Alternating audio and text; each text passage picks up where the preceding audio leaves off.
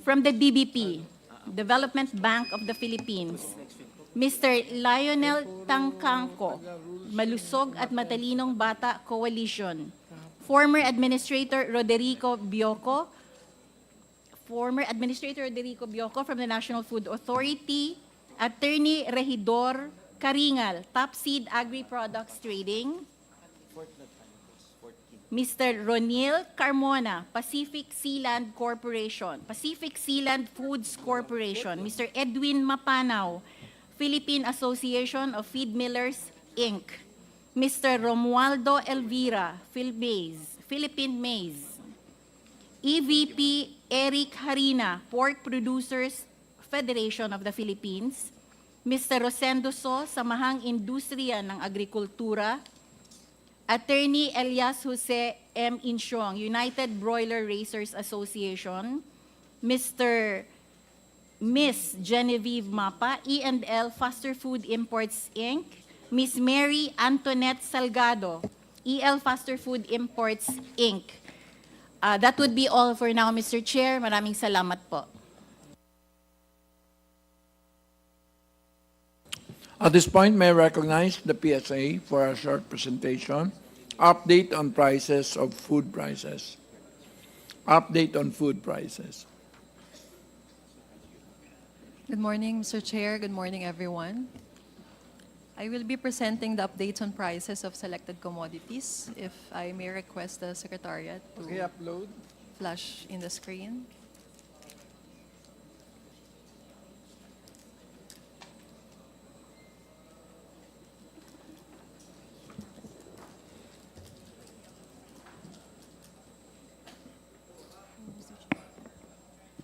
Mr. Chair, allow me to acknowledge, Mr. Danilo Fausto, Philippine Chamber of Agriculture and Food, Inc. Thank you.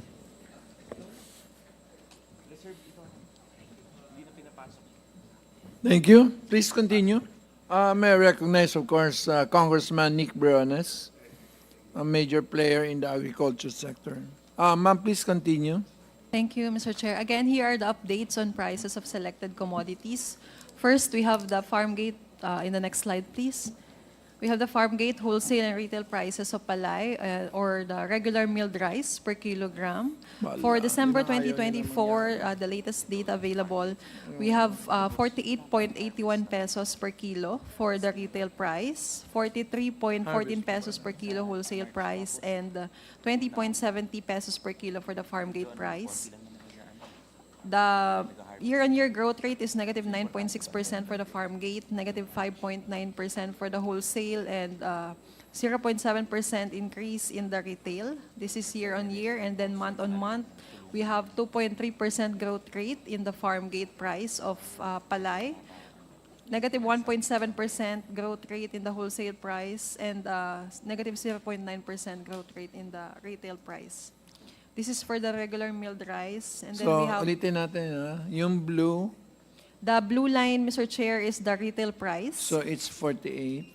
48.81 Wholesale pesos. is The wholesale price is the green line, 43. 43.14 pesos per kilo, and the orange line is for the farm gate price, 20.70 I'm pesos. sure we will not try to explain why mas malaki yung bagsak ng farm gate. But at least we're seeing sa retail and wholesale. Yeah. Wala man rason, no? Kasi it's not even harvest season. Yes, Mr. Chair, this is based on our data gathered Okay na, from sige, the diretso field lang. office. Yeah. Thank you, Mr. Chair. That's all? For the next slide, we have the farm gate wholesale and retail prices of palay and the retail price for the well-milled rice. So we have 54.38 pesos per kilo retail price for the well-milled rice with 2.3% month-on-month growth rate and negative 9.6, negative 0.5% month-on-month growth rate and 1% year-on-year growth rate. And then we have 47.08 pesos per kilo wholesale price with negative 1.4 month-on-month growth rate and negative 4.1% year-on-year growth rate. And then for the next slide, we have the farm gate wholesale and retail prices of palay and special rice. So for special rice, we have 63.42 pesos per kilogram this December 2024. Is that DT8? That's DT8, no? Again, Mr. Chair. The DT8. The premium rice. Yes, Mr. Chair, special rice. We have 63.42 pesos per kilo in December 2024 with a negative 0.5% month-on-month growth rate and 0.5% year-on-year growth rate. For the next slide, we have the farm gate price, wholesale price, and retail price. Sus! Di mamahal ang baboy. This is for corn, Mr. Chair, corn, white Kaya corn. nga, eh, si 10% ng baboy is mais. So for the retail price, we have 60.06 pesos per kilogram in December 2024. And then for the wholesale price, 18.02 pesos. And for the farm gate price, 13.61 pesos per kilogram. The growth rates are shown in the screen. Next slide, we have the farm gate and retail prices of pork or hog per kilogram. For the retail price of fresh pork, meat with bones, 1 kilo, we have 296.31 pesos per kilo in December 2024 with 0.9% month-on-month growth rate and 4.1% year-on-year growth rate. And for the farm gate price, we have 182.71 pesos per kilogram in December 2024 with 2.3% month-on-month growth rate and 4.8% year-on-year growth rate. Next, we have the farm gate and retail prices of chicken per kilogram. In December 2024, we have 218.75 pesos per kilo of fresh chicken whole, 1 kilogram. This is retail, the blue line, and then we have the orange line for the farm gate price.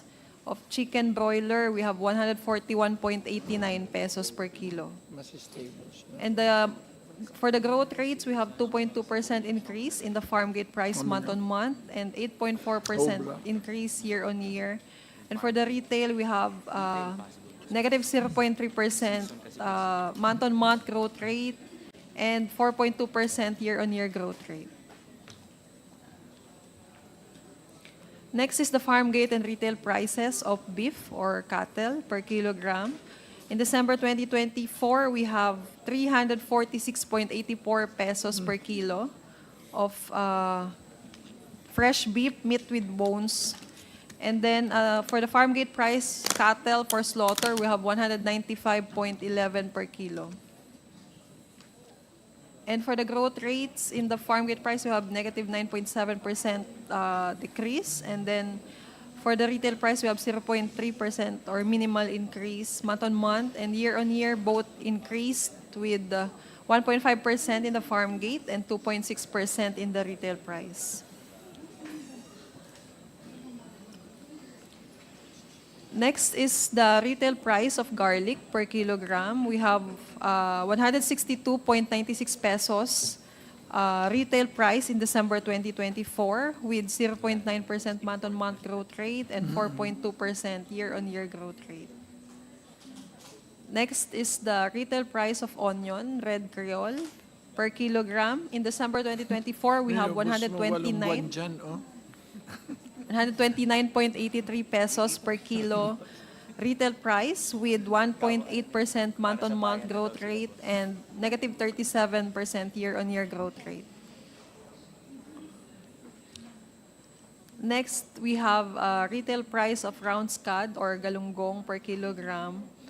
In December 2024, we have 210.81 pesos per kilo of galunggong with 0.8% month-on-month growth rate and 4.1% year-on-year growth rate in the retail price. And lastly, for the prices, we have the retail price of chicken egg per piece. In December 2024, Oy, chicken... Nick, yung mga itlog mo, nagiging mahal.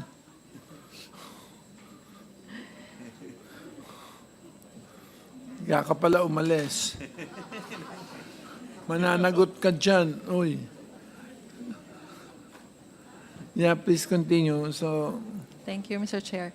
In December 2024, the chicken egg per piece is worth 9.22 pesos per piece, with 0.2% month-on-month growth rate and 4.1% year-on-year growth rate.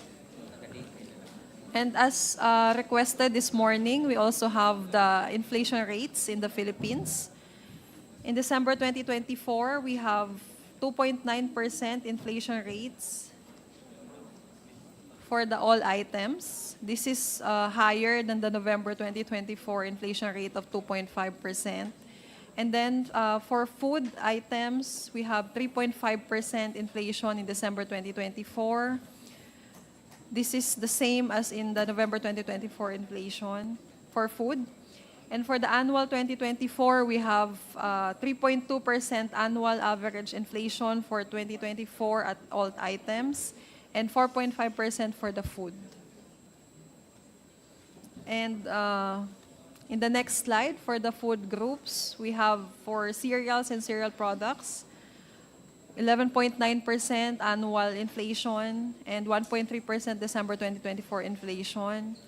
This consists rice, corn, flour, bread, pasta products, and starches. And then we have the meat and other parts of slaughtered land animals. This contains poultry or chicken, beef, and pork. Annual, we have 2.7% inflation, and in December 2024, 4.9% inflation. And then fish and other seafood, we have negative 0.3% annual inflation for 2024 and 1% December 2024 inflation. Milk, other dairy products, and eggs, we have 2.8% annual inflation and 2.4% December 2024 inflation. before you move, so what, back, yung 14.2% na vegetables, dahil lang ba yan dahil maulan? Natutunaw yung pechay? Again, Mr. Chair. Bakit 14.2? That stares you in the face. In the next, in slide 16, Mr. Chair, yung details po ng vegetables. If we could show. Can slide, you show? Can we jump to that? Slide Nana? 16, please. For the vegetable, Mr. Chair, ito po yung ating mga commodity or Sus! detailed. So, ang pinakamalaki po dyan is Kamatis. tomato. In December 2024, tomato has 120.8% Bakit daw? inflation.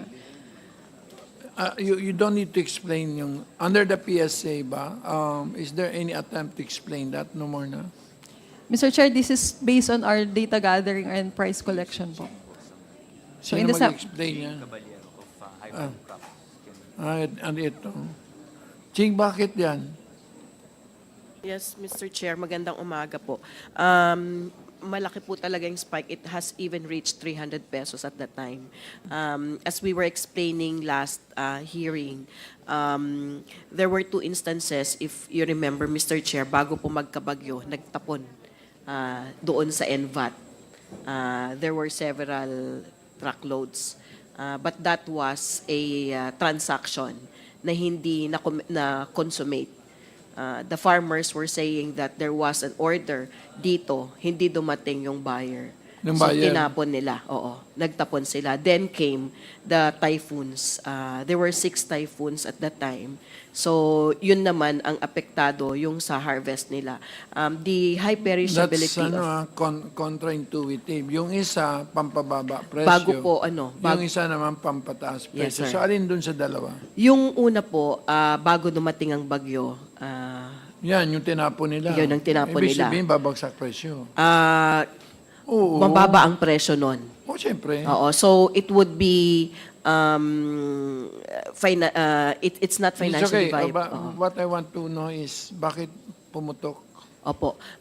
If you remember, sir, 6 na So, bagyo yung is bagyo, yung anim na Opo. bagyo. So ang ginagawa po natin ngayong intervention, yung pag-set up ng mga nurseries para meron ng planting materials na ipapamigay, hindi na buto. And then yung inclusion ng greenhouses so they can produce 6 times. How many greenhouses have you, ano?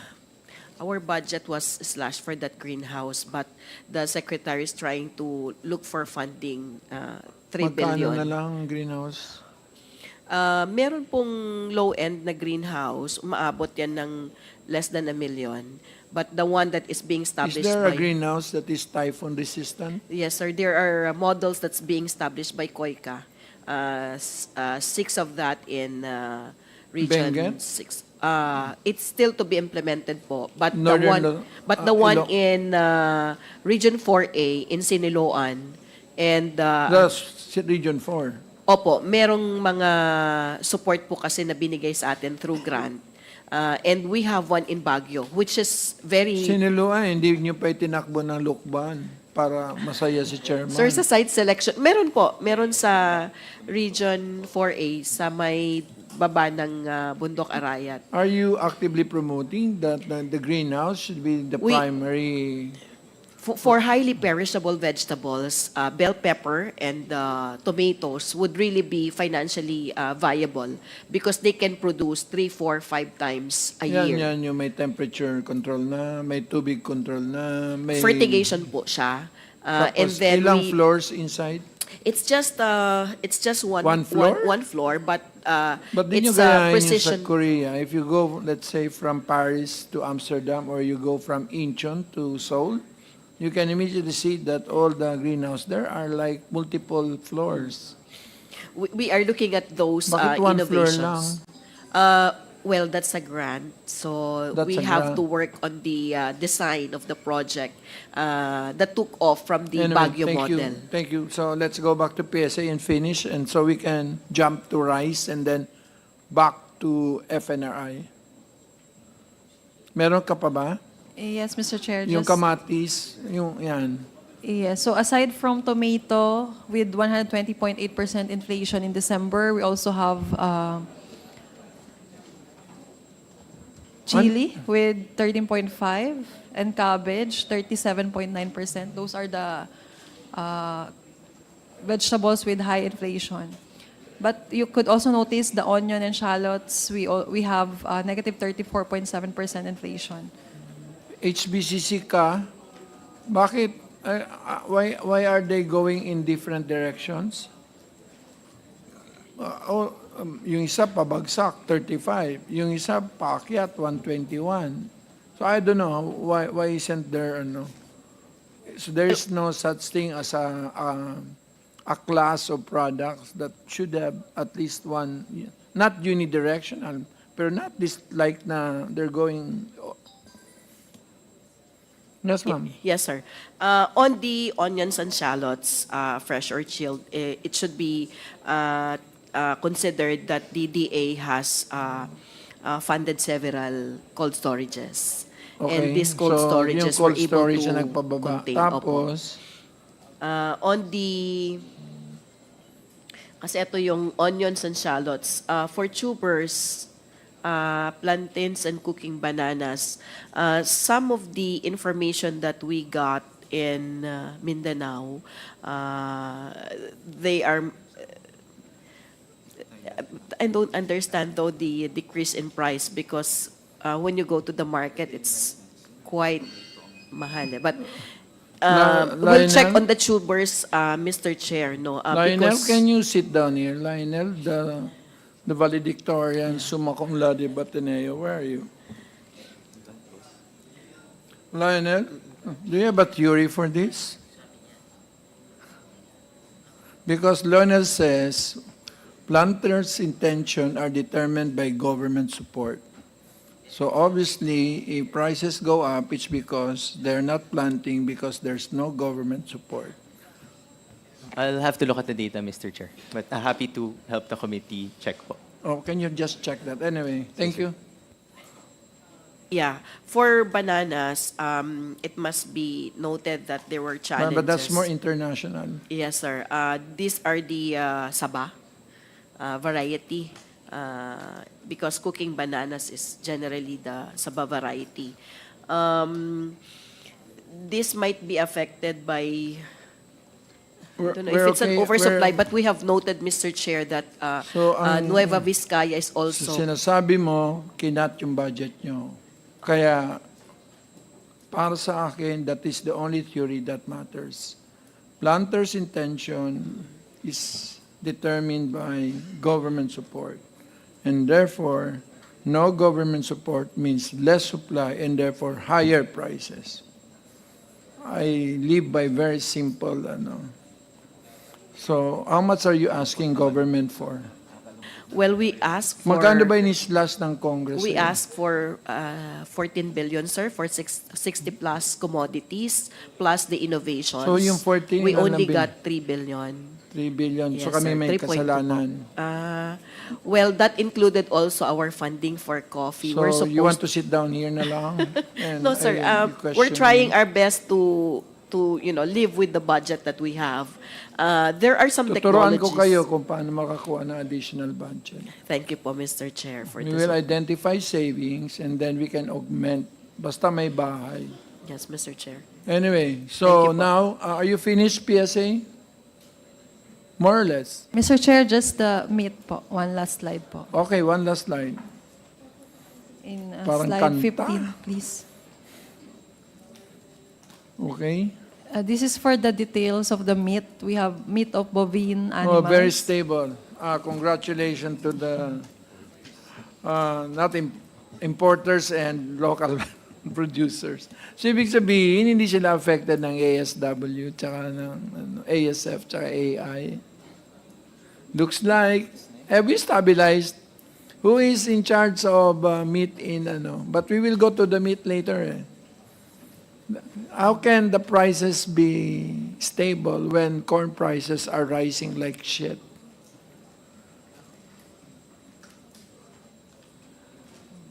So who is in charge? DA? DA Livestock? Bai? Where's Bai? Okay. Can you please summon... I don't want to issue a subpoena. Can you summon the Bai? Bai is here, Mr. Chair. Bai is here? Yes, Mr. Chair. Yes. Our director is here. Thank you. Sorry. Papasupina pa sana kita. Bago ba siya? Medyo, boss. Maybe 6 months siguro. 6 months pa lang. Uy, huwag ka matakot. Hindi lang kita nakita. So, yung ASF tsaka AI, hindi na problema? Ongoing, yes, good morning po, Mr. Chair. For our hog and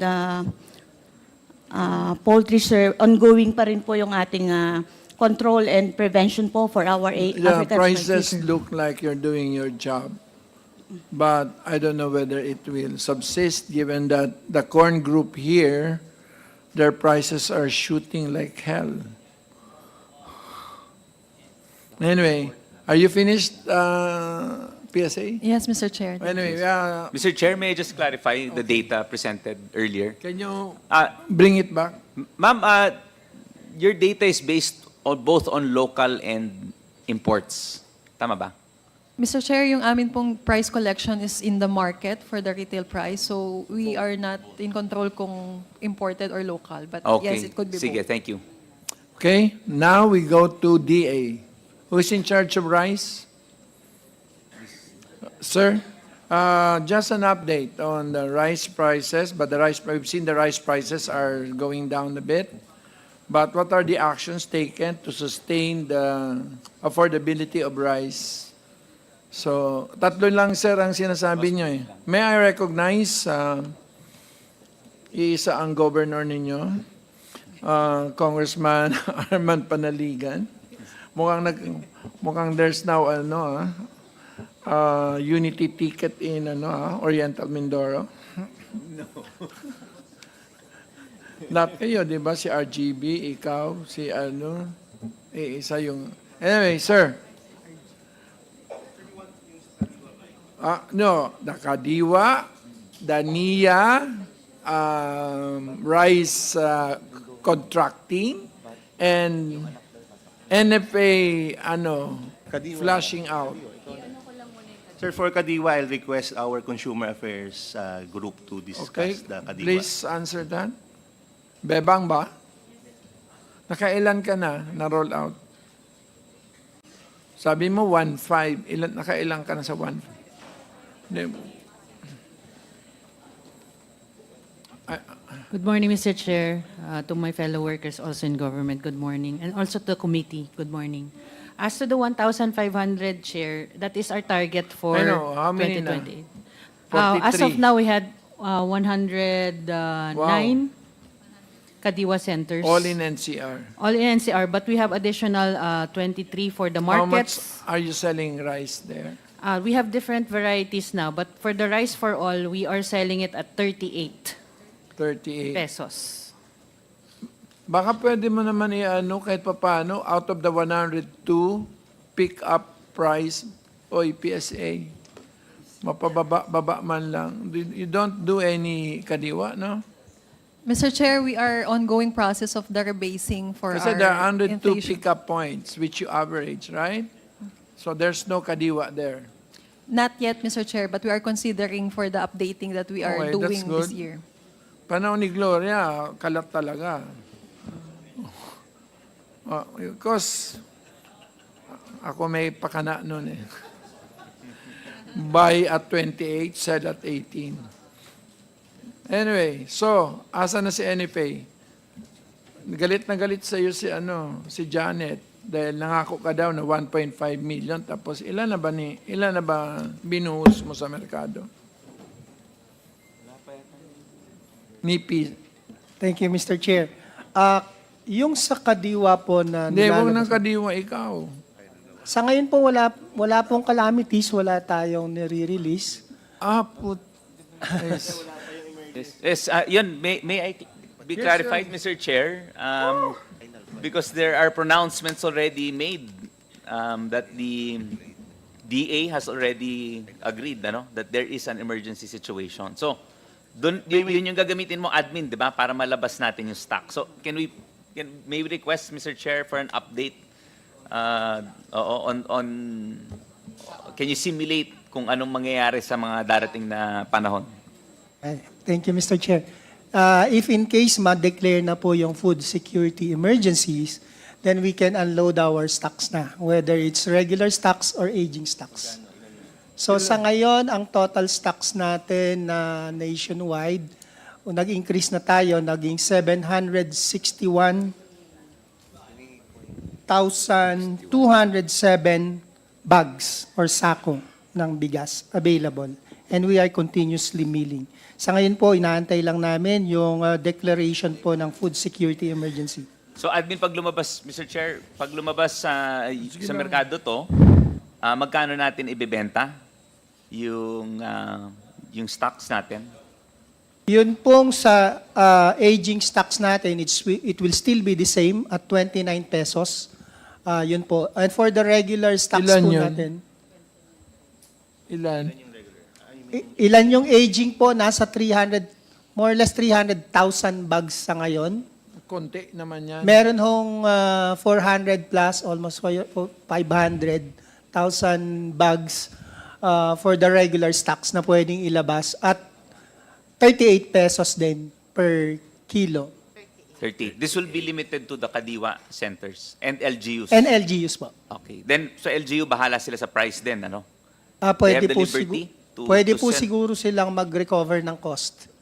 Oo. So, at cost siguro. Para, Mr. Chair, we have the privilege once again to be joined by the Honorable Chair of the Committee on I hope Appropriations. she's in a good mood after yesterday. Yeah, but you're prettier when you're angry. So you don't have any question with NFA not doing anything? After the two gentlemen. Hindi niyo ba yan basta-basta mapirmahan? We've been losing momentum against then papasok na naman yung bagong mga pressure. Mr. Chair, just a very brief interjection, follow-up dun sa point na ni-raise ng ating You're recognized, administrator. sir. So, in the event that the food emergency declaration is released, ilang bags 2 weeks. ang dapat i-release sa NFA to make a difference in the price, no? Gaano karami, volume, quantity ng bigas ang dapat ninyong ilabas para magkaroon ng epekto, magkaroon ng bisa yung deklarasyon at maka-apekto kayo sa presyo ng bigas sa merkado? Thank you, Mr. In your Chair. estimate. Pero I will be very honest, I don't have the expertise kung gaano kalaki yung porsyento na dapat ilabas to influence the price. Well, dapat alam din natin yan, ano? Dahil walang, baka hindi maging effective yung declaration ng food emergency kung hindi natin alam ang ating ilalabas sa merkado, no? Dapat calculated natin yan at naniniwala ako ng NFA ang mas may expertise sa bagay na yan. Dapat mapag-aralan ninyo yung market, yung movement sa market, ano? Otherwise, baka walang epekto yung pag-declare ng food emergency. So to make an impact para magkaroon ng dent man lang yung declaration ng food emergency sa merkado ay dapat ay calculated natin kung gaano karami, no? How many bags of rice ang dapat na ilabas ng NFA. So I think you should do that. And I hope you can report sa amin yan, sa committee, sa sunod na hearing. Thank you, Mr. Chair. We can try our best to calculate that. Pero during the pre-RTL, that's the only time when NFA has the influence sa pricing. Yun po yun. Halos nasa lahat po ng merkado noon ng NFA. Kaya ngayon ang ating nirevise sa amended rice tarification law para magkaroon ulit ng measure of regulation ang gobyerno, no, through the DA sa usaping ito. Kasi nakita natin no? So I hope that you can come up with a more complete update sa amin sa next meeting. Siguro kahit naman kami recess, meron pa rin sa sipag ng aming chairman ay kahit siguro recess na tatawag pa rin ang hearing yan. Mga kampanya din ako. Mr. Chair. Sandali lang. Sige. Paano ka pagdating ng harvest, paano ka makakabili kung hindi mo naman nabibenta? So, Tama po. So, ibig sabihin, walang sino gumawa ng batas? Tayo, di ba? So, bakit lalagyan mo ng emergency for them to sell? And then you give them buffer stocking, and then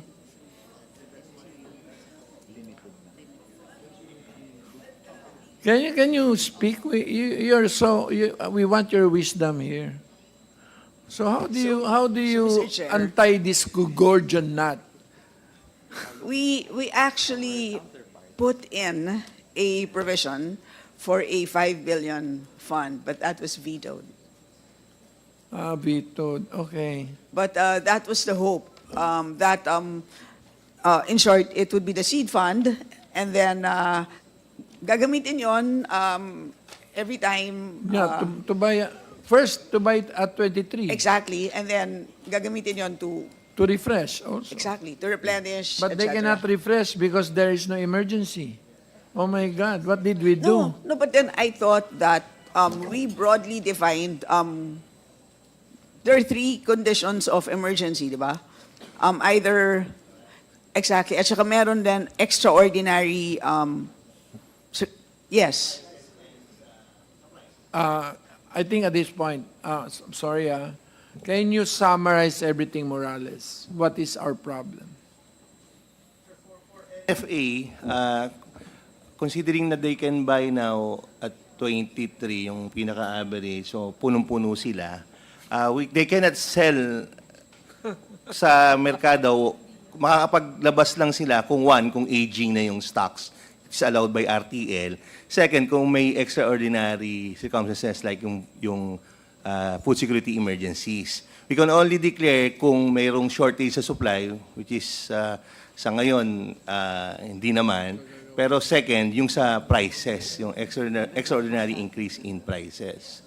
So that's why, but they cannot, on their own, release their stocks to reflect, para magkaroon ng pag-ikot sa merkado. Bumibili kami ng bumibili sa mga farmers at very, shall we call it, parang fair price. Pero nare-release din nila yung stocks. Sa ngayon kasi pag napuno sila, hindi nila mai-release yun. Unless there's a calamity or merong emergency. Pero, Mr. Chair, hindi ba yun ang ina-argue natin, I believe in some previous hearing, that ang expectation kasi given the tariff reduction is a certain price. Yes, ma'am. Pero ngayon, doble. Di ba? Yes, ma'am. That's why we are still- Yun ang sinasabi natin, hindi ba extraordinary ang price ngayon, considering that meron tayong significant tariff reduction. And therefore, we said, hindi ba that should trigger an emergency situation? Yun yung sinasabi natin. Mr. Chair, yes, that's why nung nagpa-meeting NPCC, maybe the DTI representative can expound on this, na the declaration or recommendation to declare a food security emergency is umiikot na po yung papel. Maybe the DTI representative can expound doon sa Paikutin mo status. pera, ang bilis nun. Sir? Pinapaikot nyo kasi papel.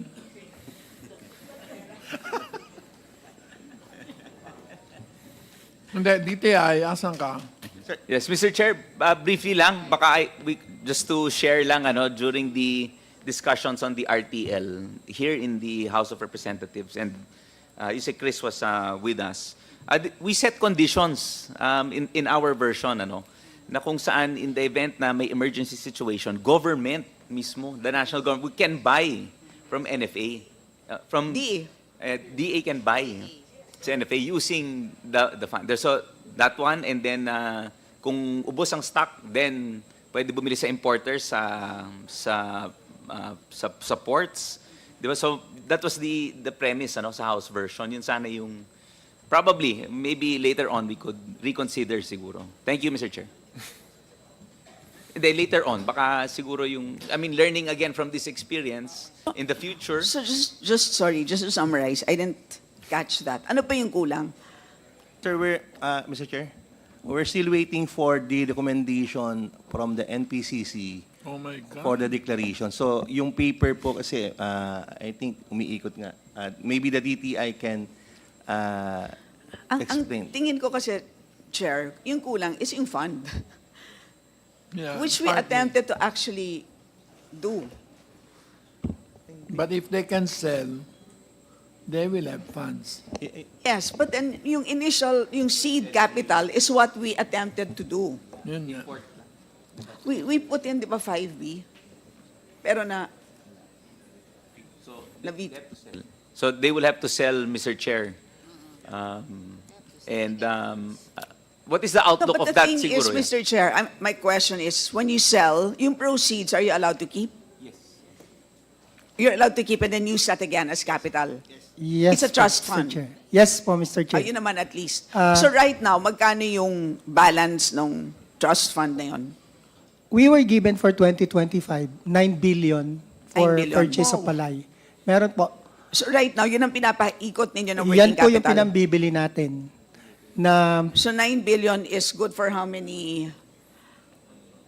even for the 9 days before, kasi naging 15 days po yung buffer stock, yung 9 billion po ay kulang for the 9 days. Ngayon po naging 15 days, mas lalo pong lumaki yung kulang. Okay, so 9 billion is worth how many days? 9 billion, Kulang. mga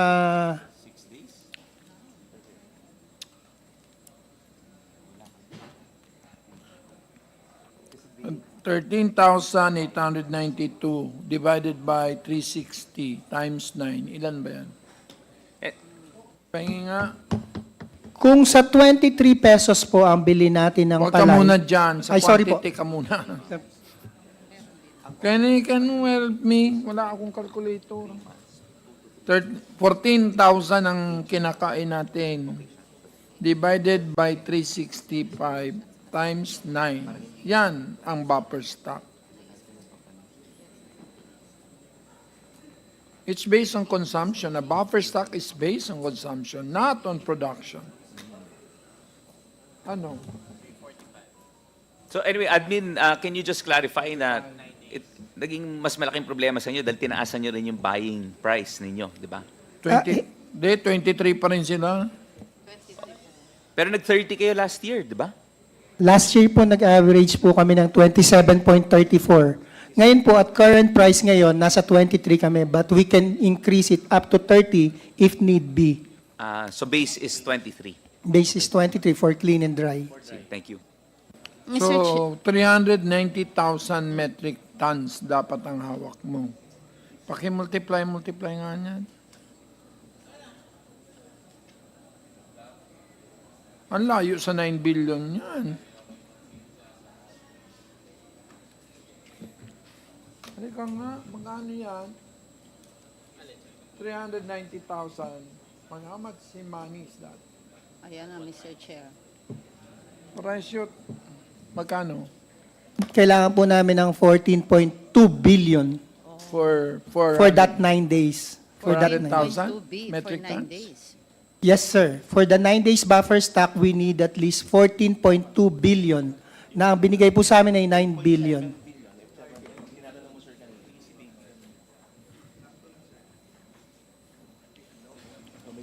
So, magpapalugi ka, no?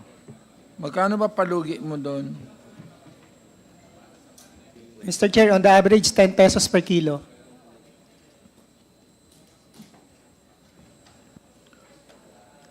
You're allowed naman to take losses, di ba? Sa mandate naman. Yes po. Basta dyan sa Monday. Anyway. Okay, can we close that? Yeah. So, Mr. Chair, I will just follow through and finish my interjection po. So, yun ang tanong ko lang, no? How many metric tons or kavans, bags of rice should NFA sell in the market para magkaroon ng impact yung declaration of food emergency? Sana po malaman namin, ano? Although alam nga natin, malaki requirement ninyo, 14.2 billion pesos, ano? Meron kayong 9 billion. Sayang na veto ng presidente yung 5 billion pesos kasi sabi it violates daw the one fund concept, ano? So, we will have to maybe look for funds, ano, elsewhere. Pero paki-compute yon para sa next hearing ma-update ang committee, ano? At second, of course, you are required to buy only from local farmers, di ba? Dahil bawal ang NFA na mag-import, ano? Bawal din ang mag-import unless pag talaga merong acute shortage. So, you are going to buy sa local farmers. So, ito'y tanong ko sa inyo, NFA at saka DA din, can you ensure naman ang DA na merong sapat na ani ngayong kasi dry season ngayon tayo sa ating harvest season ngayon. Do you project, DA, na merong sapat na production, local production ng ating mga magkasaka na pwedeng bilhin ng NFA? Mr. Chair? Pakisagot na lang po. Yes, sir. If the decrease in budget, not almost 10 billion, hindi ibabalik, we are projecting or estimating about 19.2 million metric tons production for 2025.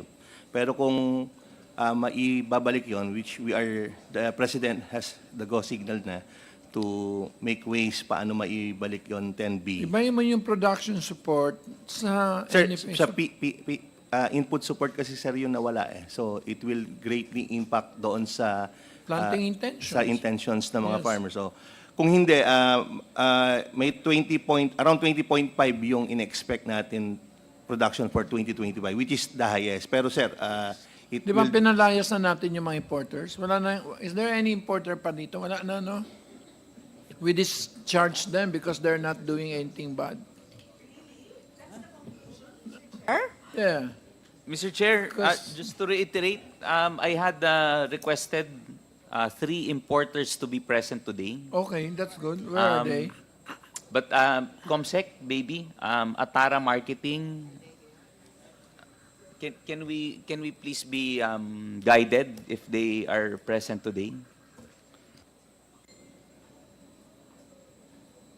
Atara Marketing, Top Seed Agri, and Northern Success. Yeah. So, can we be updated if they are here? Thank you, Mr. Chair. I bought from them at 37. Anyway, I have a different experience. I thought that they were doing their job. Just to add to the questions of Kong Panaligan, if I may. I have sorry, this is a Yes. basic question. So, right now, yung 9 billion fund natin is good for, it's not even good for 9 days. Yan ang sinasabi po nyo, no? But you don't know exactly how many days. If there's an emergency. Sorry po, you were referring to the palay procurement po, yung Yes, 9 days? yes.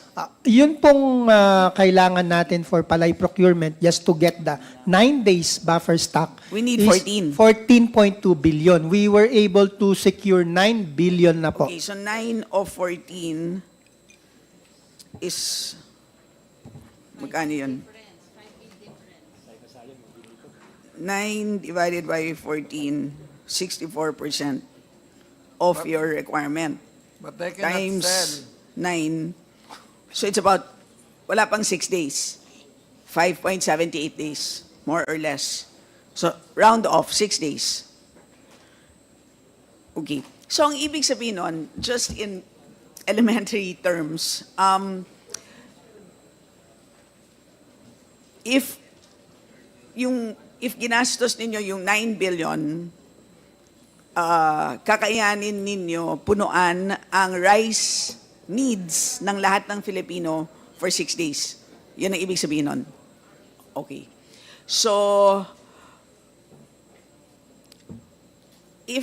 babalikan natin yung tanong ni Kong Panaligan, kasi maganda yung tanong niya eh. Yung magkano bang kailangan natin na pera so that we can substantially impact on the price. Diba? So, paano natin i-compute yun? Hindi ba we can do it in terms of days? Kasi, if, for example, ubusin natin ang pondo and let's say, if within 6 days ay kaya ninyong i-roll over, di ba? Then you can just keep on, kasi all Filipinos, di ba? Yung lahat ng needs, rice needs ng Filipino for 6 days is kaya mong punuan, right? Tama ba ako? Of course, imposible naman na kaya na at sobrang galing naman ng DA, that it's completely impossible, right? So the question is, how many days needed to fully,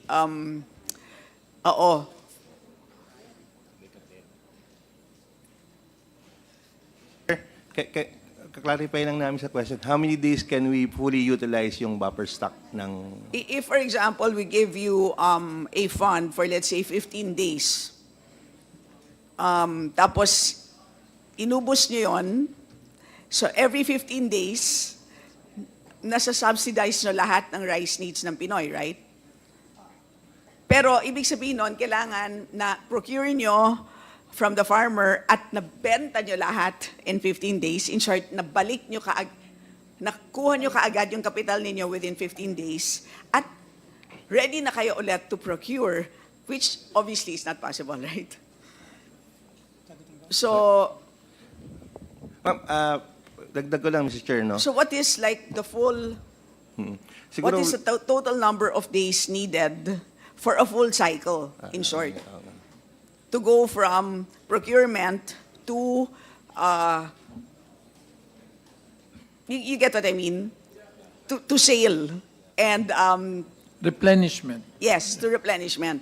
Because hindi ba ganun yung pag-compute the easy way so that, of course, that's ideal kasi ibig sabihin nun, you want to subsidize all the needs of all Filipinos. And then, of course, if we know what that number is, we can work back and say, we don't naman need to subsidize 100% of Filipinos. Maybe you can say X%, right? So what is that? Kasi this is based on the capacity of DA, di ba? Okay. Thank you, Mr. Chair. Ganito po, no? In an ideal scenario ng ikot ng stocks, yun pong 15 days, yes, tama po kayo, mai-release natin yan kunwari on a daily basis. For example, after 15 days, mababalik yung pondo, less the subsidy. So yung pondo po natin, pababa ng pababa. So that would mean lesser Yes. and lesser yung Yes. mabibili Okay. natin. I'll get to that point later. Kasi actually, pwede mo naman ibenta at cost. Pag binenta mo at cost at hindi ka magpapalugi, happy pa rin naman ang Pinoy eh, di ba? Kasi at cost, magkano yun? It's still less than 40 pesos, di ba? Bebenta nga sila 23. Hindi Ay, kasi 20 right now, magkano? allowed sila na magpalugi ng max 10 pesos, di ba? But if hindi ka magpalugi, magbenta ka at zero profit, magkano yung price na yon? 48 pesos per kilo. 48 pa rin. Because binili po namin yung palay at 27.34. Okay, let me give an anecdote. Naglalakad lang po ako sa yung pinakamalaking barangay namin, sa Malanday. Nagulat ako na meron tumira isang... ako dun. Tumira ka doon? Oo. Wow, okay. Mabaha. Merong magkakatabing retailers. Nagulat ako, nakakabenta sila ng bigas at 39 pesos. Tinanong ko sila, paano nyo ito nagagawa? And they're able to do it consistently, And na-validate ko, kasi tinanong ko yung mga kapitbahay na binibentahan niya. At hindi lang, dalawa sila. It's a small retailer. Sabi niya, yung isa kumukuha sa Bulacan, yung isa kumukuha sa Nueva Ecija. Yung kumukuha sa Bulacan, mas mataas ng konti. Yung kumukuha sa Bulacan, yun ang 39 kaya niya. So, sabi niya, direktang kausap niya, yung namimiling. So, malaki-laki siyang farmer. Okay? Sabi niya, gano'n lang kasimple. Direkta. In short, parang siyang kadiwa na private. Ganon kasimple ang kanyang konsepto. Sir, hindi siya kadiwa, wala siyang subsidy. Kaya niya magbenta at 39. Mr. Chair. Kaya niya, sir, di ba? Sorry. So yun, in short, ang naisip ko nga, bakit hindi ninyo nire-reward ang mga ganyang klaseng retailers? Di ba? I mean, sorry, it's a separate issue. But I'm just saying, kung kinakayan nilang maliliit, bakit hindi kaya ng kagawaran na napakalaki? Mr. Chair. Okay lang. First, may I recognize Dichetina Pancho? And, short interjection. No? Yes, Mr. Chair. Huwag kang mag-i-speech, ha? Hindi po. Tapos na po ako kahapon ng privilege speech, Mr. Chair. Follow up lang po kay Chair Stella. With respect po kasi dun sa supply chain ng ating rice, sinasabi nga natin from the farm gate, di ba? In between yan, dapat direct ito sa retailer natin. And then direct sa end user or sa consumer. So, meron pa po bang middleman na nasa gitna? And that's the very reason kung bakit ang price ay mas tumataas dahil sa markup from farm gate, di ba? To the, dito sa ating middleman, meron pa po bang ganon? If there is, pwede ho ba nating matanggal yon yung mga middleman para yung supply chain diretsa dito Morales. sa retailer tapos sa end user? Ano po ba ang pwede nating maging magawa para ma-address ang issue ng mga middlemen natin? Mr. Chair, yes ma'am, meron pa rin kasing kaya tumataas yung presyo because of the intermediaries. That's why isa sa priorities ng Masagana Rice Industry Program is to strengthen yung farmer clusters. Kasi kailangan yung buhos ng intervention ng gobyerno sa kanila para imbis na panay na rin yung ibenta nila, makapag-mill sila ng bigas, diretso na sila sa market. Yun yung vision na tinutunguhan po ni Secretary na talagang to lessen, kundi ma-eliminate yung nasa middle, to lessen yon para ma-improve yung directly market to farmer clusters na yung approach. That's yun yung goal and vision and objective. Isa sa mga goal and objective ng Secretary po. Okay. So this has been ongoing na for decades. Maraming na hong taon. Hanggang ngayon, hindi pa ho natin medyo nasusolve ito. So hopefully sana masolve na po itong With issue na ito. investments very also soon. by the government. Yes, ma'am. Okay po. Cristela? Yes, tatanungin ko lang yung sagot dun sa tanong ko na, simple lang naman di ba? Bakit hindi nyo kayang gawin? Thank you, Mr. Chair. Unang-una po, yung cost ng palay namin mas mataas dun po sa mga trader at yung mga local players. 27.34 po yung average namin last year. And we are expected sa NFA to buy higher than the traders kasi nga po, suporta sa magsasaka. Unang-una po yun. Dun po ang bulk ng cost namin. Pangalawa po sa operation, ang mga makina po namin ngayon, kanya namin minomodernize, mga luma na po. Okay? So medyo inefficient na. That's why nagmo-modernize po tayo. Pangatlo po. Di ba sinasubcon nyo yan sa ibang Meron pong portion nito, mga 70% pinako-contract po. So, And then, yun pong operating expenses po natin, I'm just assuming, kanya po malaki ang ating gastos, we give all the benefits of the government employees para sa mga empleyado and all. Yung pong mga private traders Pero wait, and allowed kayo bumili ng bigas, right? hindi po bigas, palay po. Pero sa RTL amended, hindi, pag emergency nga. Pero right now, emergency na nga, di ba? Wala man proclamation. Hindi, malapit na, umiikot na. Because, no, guys naman, nakailang hearing na tayo. Nakalimang kinta, hearing na tayo. That was the first question that I asked during our first hearing. Na umabsent lang ako. This At 6 hindi ko weeks, na this is tinanong. our 6th week because absent kami last week.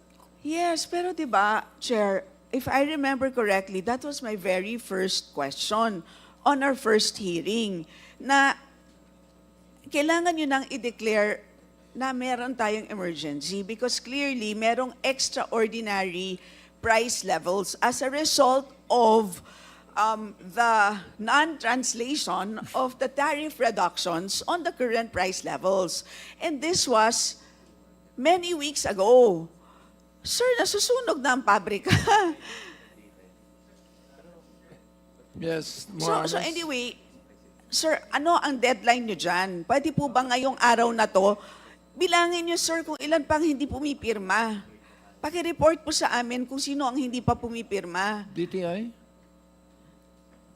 Sino ayaw pumirma? Mr. Chair, good morning.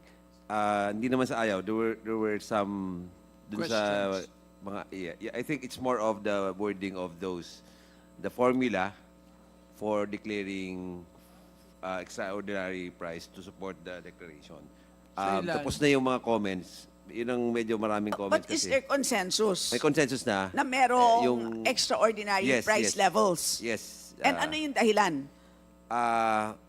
Basically, for the last 1.5 years, there had been that extraordinary price increase that is still present to date.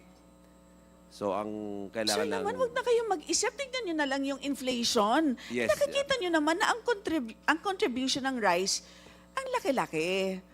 It's higher than our usual 3%. Sir naman, you don't need to have a PhD to make that analysis. Di ba, sir? Meron na, Mr. Chair, tapos na yung draft, umiikot Sino na. ayaw pumirma? Wala naman, yun lang, the usual... Sino hindi pumipirma? Sinong hindi pa pumipirma? Double check ko lang kasi kahapon na finalize yung version na okay na sa lahat. Kasi nga, meron mga, it's more of the wordings kasi dumadaan sa mga, the usual complete staff work of the secretaries na hindi yan pipirma kapag hindi na-review. So, kailangan, that's the bureaucracy of it eh. Dadaan lang dun sa review ng bawat reviewer ng bawat Sige, secretary bago. Sir, in 2 days, lalabas na yan?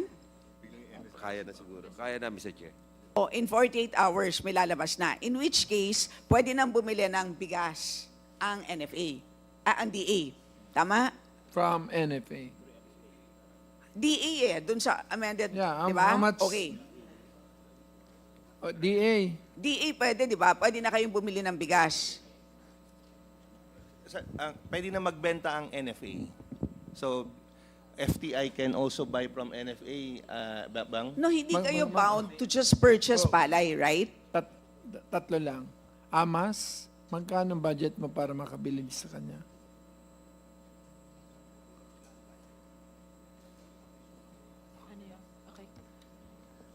Mr. Chair, meron po kaming binigay na 5B Okay, actually. 5B, wag mo nang i-explain. Ikaw, yun na yun. Yung 5B. Yung, ibig sabihin, pinag-usapan dito, 5B. So, kung yung 9B, 6 days, ang 5B, 3 days, palay lang yun. Hindi. Bigas. Bigas yun. na yun. Eh, Okay, so, but under an emergency, pakilinaw po, medyo mas may flexibility. Ang DA, pwede mag-import, tama?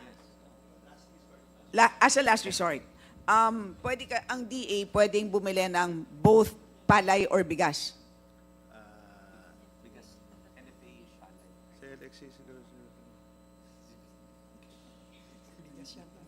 Bigas po, hindi palay. Bigas. Pwede bumili ng bigas. We can import when available supply of locally produced rice is inadequate. But DA ang allowed with exemption of NFA. Kasi nga po, bakit ko tinatanong tong bigas? Kasi nga, doon sa example na sinabi ko sa inyo, kung siya nakakabili nga ng, 37. obviously, kung nabebenta niya at 39, nabibili niya at what? 35? Bigas na yon, right? Less than. O sabihin mo nabibili niya ng how much? 29. 27. 27, 29. Di dapat mabibili niyo rin po at Oo. that price. Bigas na. Di ba po? So if at Kaso ipit nga sila dahil hindi man nila ma-refresh. hindi nila Refresh. after they sell, No, because they will get the cash from selling their stock. so after they sell, they get the cash and then, And then they will buy palay again. no, pero because emergency, they're free to purchase either palay or bigas. Pag NFA, Palay. Pero pag DA, pwedeng bigas. Oo nga, pero may flexibility, di ba? Either. di ka sinama sa BICAM, ano? Kasama. NFA is still limited to Pwedeng palay. bigas. Di ba? Pwedeng bigas ang DA. Oo. Pero sa interventions, DA, ang bigas. Oo.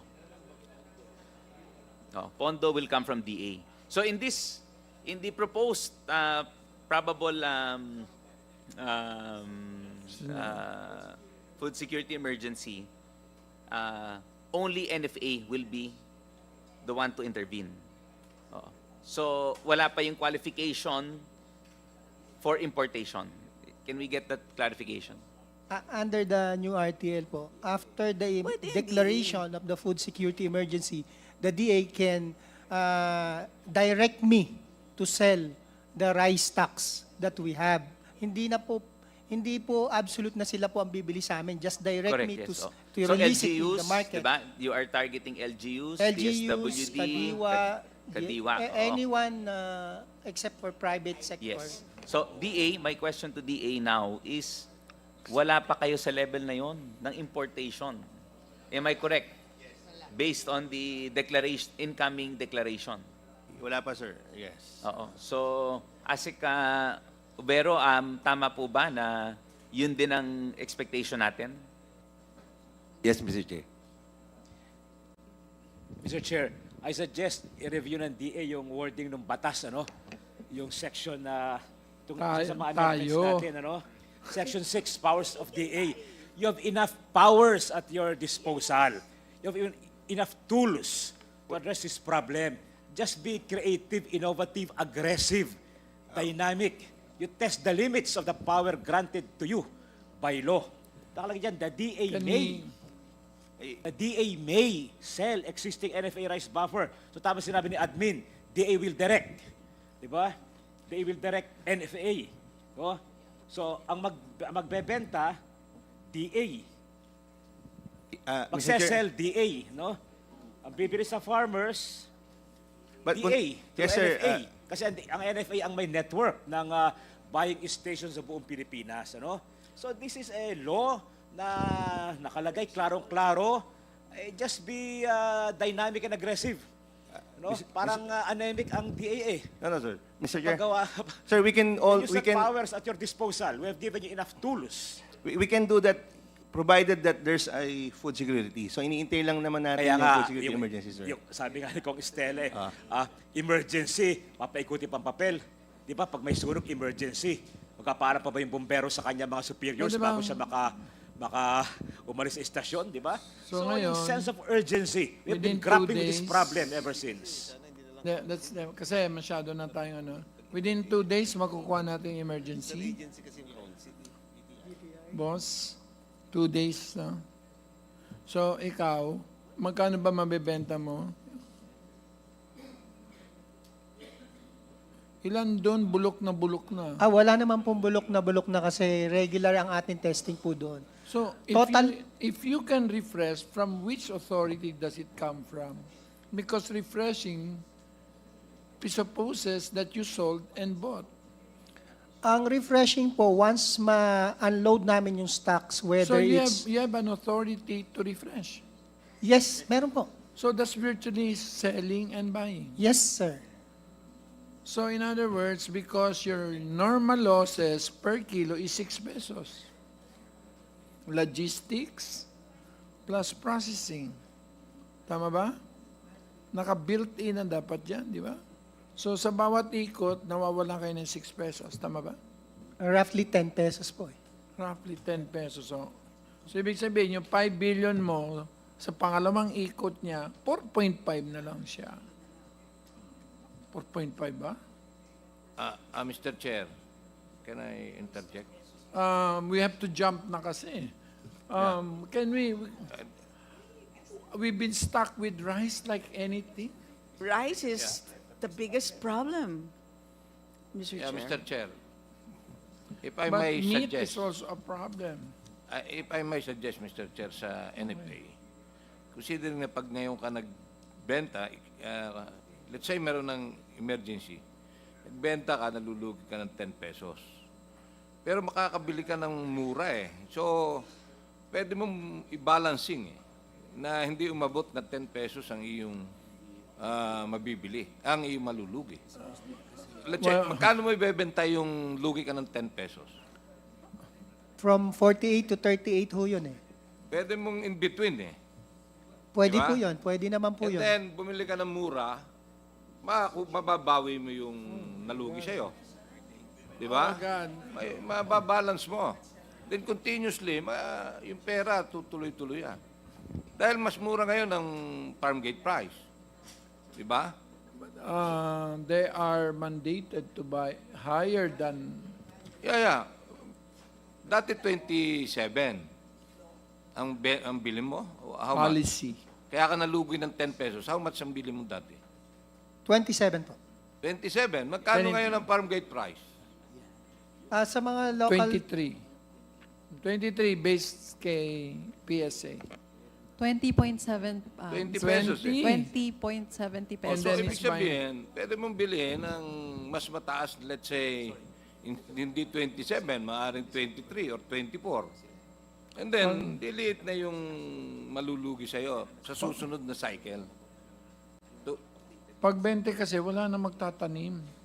No.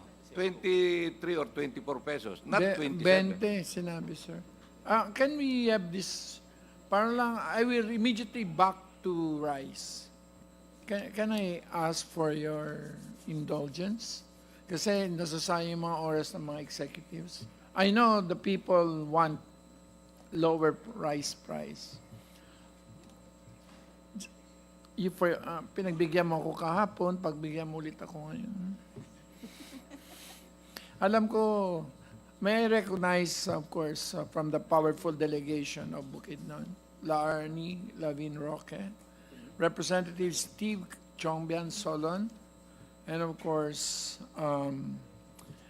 so now, and Congressman Dagook, you want a last comment on rice, Stella?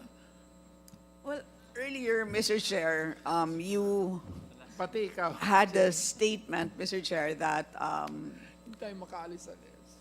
importers had nothing to do with the high prices of rice. Parang ganon. So, ang comment ko lang po doon sa statement na yon is it's somewhat counterintuitive considering that doon po sa findings namin po ni Chair Mark doon sa onion cartel, yun po ang naging, kumbaga, root cause naman nung onion cartel. Doon nag-umpisa, etc. So, gusto kong malaman from PCC, dahil nung first hearing natin, binigyan natin sila ng homework na Straight from Oxford.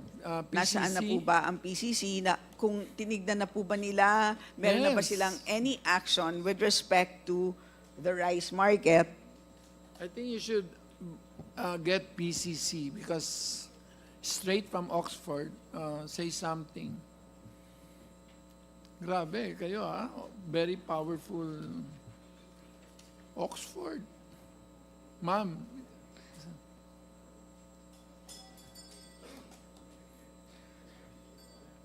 Hindi kasi ako, marami sa amin nakakabili ng 37 from importers. But it's very variable, ha? No? There's a big variation. I know. I mean, every time I walk the streets, I check the prices. Where's Gideon? Good. Can you now, then after you, si Admin Gillian, kasi he has to leave. PCC? Yes, good morning, Chair. Hindi si Oxford ang pinasalita. Yes, sir. Yes, sir. So, so what we've done so far is we've isolated the ports of entries with the highest arrivals of imports. Okay. And we're correlating it with the areas with deficiencies. So if we see that the areas with deficiencies are also the places with high imports and the prices are not moving down, so we look into those importers in those areas. It's not going down. If it's not going down, If then we it's- will look into those importers who are having their imports arrive at those ports. But we cannot identify them yet, Chair, because Sa still- madaling salita, Mr. Chair, masyado kasing highfalutin. Doon sa mga lugar na kung saan maraming rice importers, tama ba ako, Attorney Christian, ay ang natuklasan ninyo, ay doon din ang mga presyo ng bigas ay hindi bumababa. there are some, Mr. Chair, that we have What- identified. Pero in fact, ang dapat, ang expectation The natin expectation ay is- dapat bumababa. Yes. Kasi syempre, pag nag import ka, mas marami ang supply at mas mababa ang presyo. Yes. Yun na nga kinatatakutan ng mga magsasaka kasi mababa nga ang presyo ng bigas from other countries. Yes, Chair. So, We're still looking into those areas and the specific importers who are operating in those areas. so yun po. Kaya, that's the reason for why sinasabi ko, Chair, na pasensya na po medyo. We differ in that opinion. Kasi miniting ni Secretary lahat ng mga yan sa Bulacan eh. Tapos nagkaroon ng parang understanding na everybody will sell at 37, basically. Hindi, yun nga po. But so, sana po we cannot, let's just not dismiss hastily no, I'm not saying, the, wala na akong mapiga eh. So anyway, there is PCC. let's not hastily dismiss the possibility na merong cartel, Collusion. may collusion, may cartel, may magic na nangyayari sa presyo ng bigas at may pagsasabuatan na ang pwedeng involved dyan ay ang mga importers. Okay, anyway, since Customs is here and they have their principal intellectual here, Jet, can you, what's the average price of the importers at going through the BOC? Your Honor, if we are to base it on their declaration, what we computed before was about 36 pesos per kilo. If that's based on their value declaration of 0.5 per kilogram in dollars. So that should be about 36 something, Your Honor. 36 landed cost. So, Yes, Madam Chair. That's at least based on, that's our computation based on their declared value. so anyway, ang alam naman natin, and based on yung hearings po namin sa Onion Cartel, hindi ko naman sinasabi na parehong-pareho, but syempre, hindi naman yun base lamang dun sa landed cost, alam naman natin na it's in the way that they manipulate the stocks. Yun naman po yun. Kasi kung hawak nila napakaraming stocks and at the same time, kapag sila rin ang bumibili ng local production, in which case they're now able to monopolize both local and imported, yun na po, doon na po pumapasok yung pag-manipulate ng pag-release ng stocks doon po sa merkado. And in the end, yun po ang nagdidikta kung anong presyo po sa merkado. I will not debate you, but imports account for only 22% of the total supply. Yes, so it has to do with it has 78%. Yes, that's true. But it has to do with if the importing entity is also the one that purchases the local produce, then they now control both local and imported, which was what we found with the onion cartel. Okay, we will keep that. Thank you. Mr. Chair, Mr. Chair. this additional. Yes, Mr. Pancho. Mr. Chair, I agree with the Honorable Stella Kimbo, Mr. Chair, that we cannot disregard the participation of importer kung bakit nagkaroon tayo ng price increase. Kasi in the first place, ang transaction nag-start po sa importer natin.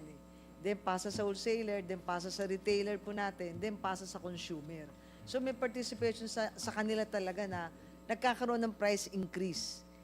Pag dineclare nila talaga kung magkano yung expenses nila, yung tracking nila, driver maintenance, diesel nila, toll gate nila, doon natin makikita na ina-add nila yun unti-unti doon sa mga wholesaler natin. We will review our records because we had spent 3 days with that.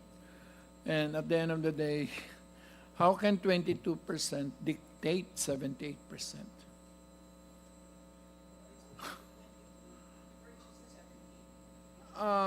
Then it's not the importer anymore. Then anyway, I don't wanna.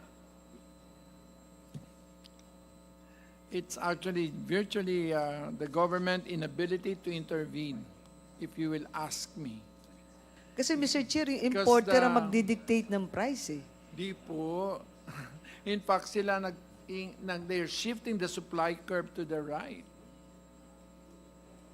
So therefore, it increases the supply in the market. Ang problema ko nga, baka bumagsak yung presyo. Mr. Which just the last point. Yun nga po di ba? In theory, tama po yun.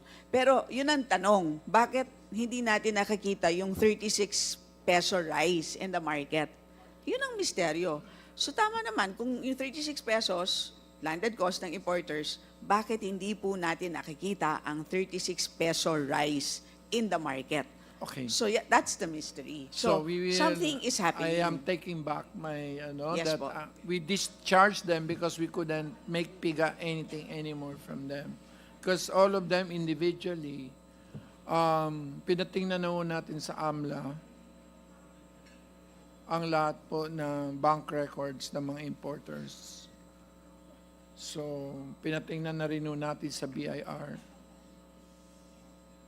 So, para klaro if they are making obscene profits or if not, they're not declaring. So, we'll do an Al Capone. We will catch them where it hurts. So, we're doing it 2 ways. I couldn't catch them by their declarations here. But we will catch them by AMLA. Actually, the AMLA is up the back, but I wouldn't want to make kasi they cannot make public until they have their. And then we have the BIR essentially looking into their filings. So we are doing 2-pronged, but I don't want to. No, yes, and that's the reason for why, Mr. Chair, I asked PCC kasi talagang nasa kanila po ang mandato and I really hope that PCC takes this seriously and they actually did an excellent job dun sa onion cartel. Ang tanong ko na lang, kailan niyo po ba decisionan finally ang onion cartel case? Because they've completed the investigation but it is now with the commission for the final decision. PCC, para naman finally Christian? maniwala na ang sambayan ng Pilipino sa kakayahan ng PCC sa pag-enforce against cartels. I think to see is to believe, di ba, PCC? Once you've been able to finally make a decision on the onion cartel case, maniniwala na kami na, okay, kaya nyo pala. Kasi without that, ako lang yata ang naniniwala sa inyo. Di naman. It's the commission who decides, Chair, but I will remind them, Chair. Please. And ako, so, Chair, let's just please support the PCC kasi ako ang pagtingin ko talaga. But they are Because also they do the have the one- personnel, they have the expertise. Tingin ko talaga sila ang makaka-solve ng rice cartel problem po. Or But the- mystery. But the last time they came up with the report, they said that there is no intertemporal collusion in the rice markets. That was a That was a different circumstance, Mr. Chair. But that's quite different from what I heard today. This one is different naman, Chair, I don't because we want to have debate RTL you. and- We're debating on the same guy making that different statement. And it's on paper.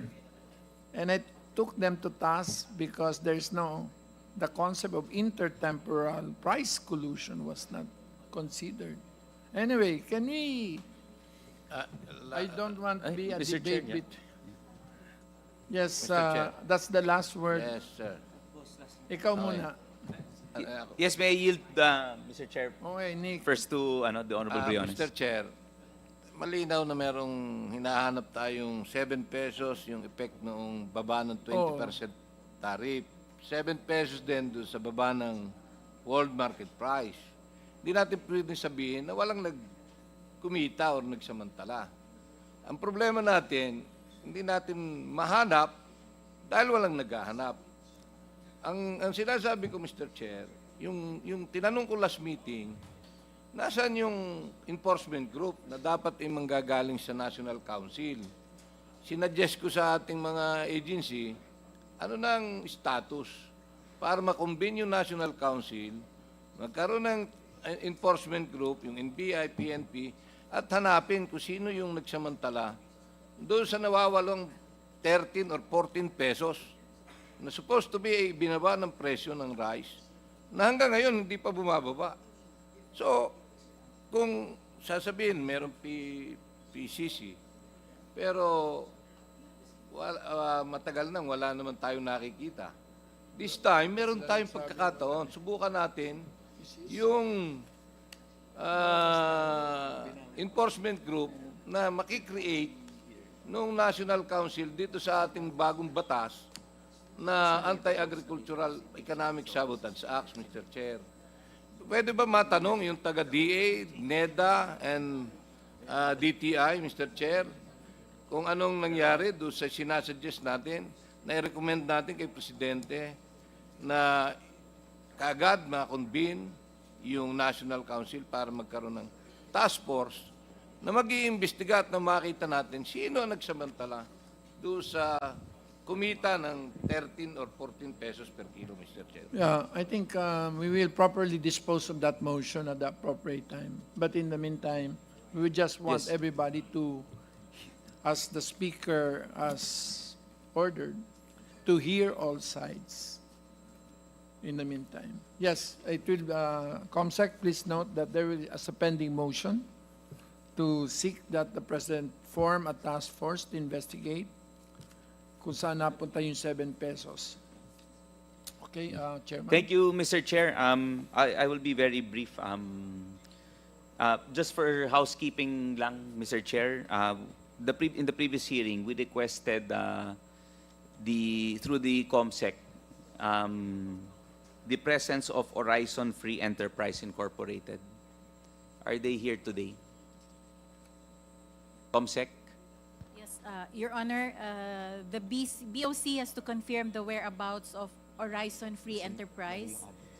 As its given address at University Conscience Flats, Quiapo, is not a tenant there too. Yes. As COMJET, as you've committed to us, you had, I think, a division that could track down this corporation. Your Honor, according to our offices in the intelligence group, I think they were able to relay the invitation to the, well, they have with us a recorded responsible officer. We require that in every customs accreditation. So there was a relay on this to the responsible officer of that corporation, which confirmed the receipt of your invitation, I guess. And so we're assuming, Mr. Chair, that Yes. should So ASCOM, what is the reason for the discrepancy in their declaration sa address nila? We're checking now, Your Honor, but as far as we've looked at our records, they're still in the same address. There's just I think a temporary stoppage of their operation according to them. But So- again, so ASCOM, there's just a verification being conducted by the intelligence. So just to be group. clear, kasi mali yung address na binigay. Di ba? So na-locate ninyo, pero nasa iba yung address nila. Yung po yung address na naibigay sa amin, yun din po yung na-check namin, Your Honor. So it is confirmed now that it is a legitimate address and a legitimate corporation. That's how, as far as the feedback given to us, Your Honor. Because we checked the address, it's just that the operation, I think, has already stopped. But they are number one. They're the number one importer. Yes, yes. Paano nag-stop yung operations nila na they have 205 million kilos na sila number one dito sa list ninyo? Yes, Your Honor. And they stopped operations and they've not. What I mean is that they've not yet imported again. So we've checked on their addresses, and I think that was the explanation. Maybe there were some people who were not there when the invitation was being. yes, but there's a certification from the barangay captain that no corporation exists. Yes, Your Honor. That's why we would like to ask for that, because a continuing investigation is now being conducted by the Bureau on why all of a sudden they can receive the. We've actually had the responsible officer explain this particular. Why don't you look for them? They are from Iloilo. Yes, yes, Your Honor. We will actually issue a subpoena also relative to this matter for the investigation division to allow these importers to explain why that particular feedback was given to this honorable committee. Yes. Okay. So anyway, Chair Mark? yes. Chair Mark, Yes, have Don you Pulsten. asked about their specific? Yes, BPI. Is BPI here? Well, BPI. Yes, they're supposed to submit their GISs, etc., di ba? Correct. Yeah. Who is representing BPI? Assistant Director Ruel? Yes, are you familiar with this corporation?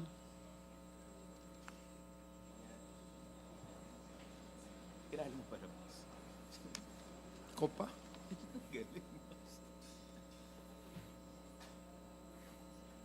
Hindi naman kasi tinakot na natin yan. Ayaw na nga, ang problema, ayaw na magsipag-import.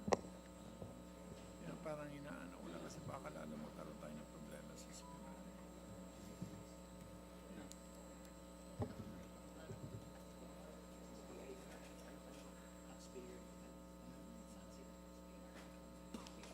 Yes, Your Honor.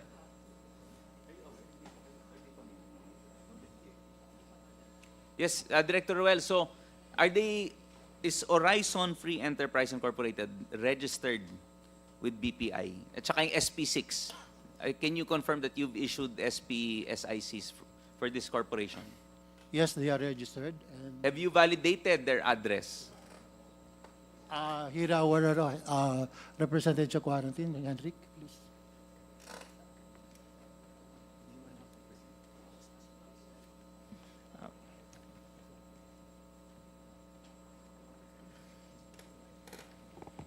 Good morning, Mr. Chair. I'm Henrik Exconde from the National Plant Quarantine Services Division. Horizon Free is a licensed importer of BPI, and they submitted the documents during licensing. And we also have an inspection report conducted as one of the requirement for the license. But upon validation, since we heard from the Congress that the address given, they are not present in that address, we verified and went to their office, and it was confirmed that they are not present in the office they presented. So we issued a show cause also. We issued a show cause order to that company to explain why the discrepancy on the address they submitted to our office during licensing. So the status of their company as of today is they are suspended from the issuance and importation of rice. So there are no pending applications for 2025? Yes, yes, Mr. Chair. Yes, who is the registered owner? I'm going to check, sir, the registered owner. So anyway, Ascomjet, may ano, di ba? Meron yata silang parang representative that you get to deal with, di ba? There's a responsible officer, Your Honor, officer, yeah, no? that I think replies to some communications. So they to them. have already acknowledged the invitation, that this person has acknowledged the invitation of this, As far this as committee. as far as we were informed, Your Honor, they acknowledged that particular communication. But again, I'll ask the intelligence group to look into it again. Yes, please. I hope, is NBI here? Baka pwedeng, Mr. Chair, with your, pwede bang ano, anyway. Comsec, please prepare a letter directed to the NBI to look into the particulars of this. When was their last legit importation? Would you know? And that as of when? And when was their last legitimate importation? Last year, between January to October, I suppose. Nasaan si BPI? Specific naman yun dun sa specific na ginamit, di ba? So you can tell. Yes, Mr. Chair. I'm just going to check their last record. Thank you. Baka pwede pasama na rin yung ano, their 2023, 2022 application for SPSIC. Yes, Mr. Chair. I will include those records.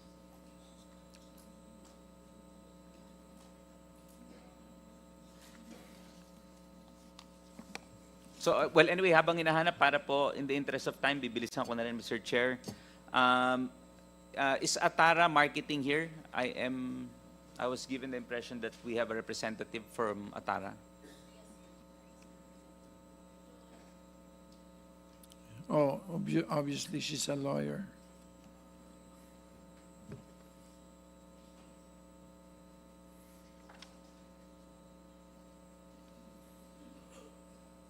Unfortunately, Mr. Chair, we also invited, as mentioned earlier, two said companies,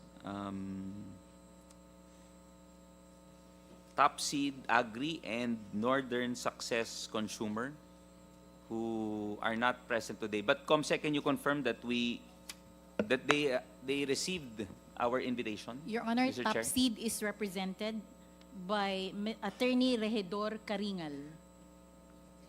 Yes, thank you. Well, anyway, Mr. Chair, the last time they were not invited, they were not part of our hearings. This is the first time.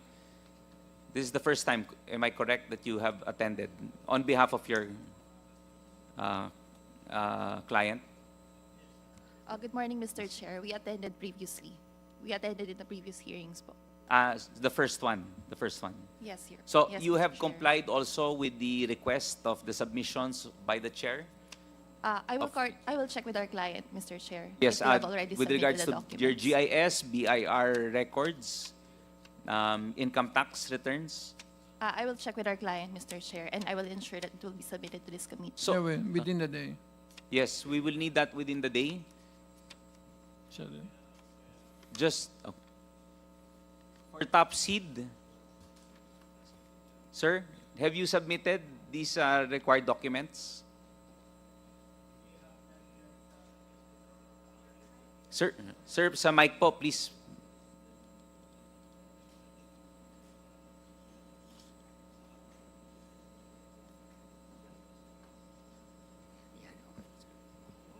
Good morning, Mr. Chair, Your Honors. We will undertake, Your Honor, to submit the documents that will be required by this committee, Your Honor. And sir, you are representing Top Seed. Top Seed, Your Honor. Attorney Regidor C. Caringal, Your Honor. Sige, thank you, attorney. And for Northern?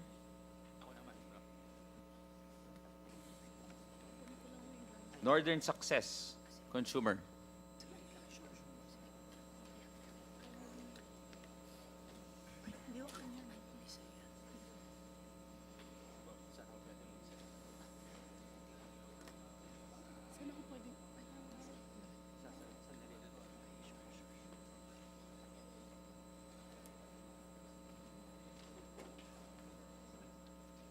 Good morning, Your Honor. Mr. Chair, Your Honors. Attorney Ariel Jawid for Northern Success, Your Honor. Yes, we also commit to submit all the records as requested by this committee. Yes, thank you. So, attorney, may I just be clarified with regards to the 2024 importation volume of... I'm sorry, Your Honor, I'm not aware of the Can details. can you please... Yes, I will also ask my client to provide all the pertinent records, Your Honor. Yes, yes, for 2022 to 2024. I think it's only 2023, Your Honor. 2023. Yes, and 2024. Sige, please, I will be needing the... Yes, Your baka as soon as possible, attorney, baka pwedeng mahabol mo naman. I'm just asking for the volume, the rest. Okay, Your Honor. Sa susunod na pagkakataon na lang, attorney. Yes, Your Honor. Thank you, So, Your the Honor. volume baka matawag mo lang? Volume, please? yes, Your Honor. Oo. And that's also the same for Top Seed Agri. Attorney, may I request please for the detailed volume that you imported for 2023 and 2024? Yes, Your Honor. We will verify the records and we undertake to submit, Your Honor. Yes, so baka pwede matawag na rin. And then Yes, yes. I will get back to you later on. Yes, Your Honor. We'll try to contact our principal, Your Honor. Sige, please. Thank you very much. And the same for Atara Marketing? Yes, Mr. Chair, we will submit within the day. Yes, thank you. So I will just briefly move on, Mr. Chair. Lastly, sa rice, pasensya na po, Mr. Chair. Okay. I would like to ask the rationale behind the MSRP. It was, I think, explained to us by Yusek Asis Perez in the previous hearing. And I just noticed that I think there was a price set. So ibig sabihin, nandun po yung cost niya. Pero pinatong ninyo 12 pesos because of the supply chain. So, Yusek Chris, are you familiar with that? Sir, it was based on cost analysis considering yung global rice prices, I think, ng around December, the first week of December, and also yung equivalent foreign exchange niya, based on FOB price of $667 per metric tons, lalabas in peso landed ay, including the freight and insurance, 40.846, then plus tariff payment of around 6 pesos and 6.127, estimated import parity price niya is around 49 pesos. So during a January, I think January 9, consultation with importers, traders, and retailer, initially nag-agree on a 8 to 10 pesos. So nagreklamo yung mga retailers. So nag-agree sila na about 10 pesos. So kaya that come up with the 58 pesos. Pero this is for 5% premium and with the understanding na habang bumababa ang price, mag-a-adjust based on assessment ng based on the world prices, no? In fact, the secretary has instructed ASEC Bebang na may decrease in prices, maybe may expound pa ni ASEC Bebang on the moving forward yung MSRP natin. Sige. Sige, baka marinig. Okay, baka we could hear ASEC Bebang first, Mr. Chair. Para malinawan tayo kung paano yung formula noon. Meron po kaming formula na nasa presentation po, pa-flash na lang po siguro para mas makita po natin yung computation po of MSRP. Hindi tayo makaalis sa discuss sa bigas.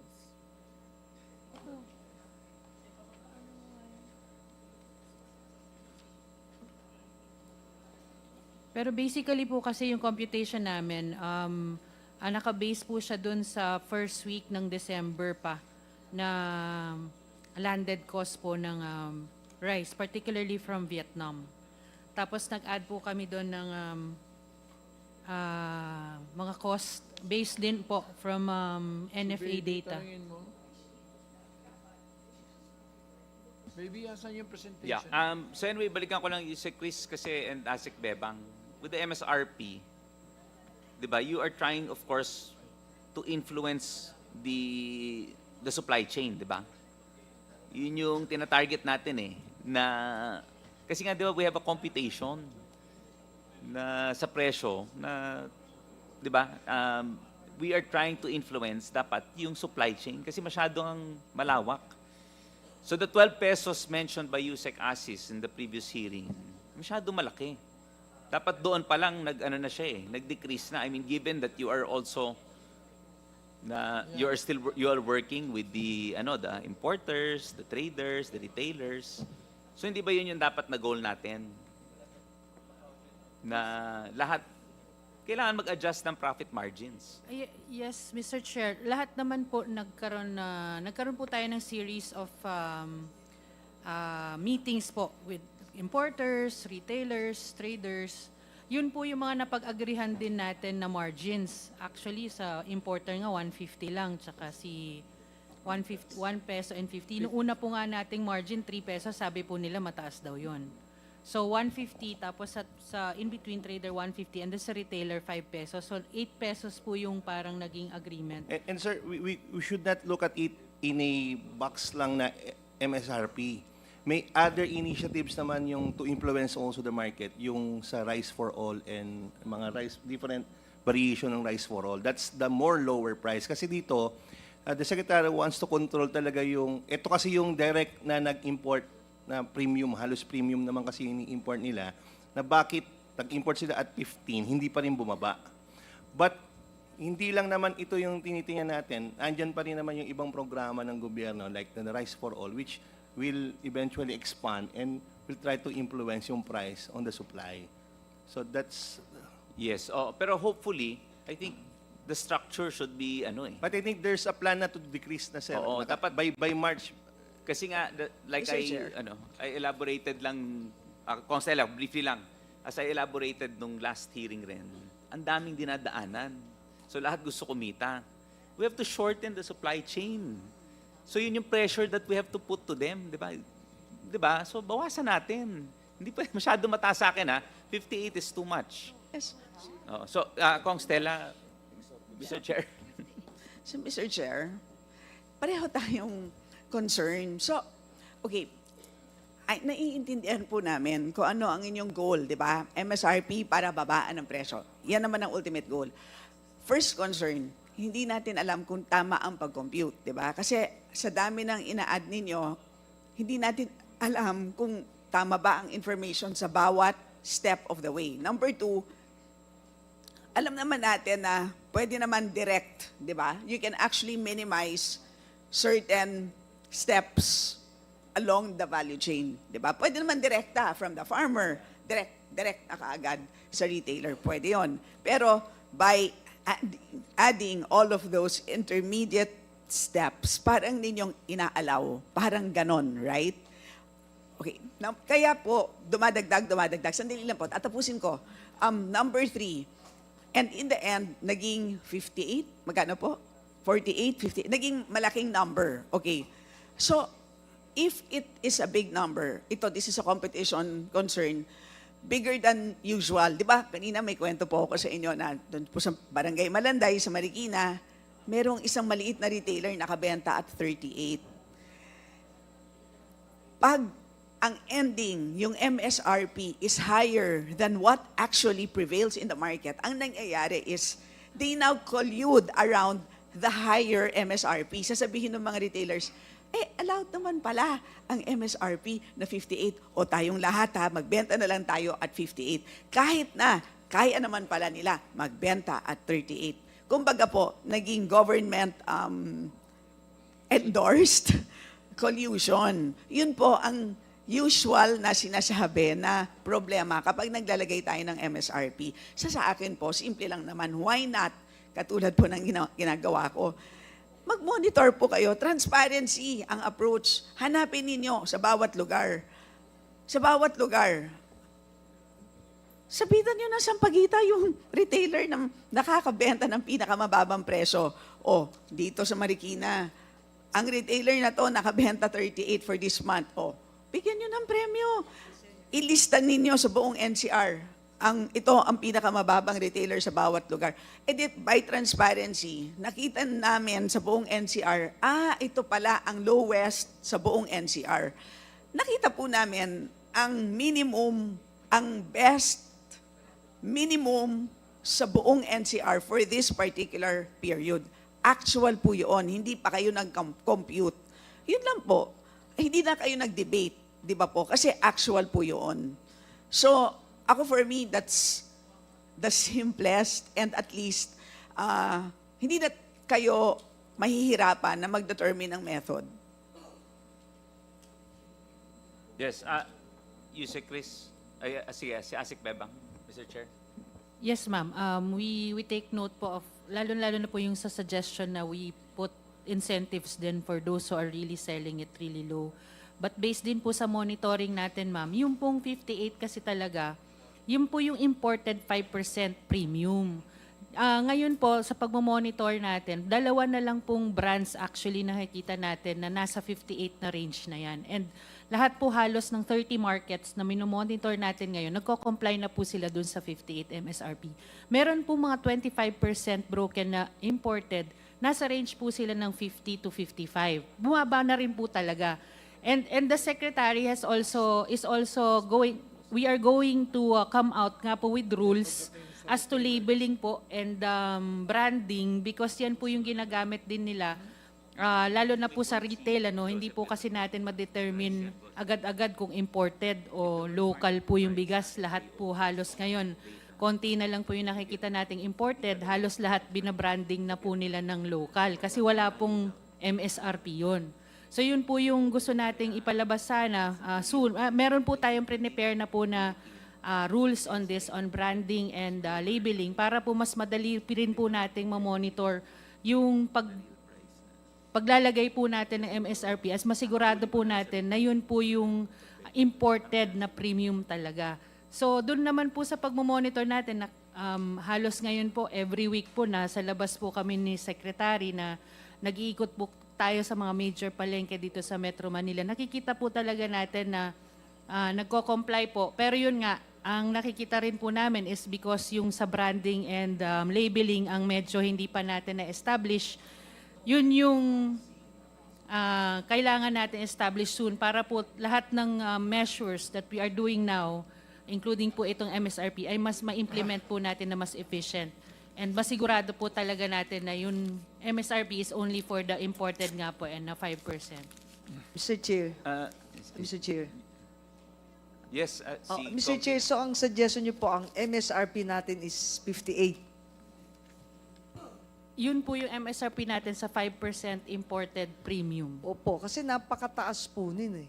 Para ang nangyayari po, ang gobyerno ang nagbibigay ng pahintulot na ibenta to sa mataas dahil yun ang legal. So hindi po tayo talaga bababa. Kasi sa atin sa gobyerno nanggagaling po yung MSRP na 58 eh. Napakataas po masyado niyan.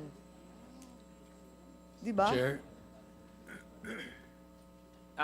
Yes, si Kong Steve. Maybe you want to answer Congresswoman's question first and I'll just add something. Yes, yung pong 58 na rin po, ang sabi rin po ng DA, every 2 weeks po i-review namin yan. And the Secretary has also declared that the plan is, hindi po kasi namin agad mabababa talaga ng mas mababa sa 58. Dahil nga po itong presyo na to ay based pa previous months pa kasi hindi naman po agad darating yung bigas na yan eh. Kumbaga kung yan po yung rate natin, kumbaga meron pang mga stocks yan. So we need ang ano naman ni Secretary is the market needs to adjust din.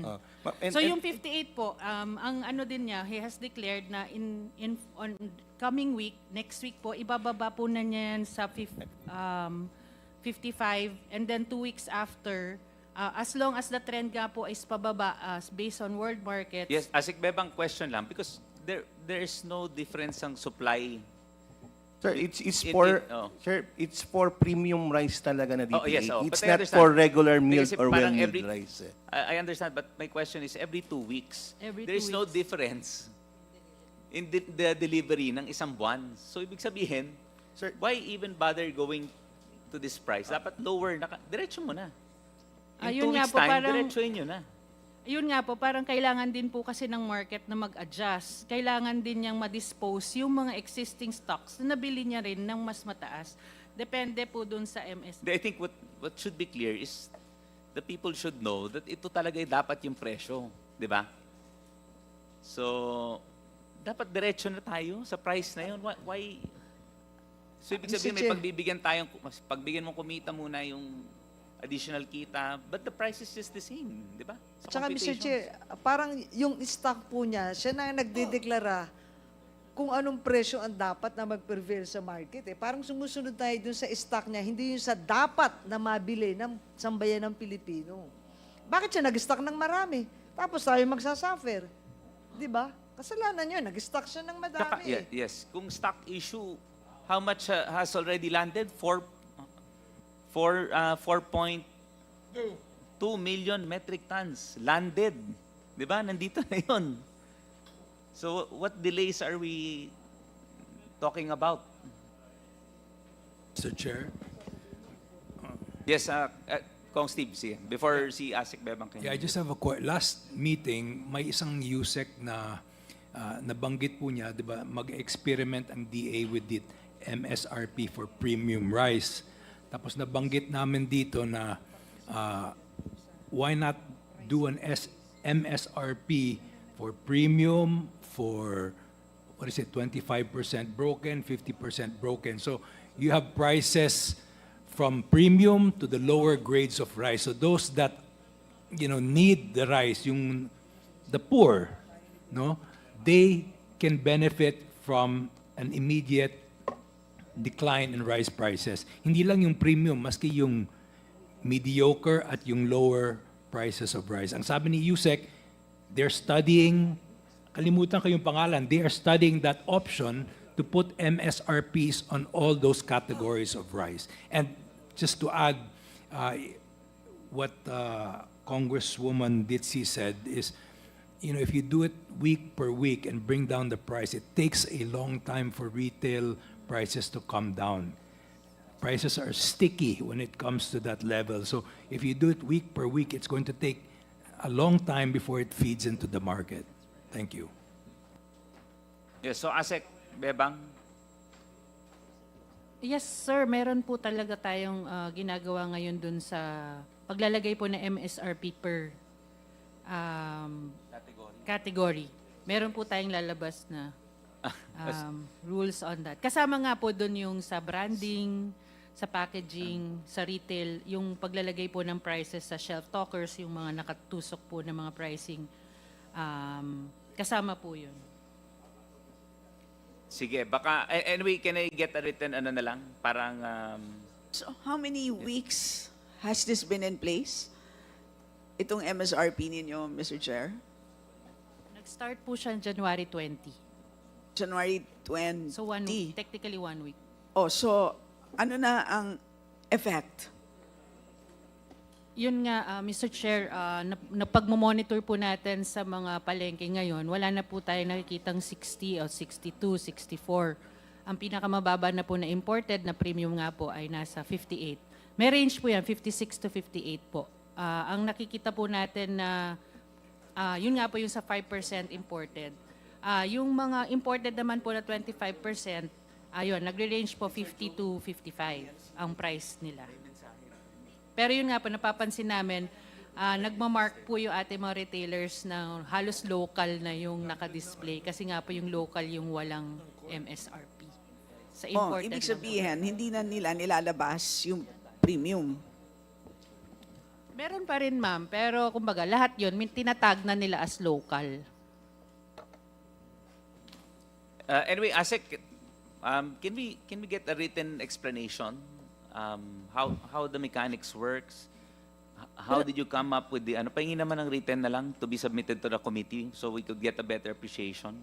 Yes, Your Honor. And sana po, paki-note lang po lahat ng aming serious concerns on the MSRP.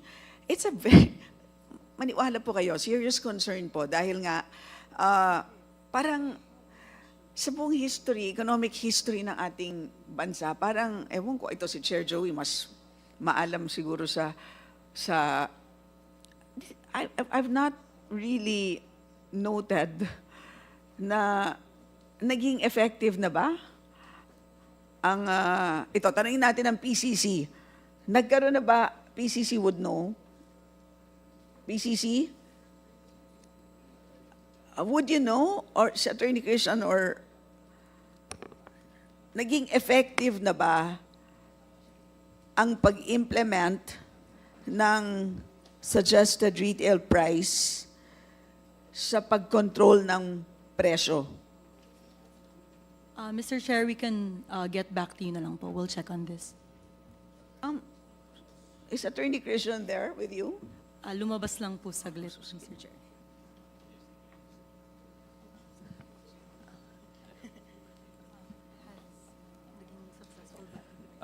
Anyway, Mr. Chair, I think maraming hanging.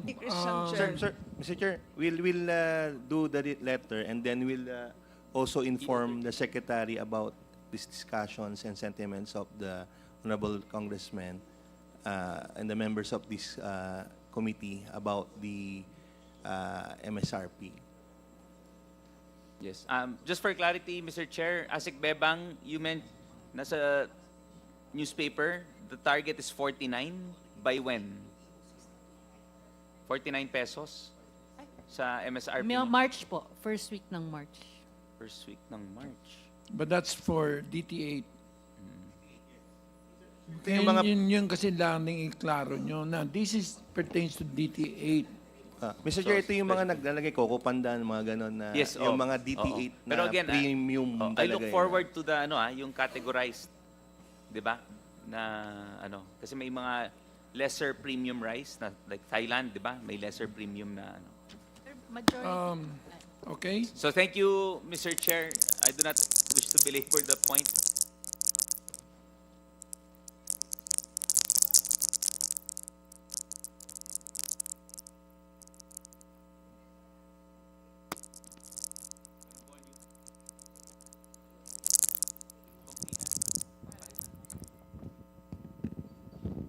Ang MSRP po natin is 58, di ba? And that is for premium brand natin. So paano nyo madidetect na yung retailer po natin, yung binebenta niya ay local lang, pero binebenta niya doon sa price na premium, na 58. Kasi yun ang allowed natin eh.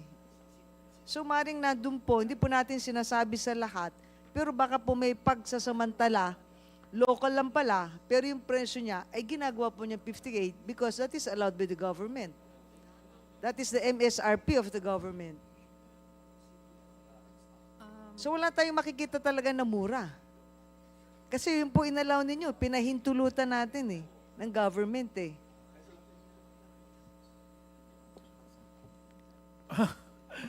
Okay, I hope that's the last. Yes. Thank you, Mr. Chair. I hope that you don't need any response, huh? Thank you, Mr. Chair. Good morning, everyone. Talking of MSRP, in the power sector, yan po yung problema noon sa oil natin. Dati ang Department of Energy nagsasabi na next week, ito yung So, ginagaya lang po ng sa wholesale electricity spot market natin, naglagay ng price cap yung ERC, 52 pesos, ay di sinagad nila ng 52 pesos, kaya binago na naman yung role. So, I agree with some of the concern of my colleagues na kapag kanilagay mo yan, tingnan mo yung Department of Energy ngayon, hindi na nila binabanggit kung magkano. Ang sinasabi lang nila, maybe next Wednesday, there is an upward or downward movement. Wala na pong amount. They have the computation, pero hindi na nila binabanggit kasi noon, binabanggit nila na aakyat po yan ng from 50 pesos per liter to 60. Ay kahit yung iba, may nagbibinta, kaya nilang ibinta ng 52, ay sinagad nila ng 60. So ngayon, yung sa ERC, balikan ko sa kuryente, ay nagkaroon ng secondary price cap. Anong ibig sabihin ng secondary price cap? 52 dati, no? But sa ngayon, pag ito yung conditions, 31 na lang. 31. Biruin mo yung ano niya. So, I believe, Mr. Chair, kailangang i-re-evaluate ng Department of Energy yung paglalagay ng specific amount per kilo. Maybe di kan monitor kung ito tama ba. Kung wala naman sa authority ninyo na sitahin yung specific na retailer or importer, so maybe that's one of the amendment, no? That we are going to do with your charter. Now, Mr. Chair, marami pong nakahang dito na last November 26, Mr. Chair, the chair, no, directed the NBI, no, to investigate doon sa role ng mga middlemen on the allegation of rice manipulation. Nandito po ba yung NBI? Kasi we keep on adding additional subject matters. Yeah. Pero yung nauna, wala tayong resulta. No, we have notes of the previous hearings, and I think maybe next time you should provide everyone. But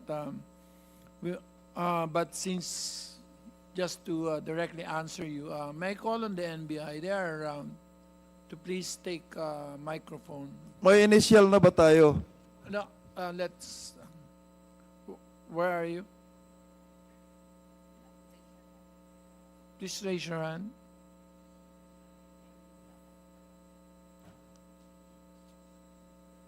Dapat kasi, Mr. Chair, result-oriented tayo dito sa natin, sa mga hearing.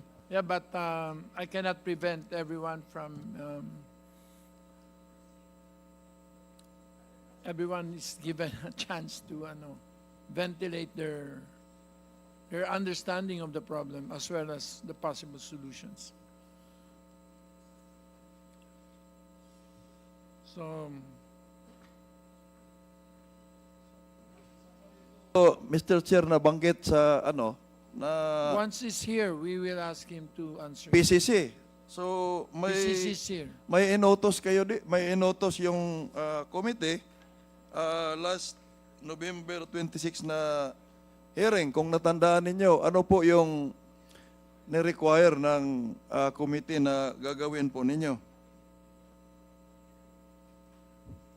Christian, Sige, while waiting for the NBI, PCC muna. NBI is here. Para lang malaman natin kung baka for compliance lang na nag-attend kayo dito. Kasi Sir, NBI is here. Then after NBI, Christian. But Christian, I think the answer there is very short. Yes, Chair, we submitted the reports already, and then we also have other confidential reports that we can submit. So, they have already complied, Mr. Chair, but the report is confidential.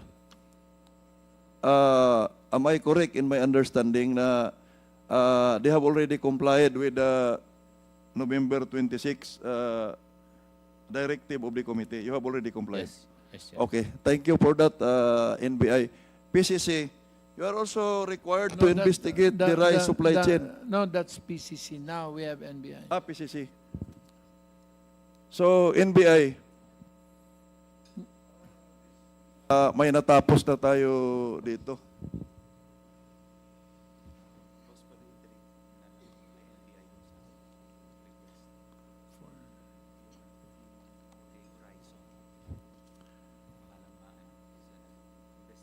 Sir?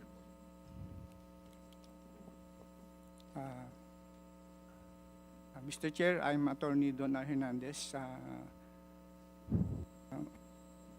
While we are waiting for the Attorney Mark Santiago of our Anti-Organized Crime Division who investigated this smuggling, is already coming. Can you also remind him to, if he has any information with respect to Horizon Ventures?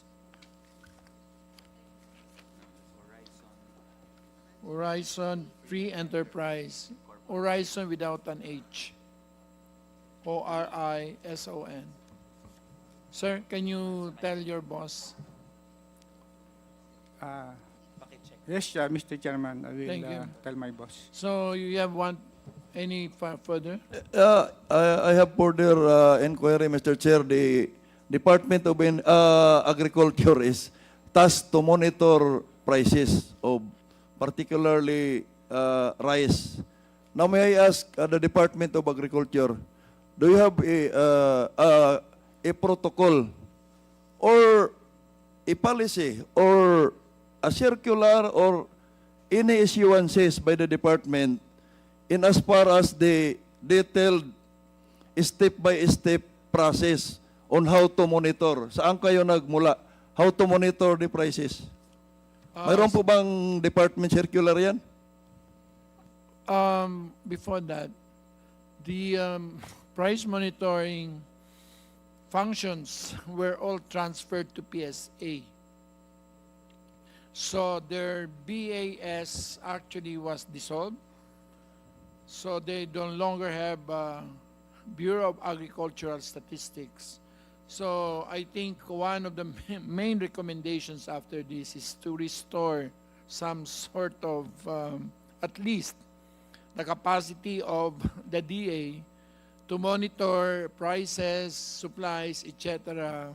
Because napilayan sila dahil we concentrated all statistics with PSA and we in fact dissolved BAS, transferred it to PSA. So that's why we have PSA in every meeting for the past 5 meetings. So, but still, I think the DA has a group that monitors the prices. Mr. Chair, may I turn my question to the PSA? Kasi kayo na pala yung nagmumonitor. First observation, when you submit to this committee, no, the most important data that we need, wag naman yung kailangan pa natin ng microscope para mabasa. Ang hinahanap po natin dito yung price monitoring, pero anong ginawa nyo dito sa presentation ninyo? Kailangan natin, naghanap ako kanina ng microscope, hindi ko mabasa eh. Tingnan ang representation ninyo, napakaliit. Yung presyo ang hinahanap natin, pero hindi mo mabasa. So, may I ask PSA, since you are now in charge of monitoring, do you have the list of all the importers? Kasi doon dapat magsimula yun eh. Do you have the list of all the importers of rice? Kasi itong importation ang problema natin. Kasi kung kani-kanino tayo naghahanap ng ng kung sinong importer, dapat may listahan kayo. Mr. Chair, we would like to apologize for the format or template of the presentation. We took note of that recommendation to enlarge the font next time. As for the list of importers, we get the data from the BOC. O, kita mo,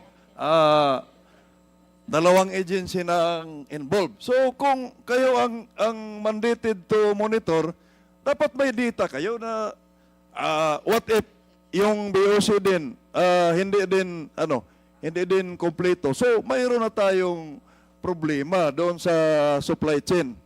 Now, ilang importers ba yung number of importers na nakuha ninyo galing sa BOC? Mr. Chair, what we get is the whole list of the, not just for rice, but for all the commodities that being... Ilan nga yung nandyan sa inyo? Then, we will segregate that. In as far as the rice is concerned, ilan yung importers ng rice? What we release kasi, Mr. Chair, is the trade statistics, official trade statistics, but hindi po kami allowed maglabas ng detailed or listahan. So, hindi kayo allowed na maglabas ng listahan. I am not asking the specific importers. I'm only asking the number. I will have to check If the number. if truly you have that data, bakit hindi nyo maibigay yung number? Ilan? Ang hindi ko po tinatanong, Mr. Chair, kung sino-sino yung importer. Ang tinatanong ko lang, ilan ba yung importers? Kasi doon tayo mag-umpisa pag-monitor eh. Kung ito nag-import ba o hindi, kasi doon natin kinukuha yung mga presyo nila sa importasyon. Kasi we're talking here, bottom line, presyo. Kung wala kayo niyan, paano nyo minomonitor? Sa palengke na naman kayo kumukuha ng data.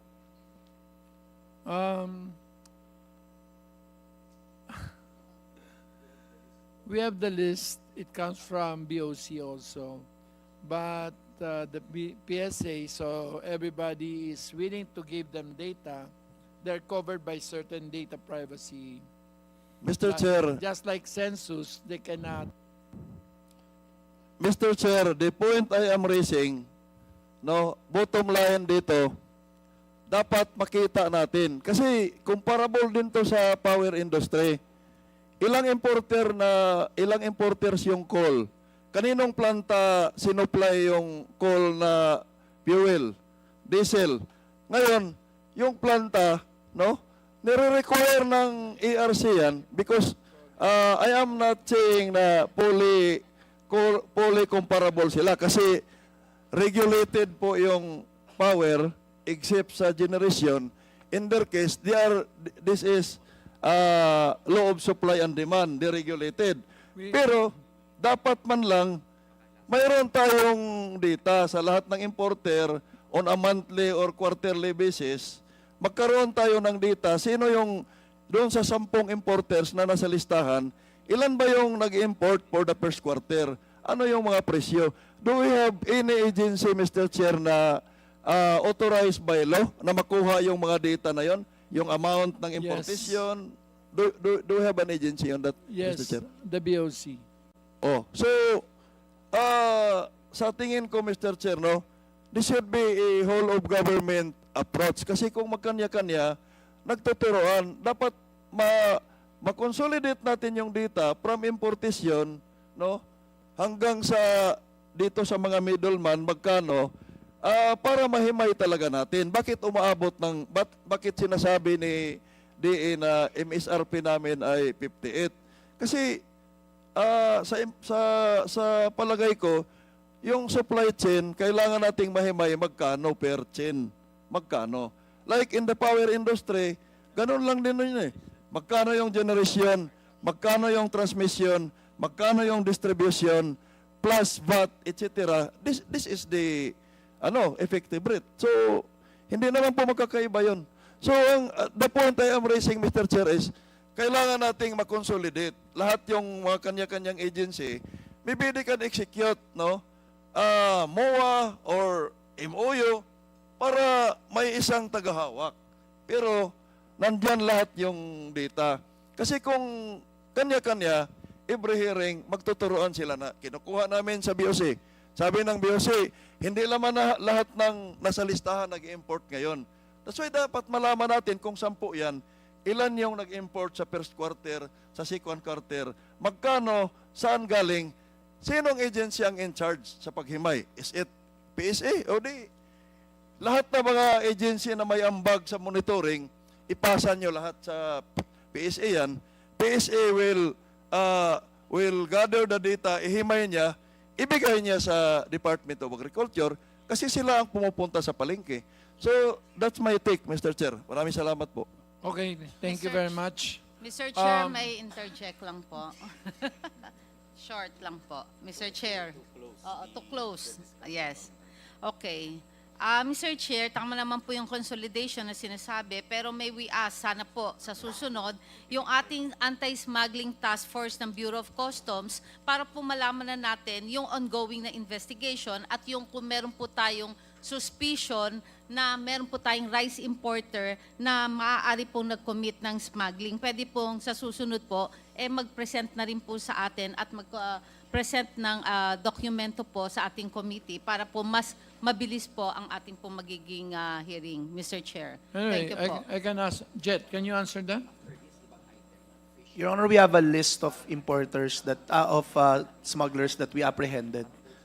We can provide you with that list, but right now all I have is importers that have declared their shipments and they're within the references provided for by the Bureau of Customs and they have the list. SPSIC. So, did you ever provide that to us? Your Honor, I can provide you now the list of those. Can you provide it? So, because AMLA is at the back, it's just waiting for my instruction. Yes, Your Honor. And of course, the BIR. Yes, Your Because Honor. we will use, not just that, we have to verify. Chair. Pakikuha nga. Sir Chair. Chair. Yes. Sir, May I recognize Congressman Castro, Congresswoman Castro. so tanong ko lang sa BOC, Mr. Chair, kung ilan yung na-apprehend. So ano ba ito?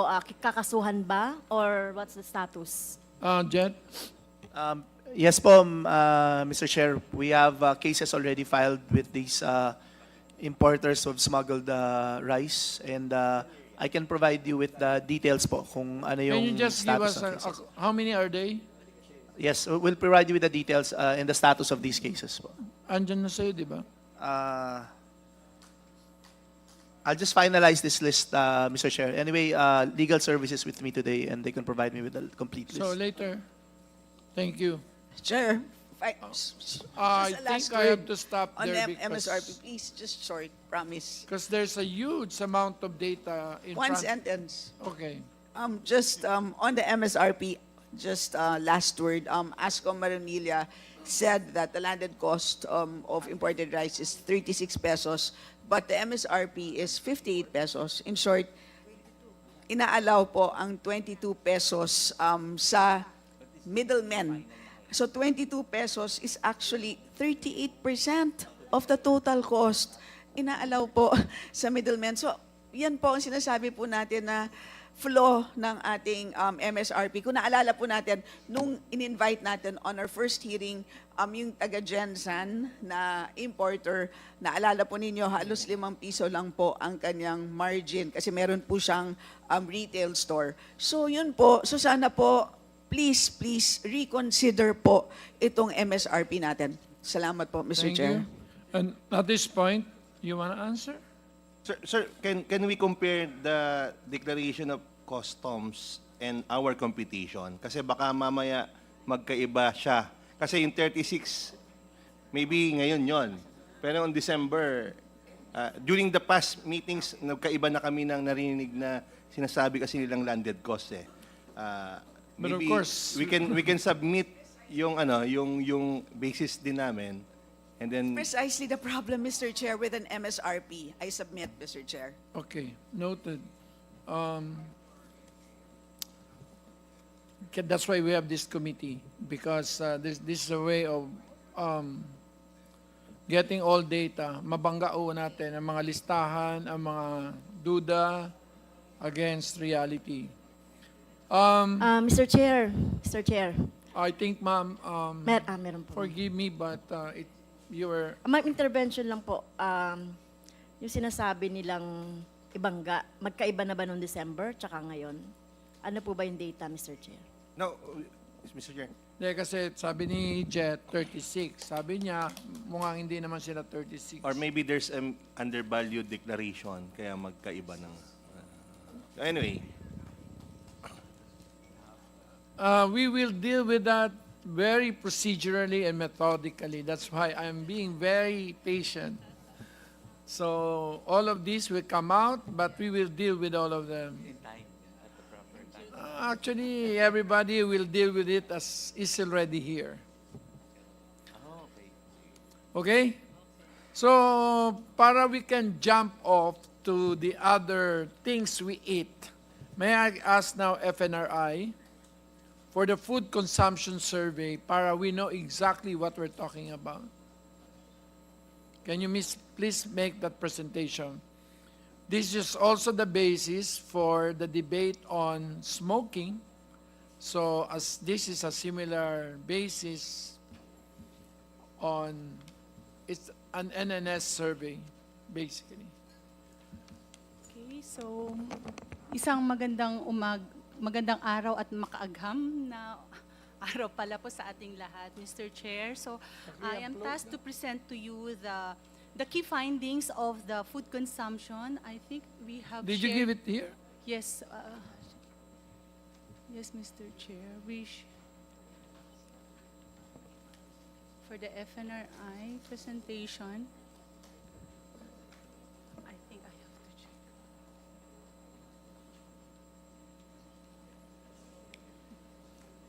Don't worry, we have tonight. After FNRI, we will go to LPDC, livestock, poultry, dairy, and corn. During elections, papatawag si Chair Lewis. During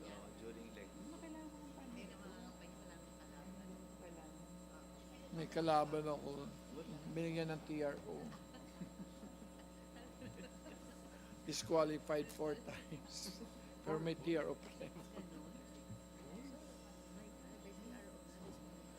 Ganun ngayon ang Supreme Court, they are very loose and giving TRO. Virtually everybody was allowed. Even the nuisance. Okay, so I'm go. Okay, please go rapidly. Okay po. So, yun po, itong ipipresent ko po based on the results of our food consumption survey that we conducted in 2021. So, in order for us to promote and ensure healthy and diverse diets among Filipinos, we developed these nutritional guidelines for Filipinos as a food-based dietary tool which offer practical guidelines. Specifically, these messages, number 1 is to eat a variety of foods every day. Second message is to enjoy a wide variety of fruits and vegetables which are packed with vitamins and minerals. And message 4 is to consume fish, meat, poultry, egg, dried beans, and nuts for proper growth and repair of body tissue. So these are the key messages that we promote to ensure healthy diet. And another food-based dietary guideline is we have this, we call it Pinggang Pinoy, or healthy food plate for Filipinos. It's another food-based diet developed by FNRI, and that we recommend that in every meal, half of the plate should be for fruits. Next slide. This is the Pinggang Pinoy. For every meal, half of the plate should be for fruits and vegetables, and approximately 1/4 of our plate should be for meat, fish, poultry, egg, and legumes, and approximately 1/4 should be for rice and other carbohydrate-rich food sources, such as mga root crops, noodles, and other cereal products. But for many Filipinos, fruits and vegetables consumption are limited, and the intake of fruits has been declining over time based on the data of the NNS, indicating 127 grams per person per day for vegetable, and only 34 grams per person per day for fruit intake. And if you combine these fruits and vegetables, it's about 160 grams per person per day. For next slide, please. Next slide. So this is the data of the NNS. We have a declining consumption of fruit intake. So yung vegetable, ang per capita intake is 127 grams per day. For fruit, it's about 34 grams per day. And if you combine this 127 plus 134, it's only about 160 grams per person per day for fruits, which is far below the WHO recommendation of about 400 grams of fruits and vegetable per day, or approximately at least 5 servings per day. So this has been a challenge in terms of nutrition and health among our population. And if we'll, next slide please. So if we look at the trends in the per capita intake of other food groups, aside from fruits and vegetables, we can see a significant decrease or reduction in the per capita intake of cereals, rice products, and starchy roots and tubers between 2015 and 2018-2019 based on ENNS. And there is no change in the intake of fats and cooking oil in violet line, while table sugar intake is decreasing over time. Next slide. So the intake of fish and products in blue line is declining over time. Intake of meat and products in gray line improve over time. However, since 2003, a slight decline has been observed in the meat consumption. Intake of chicken and other poultry is increasing over time, while the intake of milk and products in green line remains similar. Intake of eggs in pink line is increasing over time, and the per capita intake of dried beans, nuts, and seeds, yung mga legumes po natin, in orange line has not changed over time. So at the individual level analysis of energy adequacy, next slide please. So at the individual level analysis, next slide. Next please. Next slide. So we have this data in terms of energy adequacy. We can see here that the usual mean in energy intake, represented po yung orange bars, it's lower than the requirement as shown in the blue bar. So this is true for all age groups po. Pero mas evident po yung energy deficiency among adolescents with 1,334 caloric intake vis-a-vis the 2,368 requirements among adolescents. Lactating mothers, about 1,500 caloric intake per day versus the 2,107 caloric requirement for lactating mothers. For pregnant women, we can see about 1,385 energy intake per day versus the 2,200 caloric requirement. So sila po yung medyo mataas po ang deficiency among energy among adolescents, lactating, pregnant women, and also women of reproductive age, 15 to 49 years of age. Next slide, please. So in terms of proportion of population groups not meeting the energy recommendation, here we can see that majority of the population across the different age groups were not meeting the recommended energy intake. Pregnant women, lactating mothers, and also school-age children have the highest proportions of not meeting the energy requirement per day based on the NNS data. Next slide, please. So in terms of inadequate micronutrient, these are the vitamins and minerals which is also considered po kapag kulang po tayo, mayroon tayong tinatawag na hidden hunger. And we can see that the usual intakes of nearly all micronutrients are below the 100% adequacy in all age groups. Vitamin C, vitamin A, calcium, iron, zinc, folate, riboflavin, and thiamine are the most limiting micronutrients with more than 90% probability of inadequacy in almost all age groups. So, meaning hindi po, karamihan po sa ating population not meeting these critical micronutrients that we can get from the nutrient-dense foods like our fruits and vegetables, the animal source food, and even from the plant source foods. And this is, next slide, please. So this slide shows the percent contribution of the key food groups to the total food intake across age groups. And you can see here that a similar dietary pattern across age groups where rice and other cereals in orange bar contribute about 50% or even higher, up to 56.5% of the total food intake in a day in almost all age groups, except in children 6 months to 5 years old, and lactating mothers, wherein rice and products have lower contribution at 45.1 and 40.9% respectively.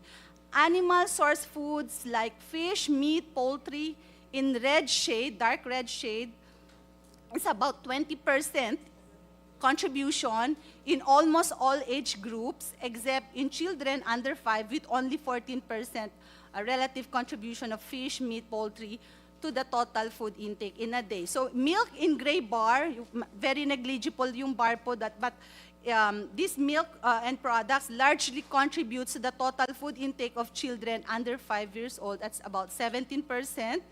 Eggs in orange bar is about 2% contribution among adults, older persons, and even negligible contribution among lactating mothers, while 5% among preschool age children. For the contribution of plant-sourced foods, fruits in lavender po, makikita nyo, it's about 4 to 5% contribution to the total food intake in a day, and even lower than 3% contribution in all age groups. Yung green and yellow vegetables and other non-leafy vegetables in green po contribute 4.1 to about 6% of the total intake of preschoolers and school-age children respectively, while 7% to 11.3% among other older age groups. For dried beans, nuts, seeds in violet, sobrang negligible po.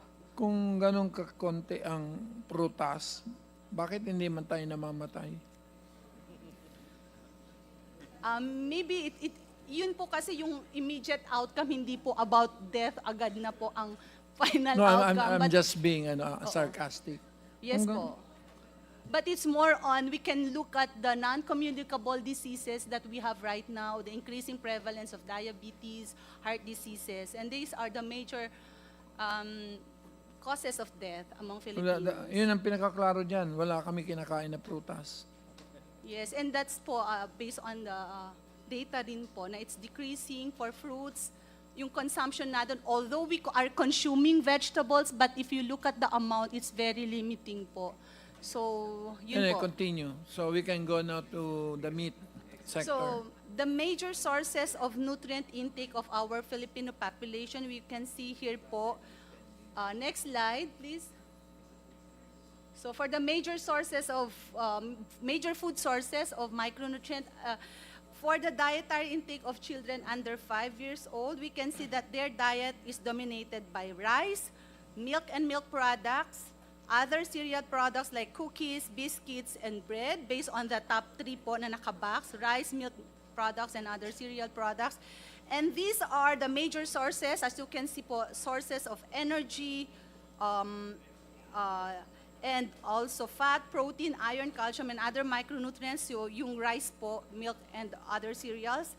For other nutritious food like eggs, fresh fish, poultry, and fresh meat are consumed in minimal amount of this age. For this age group, intakes of fruits and vegetables is also limited, with only banana and squash as the most commonly consumed fruit and vegetable respectively. For the diet of school-age children, next slide. For the diet of school-age Mr. Chair, children. sorry, just to interject. Yes. The data that FNRI is presenting is 2021. Yes. Hindi pa po nakikita ang epekto ng pinag-uusapan natin today, which is yung presyo ng pagkain. Well, we were trying to So, I mean, maraming salamat. Pero- Interesting naman. pero yung actually we were trying Yung to use relevance lang naman po. yung nilalagay lang namin yung magnitude para ma-situate natin kung ano ang role ng LPDC, livestock, poultry, and dairy. So, hindi ito para kay rice, basically. Well, okay, pero, but actually, it would have been For- nice to see kung ano yung relevance nung ginagawa natin, di ba po? But The anyway, sige relevance, po. the I mean, connection is really with this entire group with respect to meat. But yan, anyway, I mean, siguro just to ask, Baka may wala bang mas bago pa daw. Wala bang mas bago? Kasi 2019 pa po ang data, 2025 na po. Ang pinag-uusapan natin, mataas na presyo ngayon, di ba po? Yes po, ma'am. So anyway, sige po, Mr. Chair. I just wanted to remind everyone na hindi pa natin nakikita yung epekto today. Yes, Honorable. Yes, ma'am. So we have our latest, we had just completed the survey in 2023 and 24, pero hindi pa po available, hindi pa po natatapos yung analysis ng aming recently concluded survey. So as of now, ito pa rin po yung latest survey results that we So have. ilang pages pa ba yan? Actually, wala. Last na po. Last 3 pages na po. But Tinapos basically, mo. nakita nyo naman po, Mr. Chair, yung pattern. So it's more on... It's, So what is the pattern? It's What is your conclusion? Cereal-based dietary pattern po. As you can see, it's about 50 to more than, even higher than 50% contribution of rice and other cereal products. But basically, ang pinaka-bulk po nun ay rice and products. So we only have limited amount. But the other of- one really shows that there is rising per capita intake of meat. Yes po, nag-improve po siya, It's but there. over the, yes po, it's in the trends in the per capita. Opo, nakita Anyway, ko. before we, thank you very much for your report, and please take note if you can present the latest. Danny, Fausto, you wanna go home na daw? So I'll give you your time. Danny is with PCAF, or the PCAF. Philippine Council PCAF, for Mr. Chairman. Agriculture and Food. Thank you, Mr. Chairman. While we are talking already going to livestock and vegetables, perhaps if I can just mention something about rice, if I can be permitted. As we are talking now, if we reduce, in general, if we reduce the price of rice in the market, you reduce the buying. Pag binaba po natin nasa taas, ibababa po natin nasa baba. So if we are talking about how much is the real price of our rice in the market, we should consider how much will that palay be for the farmer. Because if you're talking about 42, 41 pesos, if we will remove, say, 12 pesos for the in-between, or even 6 pesos, times 62%, which is the recovery, to convert it back to palay, lalabas po nasa 20, 21 pesos. Yung ating pong PSA data, tinanong ko po si Gretchen? Rachel, 20 pesos yung farm gate price, tuyo, which is a 14% moisture content. If we go down to the farm level, sa bukid, bawasan nyo ng 2-3 piso, nasa 17 pesos. Kung if you're talking about 100 kabans, average, which is more or less nasa 85 kabans lang tayo ngayon, we are making about 85,000 pesos. Ang puhunan po ng farmer is about 66,000, 55 to 60,000. Kikita siya ng 25,000 for 4 months. Mga 5 to 6,000 a month ang kita ng isang farmer. Pagka ganun po, wala na magtatanim. Kaya kung titingnan po natin pagbaba ng presyo, tama po, babaan tayo ng ating presyo. Pero tingnan niyo po yung tao sa baba, nabibila ng palay.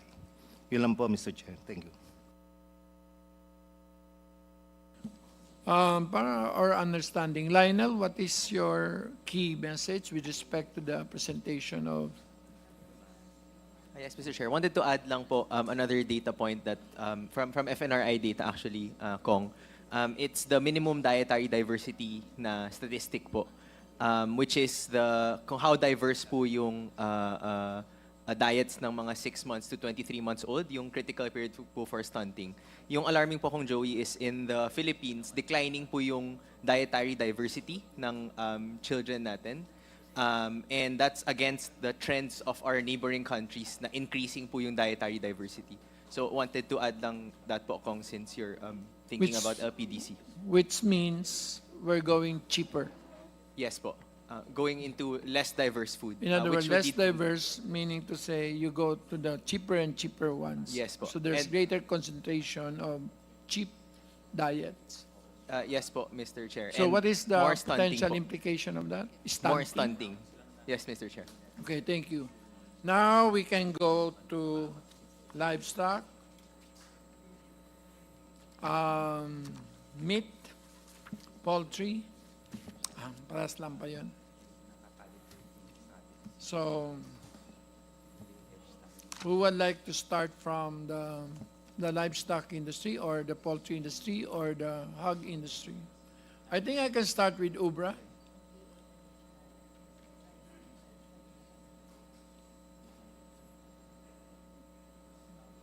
What is your price situation and your demand and supply situation?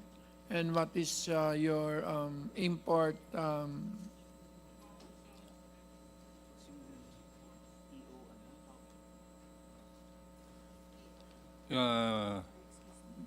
BAI has the data on arrivals last year. For 2024, the total rice was hindi at pa. 472 million kilos. About half of that is... Wait lang.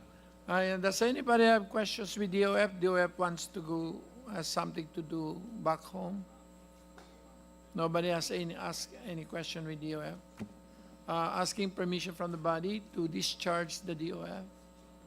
We can easily call them back anyway. Sino siya?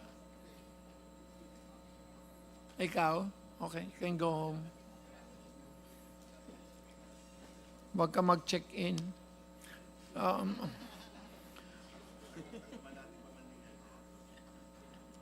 Mr. Chair, sa DOF ba yon? Yes. Sa BIR, di ba, kasakop niya? No. It's the DOF policy. So, meron na pang BIR mamaya. May BIR ba tayo? No, the BIR is busy with analyzing the BIR statements of our importers. So at a certain point, that is one of our conclusive basis for our conclusions. Sige na, Ubra. Wala kayong problema. Right now, sir, when you compare retail prices to last month, more or less the same 180, 200, 220, depending on the kind of wet market. If it's baksakan or primary, mas mababa yan, 180, 190. Secondary, tertiary, meaning abot ka na hanggang talipapa, doon ka na makakita ng 220, 230. More or less, it's steady the whole year. Yan ang range. Ang madugo, sir, ay yung farm gate. Right after Christmas, ang lowest was ang range ay 70 to 80. Ang layo naman sa retail. Then, at this point, sir, last Friday, nung nag-survey kami, ang average sa Luzon ay 131 for premium sizes. Nag-react na yung producers. And also, may substitution siguro sa nangyari sa retail level. Nagmahal yung baboy Kanya nahila pataas kahit pa paano o lalo yung presyo ng manok. And at the same time, ang reality, very conservative ang players ngayon kasi nga there's too much competition locally. We have many multinationals already present in the field. You have Cargill, you have Yonghap of Malaysia, you have CP Pokpan. CP of Thailand. There's maduho talaga and the small and medium are very, very conservative, and in fact, even the breeder base has already reacted. Last year, more or less the average price of a day-old chick was in the range of 23 to 30. Right now, the highest would be at 48 to 50, depending on what kind of buyer you are. Kung regular buyer ka, baka na makaka 45 to 47 ka. Pero kung ikaw yung nagta-timing lang na producer, nasa 50 ka. So, dumoble. Kasi sir, there was a prolonged period last year na lugi yung breeder base. And marami nagpahinga. And also, there's another factor for the conservatism. Mabagal ho yung approval ng vaccines. Medyo diretso na lang, sir. Diyan kami may sentimento sa BAI at saka sa FDA. Yung ASF, na hindi pa widely recognized or respected, controversial pa, minamadali ng release. Yung AI. Yung AI na 20 years ng all sorts of brands all over the world, may data na, complete na ang use. For some reason, mabagal. And yet, pag tiningnan nyo sa Shopee at sa Lazada, may smuggled. Kaya that's part of the reason na hindi ganun katapang, especially the small and medium. And the small and medium, they supply a significant portion of the wet markets. And the wet markets, they supply to the consumers about 70% nationwide. Because even the big companies, a large portion of their production, they still supply live to traders. That is the situation, sir. So wala kayong problema. Do you get any government support? I don't. Normally, sir, the support would be for the importers, not the producers. What is the support being given to the importers? Normally, sir, through the years, in the 2.5 decades of UBRA, our experience is, if there is a typhoon, the first inquiry from DA would be, is there a need for a special importation? Of course, this was during the early days of our WTO commitments. But lately, in the last 2 or 3 administrations, nabawasan na ho yan. And especially nowadays, wala nang pumoporma ng special importation dahil napakarami naman manok eh. And at the same time, I think it is now well established. Kahit babaan mo yung taripa. What is the tariff right now? 40%, sir. And the sector is always being accused of being protected. Dr. Adriano is very vocal about that. Dr. Habito, they filed a case in the Tariff Commission. But they are only looking at the rate, at the tariff rate. They're not looking at the transaction value. Pag binangga nyo ho yung tariff rate at transaction value, pasok ho eh. There's no protection. And in other jurisdictions, sir, for example, Indonesia, sir, in theory, Indonesia only has a 5% tariff. But it has a de facto ban on the importation of chicken, such that Brazil in 2014 or 2015 filed a case sa WTO. Hindi lang makapag-decision ng WTO kasi at that time, Trump and continued by Biden did not appoint a judge dun sa DSB. Yes, dun sa kanilang adjudication process. Kaya that is the challenge. We have no major domestic support. Pero in short, can we say that despite the protection, your prices are what? Low, moderate, compared to the other countries? Sir, in terms of retail, we are higher than our counterparts in ASEAN. So that is true. The protection leads to higher prices? No, sir. There is a disconnect between retail and farm gate. Because, for example, the figure I mentioned last month, the range was 70 to 80. And that happens regularly. It may skip a production cycle.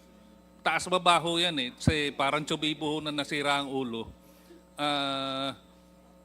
Yung prices ho, hindi nagre-react ho ang retail. Very stable ho sa upper portion yung retail ng... Kahit nung Christmas, hindi tumaas? Nung before Christmas ho, halos nakaagapay ho yung retail at farm gate. But right after Christmas, lumagapak na ho yung farm gate. Steady ho yung retail. Medyo, ang tawag ho dyan, the word disconnect I heard first from Senator Rojas mid-2000s. Yung the word disconnect. He used that in a Senate hearing na there really is a disconnect between farm gate and retail, not only on poultry, but in so many products. Do you export, sir? Years ago, sir, San Miguel used to export, but they stopped. because we had episodes of avian influenza. So the conclusion is, FNRI, yung pag-akyat ng per capita meat consumption is mainly chicken? Hindi po kasama yung chicken po doon, yung meat na red meat po. Oo. Ano yun? Yun yung- Beef yun? Hogs? Except chicken, except poultry po yun. Po? Except poultry yun po, Mr. Chair. Bakit yung meat and tinihiwalay products, nyo? Parehas din naman. Hindi po namin, para, You as don't poultry lump po, them we into don't lump, opo, yung that chicken. red line that's going up, very up, very up, very up? Yes po. So For that's mainly hogs and that's for chicken po. That's for chicken. yung pulang yun is for Yes chicken? po. And egg po. So it doesn't increasing. include hogs and... Reset, parang nag-improve po siya since 2013, pero there's a slight decline po. Yung mga... No, basically what I saw is that it's really rising because I think meat protein intake goes up with income increases. Yes po. Yeah, that's true po. But the per capita intake, that's only for hogs po yun. So, Ubra, wala kayo ka-problema. So, we don't have to deal with you, no? You don't need anything from DA. You don't get anything from DA. All you get is a 40% tariff protection. That is a very generous Cruel conclusion for the performance of the state in the last 25 years, Your Honor. Yeah, but if you remember, Your Honor, ang dami nang namatay na major companies na Pilipino na nawala. I hope I do not offend any person or any company na wala. For a while there, Vitarage was gone nung early 2000s. Sir, Swift, nawala. Yung Pure Foods, binili ng San Miguel. Yung General Milling, nawala. Right now, the only reason na stable, the players are really loaded because Cargill USA, CP of Thailand, Leong Hap of Malaysia. To say that we have no problem, that would be stretching it a bit, Your Honor. Marami kaming problema. And our main problem is the policy environment created by NEDA and to a certain extent even by DA. can you enunciate that? NEDA has a tendency to draw conclusions without consulting. For example, Your Honor, in January 2021, as a precursor to the presentation of the proposed livestock bill, they made a presentation in the Senate, and I think even here. They wanted to reduce the tariff of pork, chicken, and corn to 5%. And they, with respect to chicken, they made a rather funny assertion that the reason for reducing the tariff was the industry was backward because 43% of the supply comes from native chicken. Doon pa lang, sir, that is already an act of cruelty to say that 43% of the chicken supplies come from and they were using wrongly PSA data. The PSA is here. Perhaps they can clarify. May I be requested to request her to clarify? Yes. PSA, can you What show is that 43% native? PSA, can you... first, what is the long-term price trends of chicken?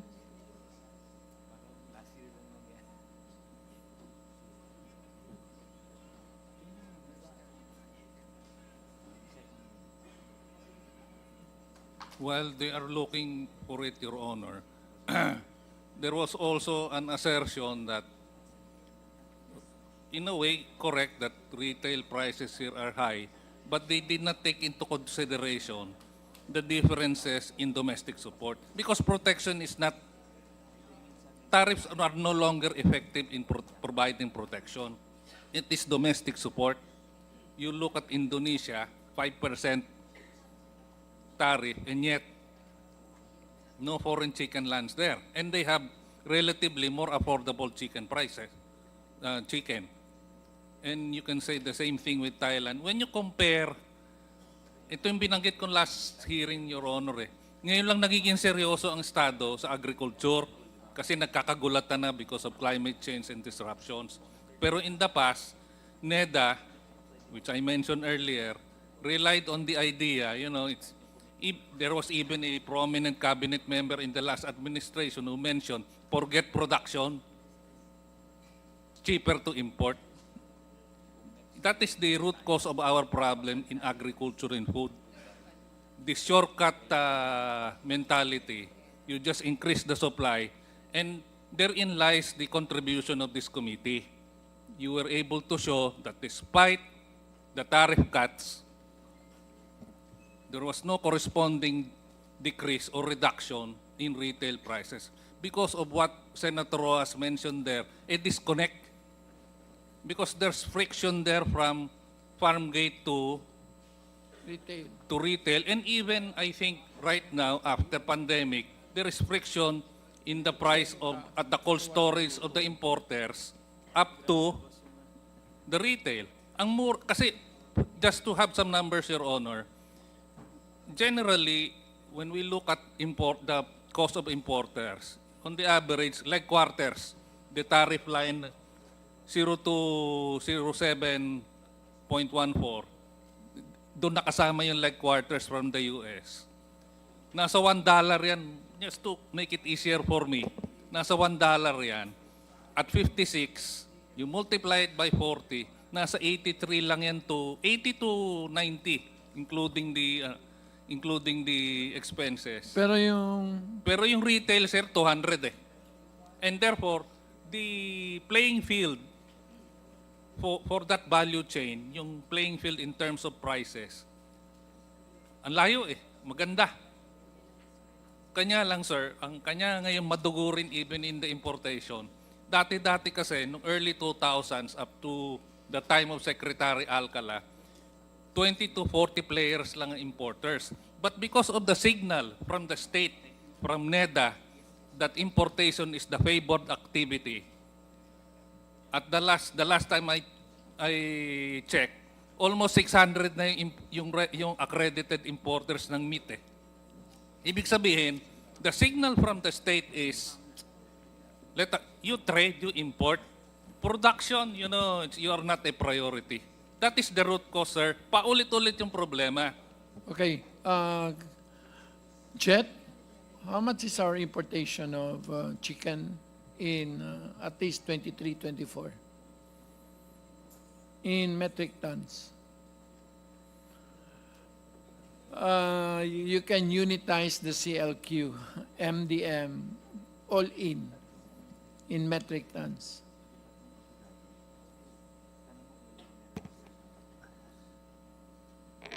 For my data, Your Honor, is disaggregated. Okay. For chicken breast, it's 21,460,640.89 kilograms.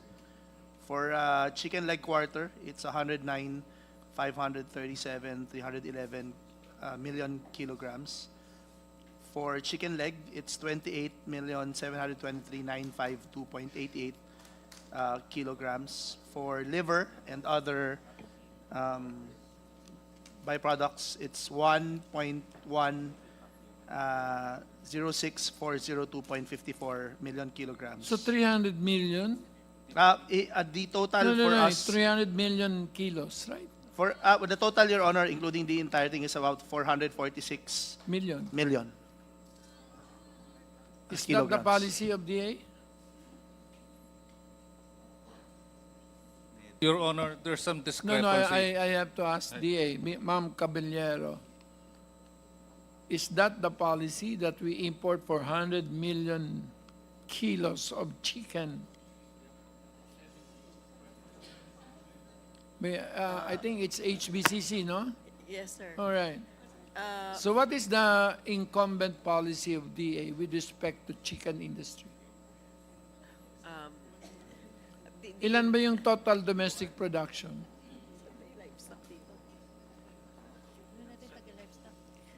No, the imports are 400 million kilos.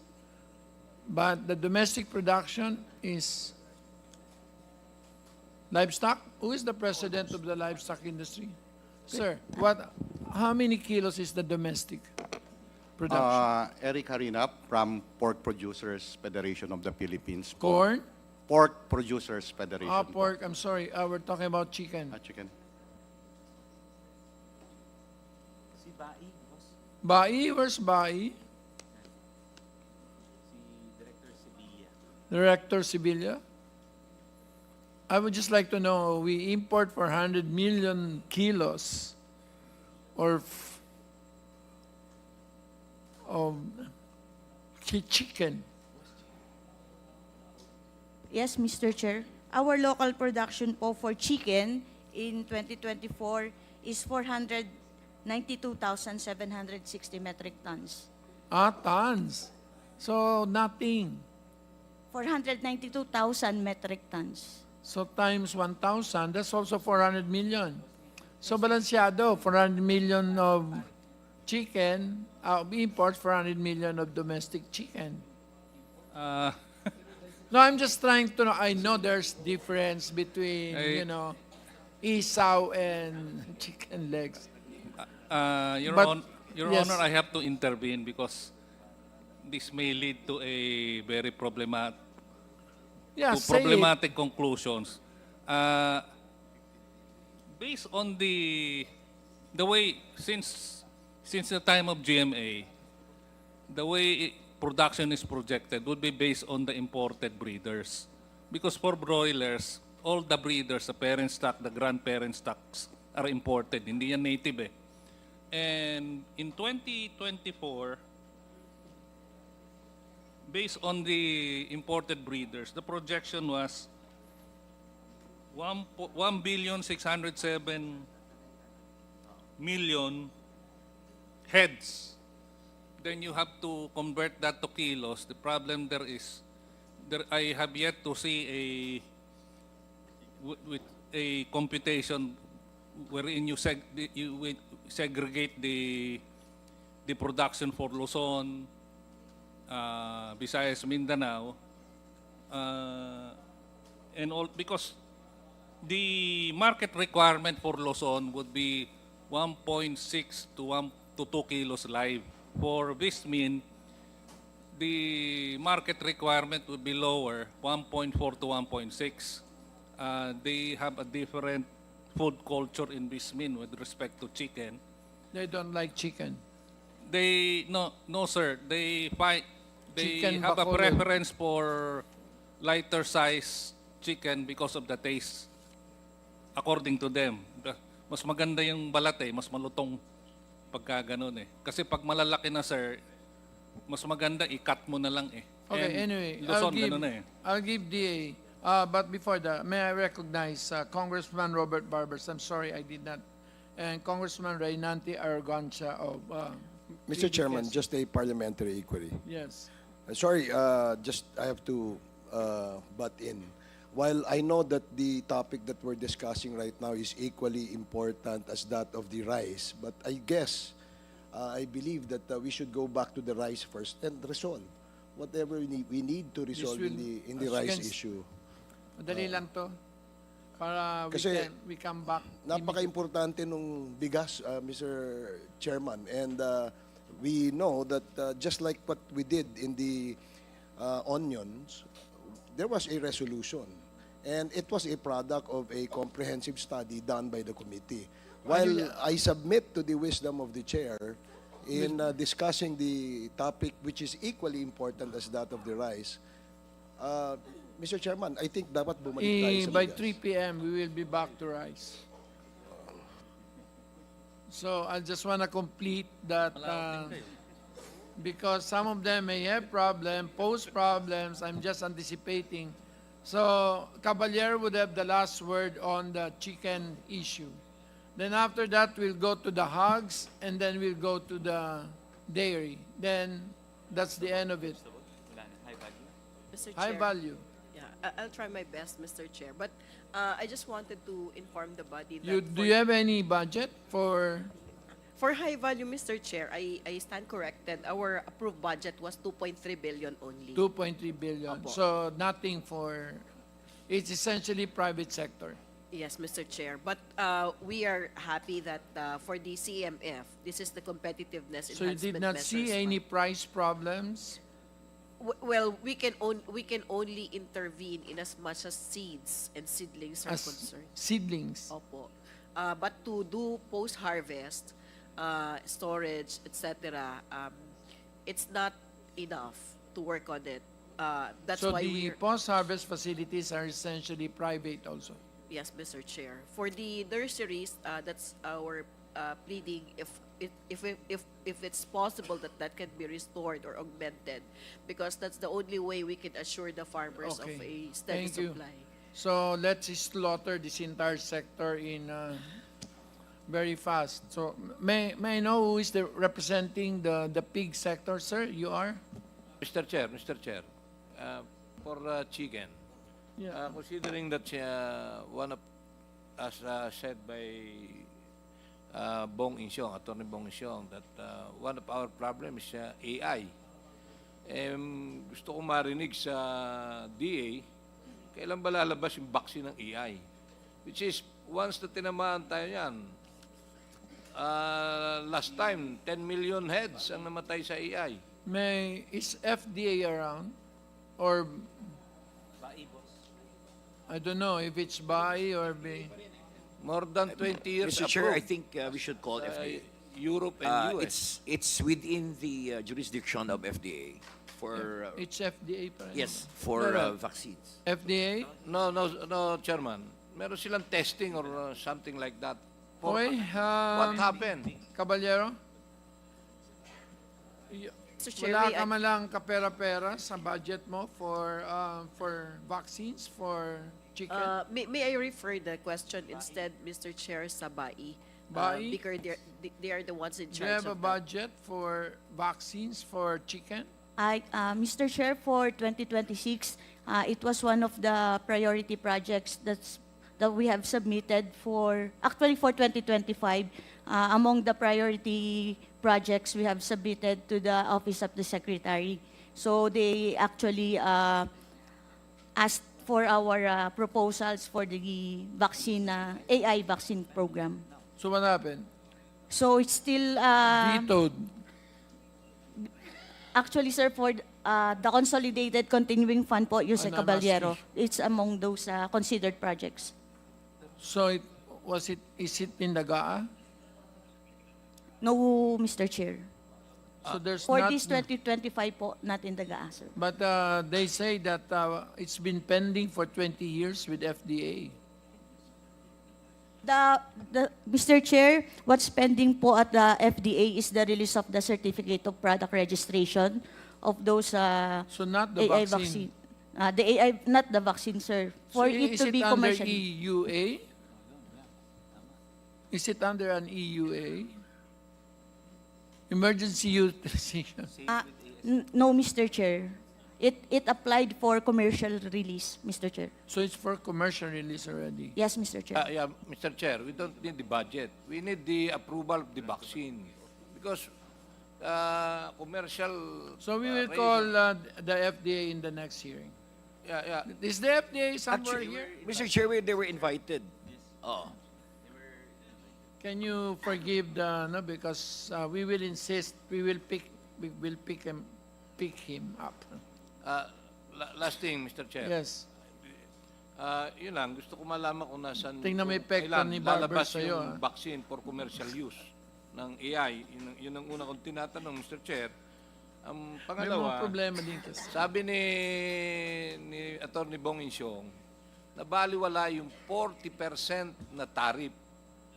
Ang tingin ko, ang sinasabi ni Attorney Bong Insyong dyan, because of the reference value na nagiging basis ng mga importer na napakababa.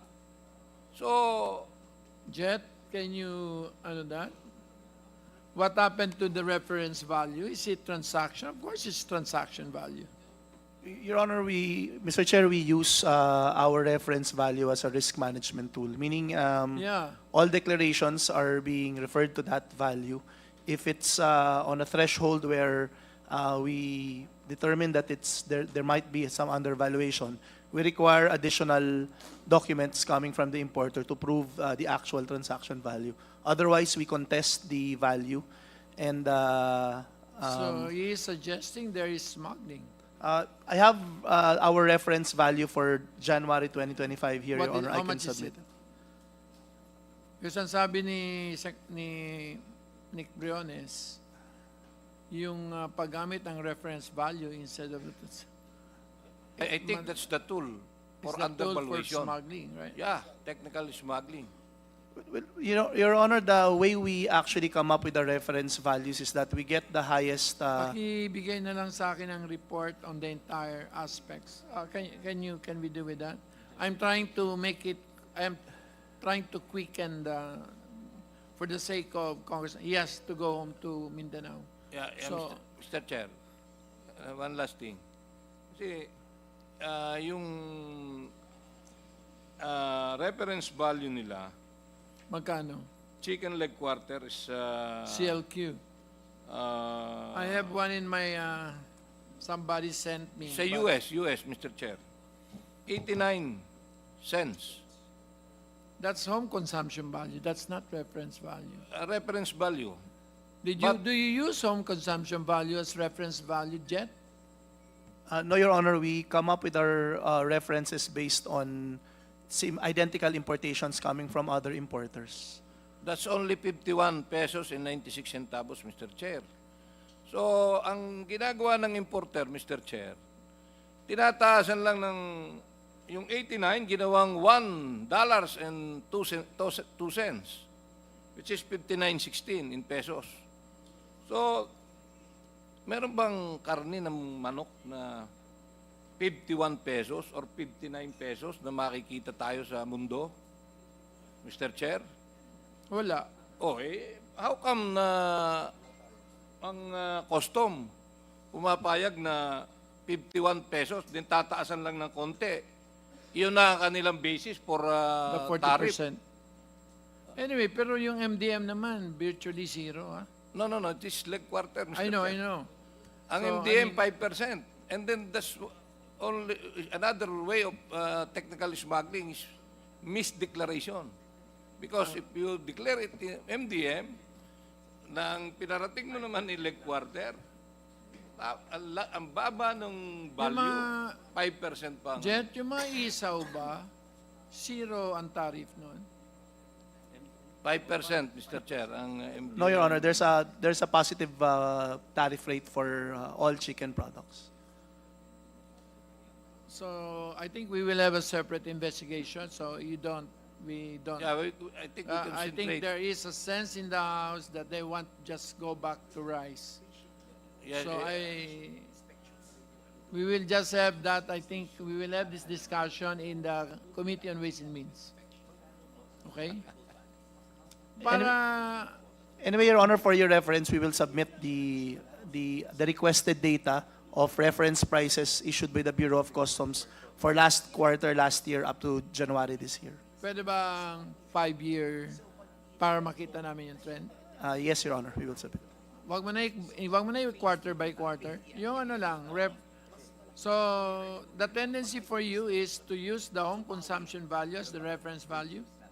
No, Your Honor, it's just a risk management tool. If the importer is able to prove through other documents that indeed that is a transaction value, we follow the transaction value. For example, if he's able to produce his sales contract, the method of payment that he used for his supplier, and so much other documents, then there's a discretion by the Bureau to accept that because our law provides that the Ang the kinakagalit taxes is kasi ni based on- Briones, halos kung ano, alam mo naman yung mga parts na yan patapon sa US, di ba?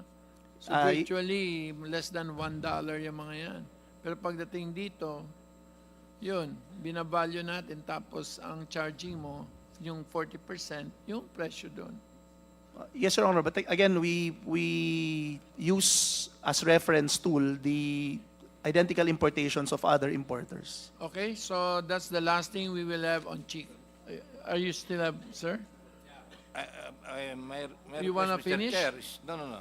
My request, Mr. Chair, is Yes. we have as another chairman of the hearing. Committee on Ways and Means, we will motu proprio investigate that. Yeah, thank you, Mr. Chair. Thank you. So now let's go to piggery. Yes, good afternoon, Mr. Chair. Good afternoon to everyone. Si Eric Harina po ng Pork Producers Federation of the Philippines. Malaki po yung problemang hinaharap ng pig industry natin, no? As we all know, na natamaan ng ASF yung hog sector. Before the ASF, yung production natin, yung population natin nasa 16 million pigs. But ngayon, nasa 7 to 8 million pigs na lang yung population, no? At the end of 2024. No? So, malaking kawalan ito, no? It is evident as attested by mga feed mills natin at saka mga agri-vets na yung Sir, can we just start with the basic data? Ilang Yeah. kilos per year ang domestic production? ang domestic production po it's around 600 million kilos And the a imported? year.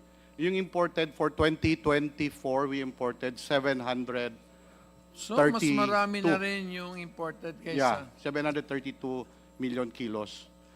Compared to last year, it was only around 500 million kilos po. Around. Kanino tayo kumukuha? Vietnam? Now, ngayon, ang pinakamalaking imported is coming from Brazil po. Brazil. Yeah.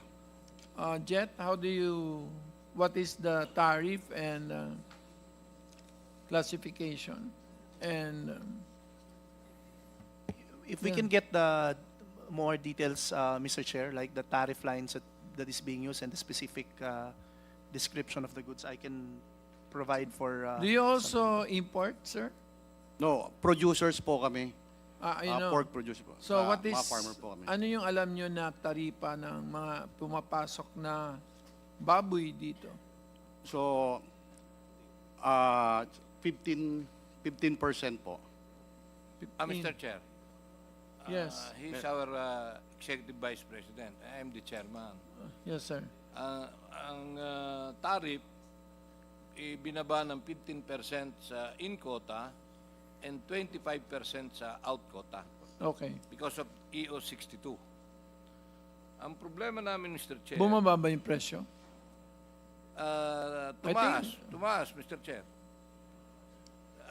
Did we increase the tariffs on Jet? Because ang problema natin, Mr. Chair, is yung ASF. I know. So why should we increase the tariffs? No, they decreased the Oh, tariff. precisely. But the price should have gone down. The price now is very high in the local market. Sa retail. Because dumaan na holidays, then ngayon, election period, dami pera tao. Oh, buti ka pa. Kasi, you know... dahil malang dahil malang And then, in mais. holidays, naubos halos yung baboy. Mukhang ang dahilan malang mais. No. Our price of local corn, Mr. Chair, hindi nagbabago. Mukhang ibang period yung sinabi ng PSA? PSA. What is the price trend for pigs, for hogs, for pork? 291 yung pork. I will check, Mr. Chair. The one I presented earlier is for human consumption na corn. I know. So what is the number? I will check for the feeds, Mr. Chair. 180? I saw a number. 291, Che. 291 po yung pork as reported December 2024 by the PSA. Yung corn. Yung farm grade price namin last December was only around 200 to 220 farm gate price dito sa Luzon. But now our farm grade price 2025 January for Luzon area is 240. For Bismin area it's around 200 to 225. So tinasin nyo? So kasi wala na pong baboy po. Asa na sila? Naubos sa ASF, Mr. Chair. So your problem is ASF, no sir? So yung concern lang po namin is yung magiging epekto po nito, yung pag-decrease ng population ng baboy sa ating bansa. So we'll be looking forward coming election, patapos December na naman, tataas talaga na naman kasi nga 50% po nawala yung production. However, malakas naman rin po mag-import. Ang problema, kahit may importation po, hindi po bumababa yung retail price natin. So, yun po yung comment namin. At saka, isang challenge po, yung vaccine na kailangan namin na hindi pa commercially available, na we recommend na to make it available as soon as possible po. Okay, so I think in the next meeting, we will call on the FDA to be present. Para, meron, we've been invited. Wala eh. Is the FDA around, baby? And also po, may programa naman po yung DA po repopulation, yung Inspire. Sana po idoble nila para mas mabilis dumami yung alagang baboy po. Kaso, Especially yung mga breeders natin. tinakbuhan tayo ni Caballero na wala. May I ask, who is handling, Bai. Mr. Chair, Yes. we have our National Livestock Program program coordinator who is inspiring, You have who's to handling stay the until Inspire. midnight because we will sponsor the livestock bill tonight. Okay. So can I call on the NLP? Bilisan nyo kasi nangangati na itong mga congressman sa bigas. But I have to have a complete picture kasi. Good afternoon, Mr. Chair. Regarding po sa Inspire, we Isa had na a lang, oh. we had a 3-year program for Inspire starting 2022 Ilang units ba? until 2024. So,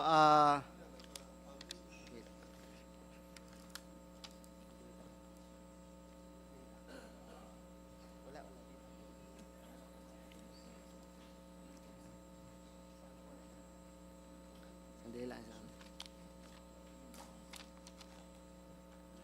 Anyway, at least alam namin ang dahilan kung bakit mataas ang presyo ng baboy ay dahil walang bakuna. Sakto, Mr. Chair. Do you remember, Mr. Chair, na I requested na magkaroon ng emergency use authorization for the vaccine. Pero hindi naman na-approve.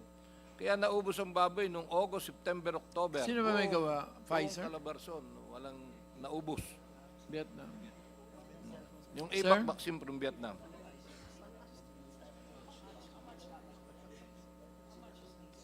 After piggery, we go to corn. That's it. So, nangako, Mr. Chair, ang DA na lalabas between March and April. Narinig ko sa news Last year, this year. kay Secretary Kiko. At last time, during our last meeting, nangako sila na second quarter, so April, yung usage. Hopefully, talagang mangyari para ma-save natin yung 6.3 million Baby. na population ng piglets and paddoner. And then another cycle, another 6.3. Kung hindi lalabas yung vaccine na yan, mas grabe ang ating aabutin kapag pinagtagal natin yan. Mr. Chair, Yes. just a quick intervention. Hindi ba pwede gamitin ang Quick Response Fund? Does DA have a QRF? Yes, they do. So what's your problem? Di ba pwede yun? Si Chair Joe ay dating APRO Chair. Yeah.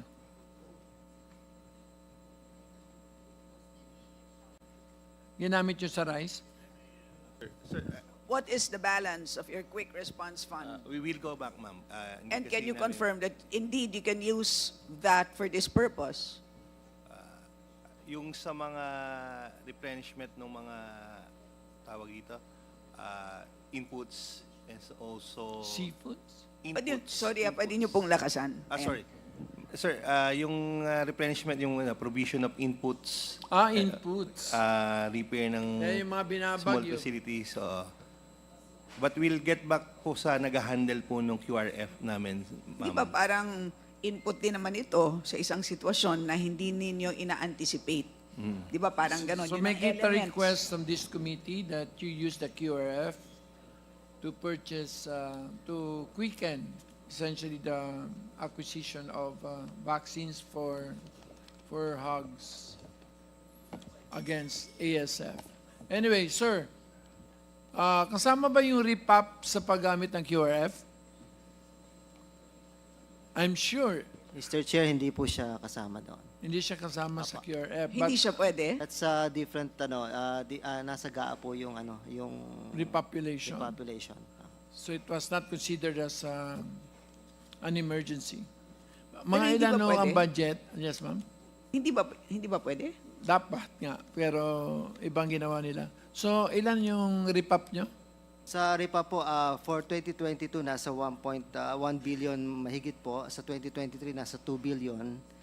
2024, another 2 billion po siya. 2 billion per year. Mga ilang baboy yan? Ito pong sa 2022, around 148,000 fattener po. Ang okay. Project, ang pinabigay po natin. Ano So, po? yes. Based sa finance po kasi namin, yung vaccine ay pre-disaster. Part of pre-disaster. So, hindi siya po pwede doon sa quick Okay response. din, ha? Imminent disaster, it's there in the, pero nasa DRR eh. Hindi naman na-approve. Mr. Chair, Yes. ang talagang kailangan namin is vaccine. Yung commercial use, yung mga commercial raisers, they can buy vaccine. More or less, mga 45% kaagad ang mababakunahan noong 6.3 million. Dahil may pera naman yung mga commercial racers. Ang kailangan nilang ponduhan, Mr. Chair, ay yung backyard racers. Para talaga makomplete yung 6.3 million. The committee will study this, will create a small study group for those three. And let's just Chair, finish the just corn. very short. Yeah, okay. Pero hindi ba pwedeng ma-argue na yung ASF itself and the onset is a disaster, and therefore the need for a vaccine relates to that? Yun nga po di ba? Hindi naman po natin na-anticipate na one day nagkaroon tayo ng ganitong sitwasyon. At ang response is this, the vaccine. Mr. Chair, Yes. in response to the inquiry of our colleague, it is beyond the control of the DA because the USEC in charge of that particular concern mentioned to us in the last hearing that the application is under monitored release. So it's not ready, Kong Estela, to be commercialized because effectively it's undergoing local clinical trials. So what I understood is that the registration is about to come out, the official registration where FDA has to issue certificate of product registration after the local clinical trial has been finished. So I think since BAI is a co-applicant of this vaccine, perhaps you know the status of the monitored release application from the FDA. Okay. So I think, yes, If I ma'am. may answer? Yeah. Yes, Mr. Chair. So for the status po of our rolled out under the monitored release, we have already vaccinated a total of 31,700 animals. And we actually target to vaccinate 160,000 animals before the end of March. So we actually procured a total of 500,000 doses of ASF vaccine. So based on your monitored release, post-marketing surveillance, how effective is the vaccine? Doctor? Andito na pala yung pinakamagaling dyan eh. Yusek Palabrica, Mr. Gokong Wei, you're recognized. Sorry, I just came from the checkup from the hospital. So, but I'm doing okay. Anyway, the question was, how effective the vaccine is. Well, in my previous company, sabi nga ni galing kay Gokong Wei, I used that and was able to prove that it's effective. And now we have rolled out a lot of the vaccines, and it's working. Right now we have 500,000, and I have visited all the provinces, and I just came from Legazpi, and we're going to have also a rollout of the vaccine in Legazpi this March. So it's effective, Mr. Chair. Yeah, Mr. Chair. When you say effective, Yusek, ano yung gestation ng protection? How many months from the time of inoculation? Mr. Chair, usually we prescribe the vaccine to be used at the age of 4 weeks. And ang baboy kasi, ibinebenta ng mga 25 weeks. 24 weeks, ang timbang nun mga 100 kilos. And the vaccine can protect up to 25 weeks yung mga baboy. So, yung aming mga binakunahan, Mr. Chair, ay buhay at umakyat pa ng 100 kilo. Kasi mas malaki ang baboy, mas malaki ang kita ng mga ating mga magsasaka. So the protection is good for, at least good for 25 weeks until katayin sila, Yusek? Mr. Chair, 4 weeks, less 20, mga 20 weeks po. At ngayon ay undergoing trial na rin po na pati yung mga inahin ay babakunahan para maprotektahan yung inahin dahil mas sustainable yun dahil yun ang naglalabas ng mga biik kaysa itong mga palakihin. Pero once na makita namin na maayos, pati po breeders ay bibigyan po namin, Mr. Chair. So, Mr. Chair, since 500,000 heads have already been inoculated, I think we have enough clinical data to support the efficacy of the vaccine. So I wonder why it takes FDA, too long to approve the commercial use of the vaccine. Mr. Chair, we have to submit to the FDA a robust data to give the regular CPR permit. And we have created a private group of scientists so that it will not be the government that will submit it. It's the private group that we created. Basically, mga scientists, mga expert. Pagka naibigay po nila ito sa FDA, sabi po sa akin ng FDA, if you have a robust data and you can tell everybody that it's working, then we can work on regular permit. And for the meantime, we have also entertained several vaccines, MSD, a Korean company, and coming from Chulalongkorn company, Mr. Chair. So you have multiple sources, Yusek, ng ASF vaccine.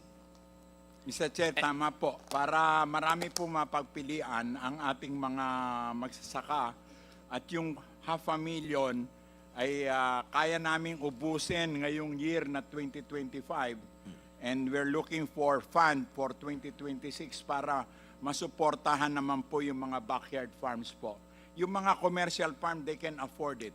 But we want the backyard farm to survive dito po. Kaya lahat po ng mga probinsya ay iniikot natin para po masabihan sila na libre itong bakunang ito, taxpayers money, but you have to follow the policy na isinet ng set ng guidelines ng Bureau of Animal Industry po, Mr. Chair. So I think, Mr. Chairman, USEC, I think I would advise you and your group to facilitate the submission of the clinical report so that you'll be issued the valid CPR. Yes, not only monitored release. Although pag monitored release, kaya naman yan kayo mag-import. It's permitted naman, but it's better to have your regular and valid CPR.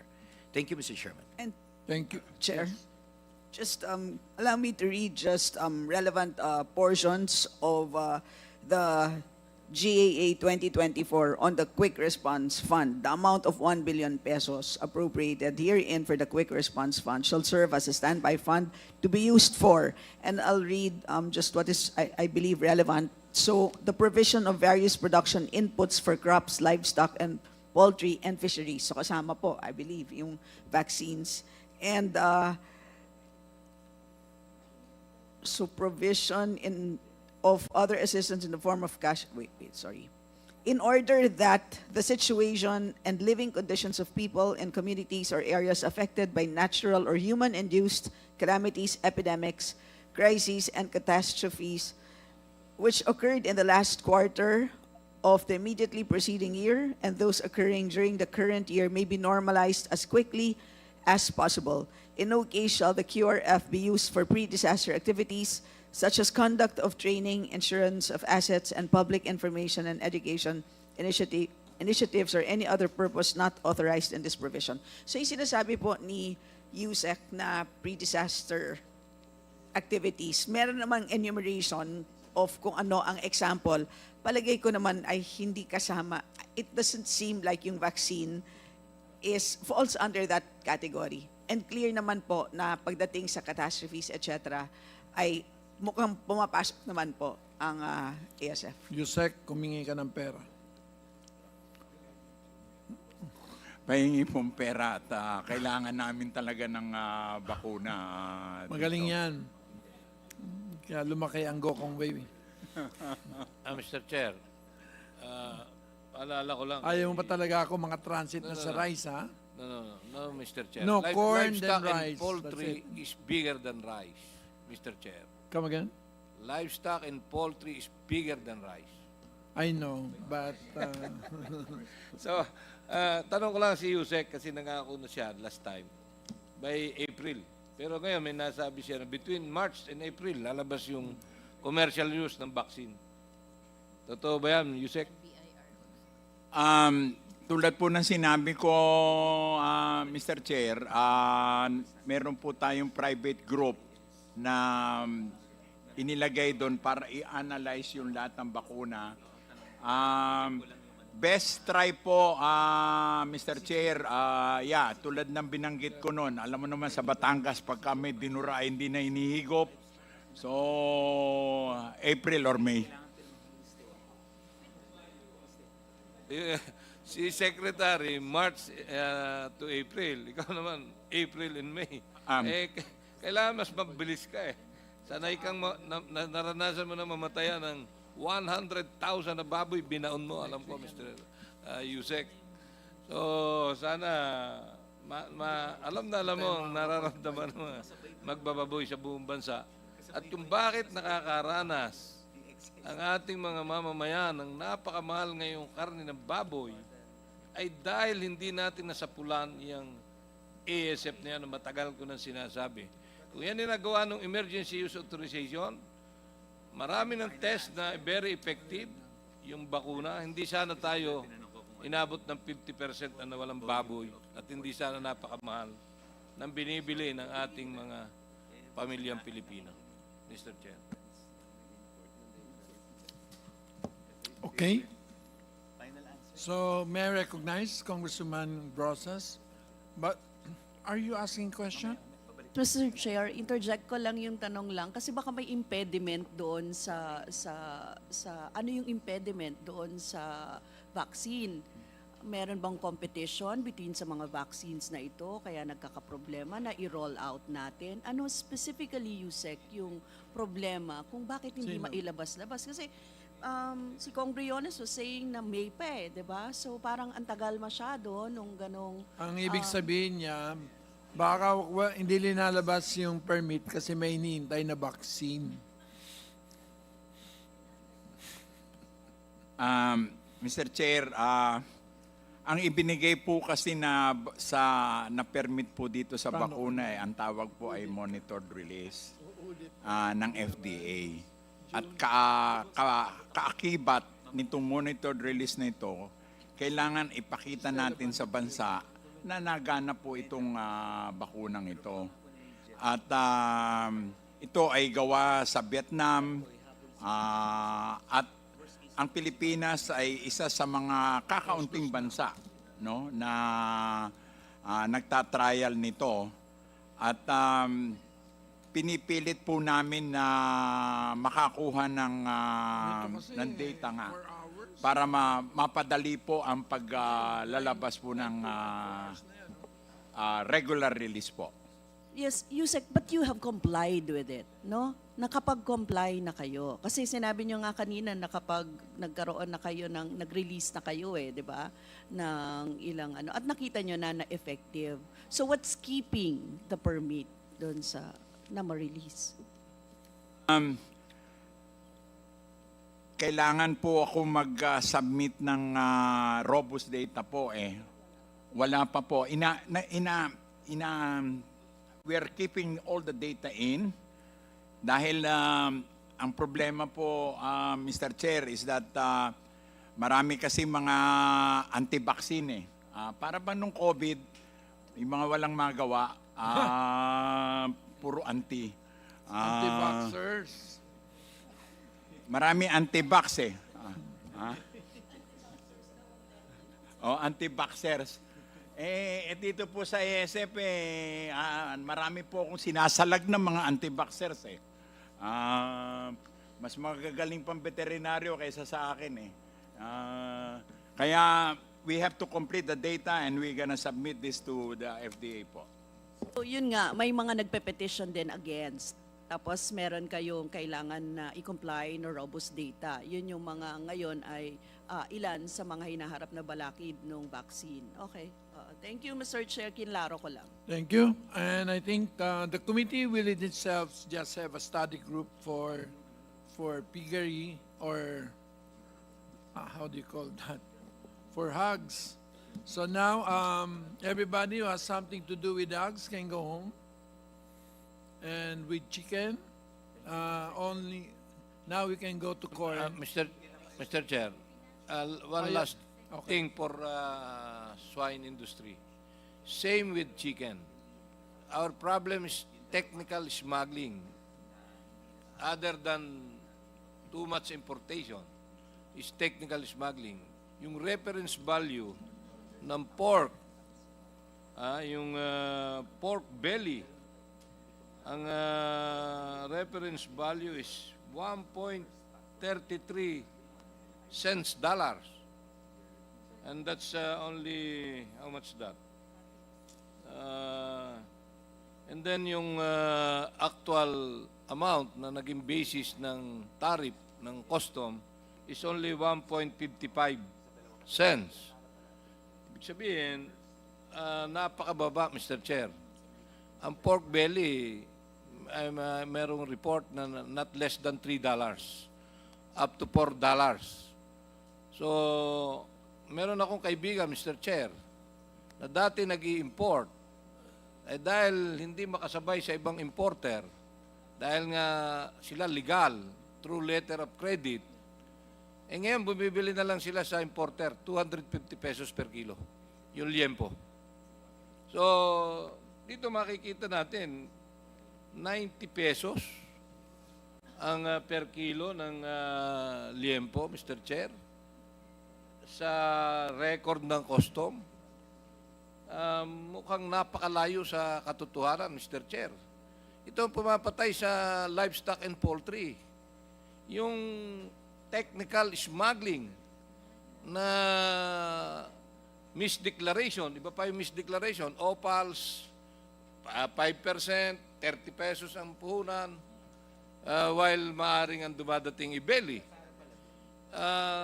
Kaya ang livestock and poultry industry hindi na umasenso, Mr. Chair. At talagang marami ang nahihirapan. Darating ang araw, Mr. Chair, pag hindi natin naayos itong smuggling, at na nangyayari, technical and outright smuggling, talagang wala tayong pag-asa, Mr. Chair. Walang pag-asang makatikim ng sapat na pagkain ang pamilyang Pilipino at wag na tayong umasa na magkaroon ng mura at di kalidad na pagkain ang pamilyang Pilipino, Mr. Chair. Okay, thank you. So, I think message received. Jet? No, Mr. Chair, pakisagot. Your Honor, we will submit our reference values and we're willing to work with this committee if there might be some adjustments that are needed. Anyway, I have here Yes. the complete references updated, and if there are any adjustments that are needed and we can find a basis for it, then we're willing to work with the committee, Your Honor. Mr. Chair, I think we have made a sound suggestion last time as Comjet that for these food commodities, we should re-implement the pre-shipment inspection, both to ensure that valuation is correct, and of course, we want that Philippine government will not lose revenues from undervaluation. Kasi what Kong Nikki mentioned is talagang talamak yung smuggling and misdeclaration and undervaluation of these food items, of these agricultural imports. That's all, Mr. Chair. Thank you. Mr. Chair, Yes, ma'am. kasi parang laging paulit-ulit na lang yung sagot sa atin ng BOC. No? Yung mga importer, yan, magbibigay ng report. Etong mga smuggler, magbibigay ng report. Can we not invite the chief mismo ng BOC, si Rubio, para makasagot siya sa atin? Kasi parang paikot-ikot lang tayo eh. Alam na natin yung problema sa pagtaas ng mga presyo. Whether it is rice, meat, or whatever, vegetable. Ang problema natin, Mr. Chair, yung mga binanggit ni Congressman Briones. So, pang ilang meeting na tayo, wala pa rin tayong nasosolve. No? Kaya baka pwedeng may gawin na tayo, Mr. Chair, doon sa, kasi paikot-ikot lang yung mga sagot. No? Kahit na yung state of emergency na sinasabi natin, mukhang walang state of emergency na nangyayari. Yung MSRP na sinasabi natin, wala. Mr. Chair, ilang hearing na po. Nag-aantay yung taong bayan dito sa Quinta Market tuloy. Dito sa Quinta Committee na meron na tayong gawin. Yes. Kaya The committee will coordinate with the Office of the Commissioner for his... pwede po bang si Mr. Rubio na ang imbitahin natin para may talagang direkta tayong we will mapapanagot? coordinate with the Office At saka po, si DA Secretary, kasi nandito the siya DA dati. Secretary is abroad with permission. There's a letter here. Kasi kasi kung paano natin ginawa yung sa onion, di ba? Is in Atlanta, Georgia, for International Production and Processing Expo. Kay Chair. So we will consider that. Of Yes, course, Mr. that Chair. suggestion is very good. Chair, But first, I really have to sit down with Jet so we can run down across all various product lines. Mr. Chair, have you discussed this matter, ASCOM, with the Commissioner? Open naman siya sa suggestion of a reinstatement of a pre-shipment inspection? Yes, Your Honor. In fact, we've been advocating for that. It's just that in the new law, there's a provision there that allows us to get into a pre-shipment inspection regime. There were just guidelines that we waited for, and I think that those guidelines have already been issued. So maybe we can maybe we would suggest that technical working group on your level, Your Honor, be also formed so that we can work with that technical working group in drafting whatever acceptable guidelines you may have for the implementation of the pre-shipment inspection, specifically on agricultural Dito na products. lang, wag na dun sa Ways and Means. Yes, Your Honor. Because I am outvoiced by Stella. So, Mr. Chair, may invite tayong importers. Top 10 importers na... yes, we did, sir. And individually, we asked for their documents, and those documents are with BIR and with AMLA. I am waiting for, I don't want to say make accusation that, of course. So, can we not ask them? We've been having them for the past 3, and this is the 6th meeting, 1, 2, 3, 4. We did not have the 5th last week. This is the 6th, quinta. No, Mr. Chair. Importers of meat. Some meat. My goodness. Top 10. Jet, do you have a list of the top meat importers of meat? Yes, Your Honor, I have. For the chicken, hogs, swine, and beef. Yes, Your Honor. I think we were asked to produce also the top 20 importers for MDM, and I have here the data already, and I'll submit it, Your Honor. Did we officially invite them? So the official, the committee.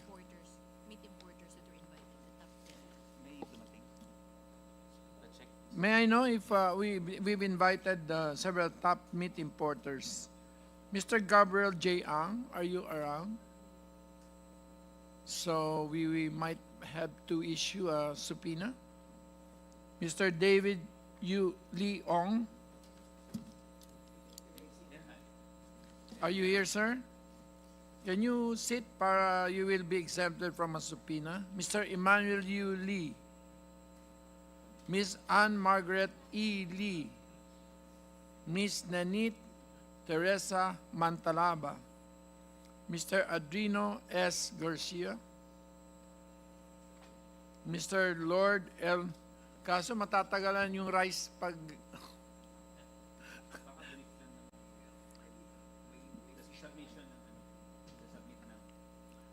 Mr. Jeric P. Manaloto, Mr. Lord Ainer U. Pagay, Mr. Sanjeev Kumar, Mr. Nathaniel Caballero, Mr. Demetrio T. Asila. Sino pa?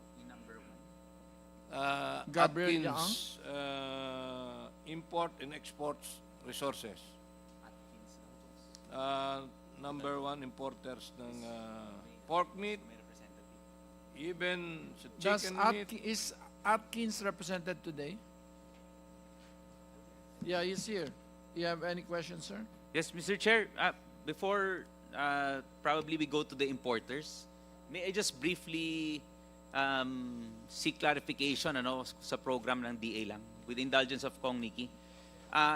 Tinanong ko kasi kay Chair Ferge, what is the policy of DA now in terms of indemnification?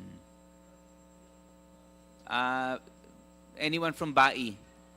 ASEC Palabrica or si Director Sevilla?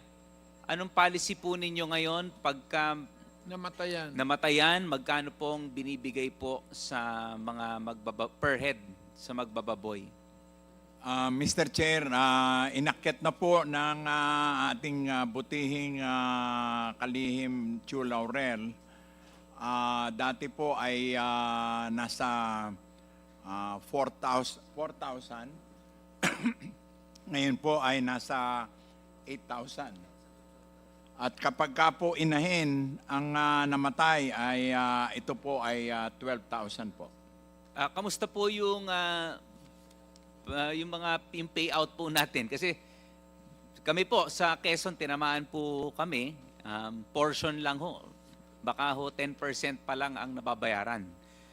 And correct me if I'm wrong, ASEC, chargeable po ito sa QRF po? O may separate fund po kayong ginagamit po para sa indemnification?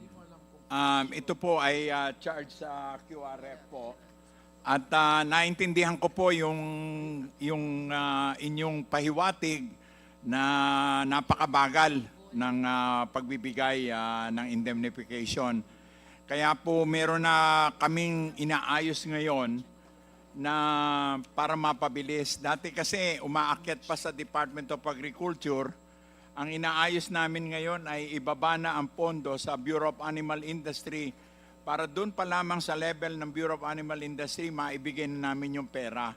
At ma-target man lang namin na 30 to 45 days ay maibigay ang pera sapagkat kung tutuusin yung sa Quezon, palagay ko meron na mga 6 na buwan o matagal na po bago nabigyan. Oh, thank you, ASEC. Umaasa po kami dun sa pronouncement po ninyo. Sana po mabilis po yung pag-download at saka yung sistema po ninyo. Asahan nyo po na bibilisan po natin. Salamat po. Thank you, ASEC. Thank you, Mr. Chair. Okay. So everybody can work. We are discharging the DTI because she has a board meeting. The DOST because nobody asked questions. DSWD, boss. And DOJ. DSWD. And DSWD. And that's about it. Pasensya ka na PSA, you will be with me for until we finish our report. Mr. Chairman, Yes. Congressman Imano requested for the presence of the representatives from BFAR, so they're here today. So I Okay. think we'll have some questions for them later on. Thank you. May I now go to court? The livestock is hereby discharged. You have a I question? thought I will ask one of the importers. One of the porters. Atkins, you're with, sir? What's your name? Position in the company? Are you a lawyer? Hindi po, sir. I'm Ikaw? Mike Gamora. I'm from Atkins Import and Export. So I'm the CFO, Chief Finance Officer of Okay. the company. What do you import? We import pork. Pork. Yes, Okay. sir. I think it's in your jurisdiction. Mr. Chair, they are importing pork, number one. Pork, chicken, beef. Opals, mechanically deboned meat. Yeah. Not only pork. So, Pork, chicken, beef, Kong. yan. Okay. You have questions? Mr. Chair, gusto ko lang ma-educate ng mga importers. Una, Mr. Chair, sa pork, ano po yung pinakamarami ninyong ini-import pagdating sa pork? Sa pork cuts, pork belly, pork ham? For the pork, Mr. Chair, we import pork jowls. We also import ham leg for processors, and also we import other staple pork cuts such as ham leg, shoulders. And pork belly? Yes, yes, Your Honor.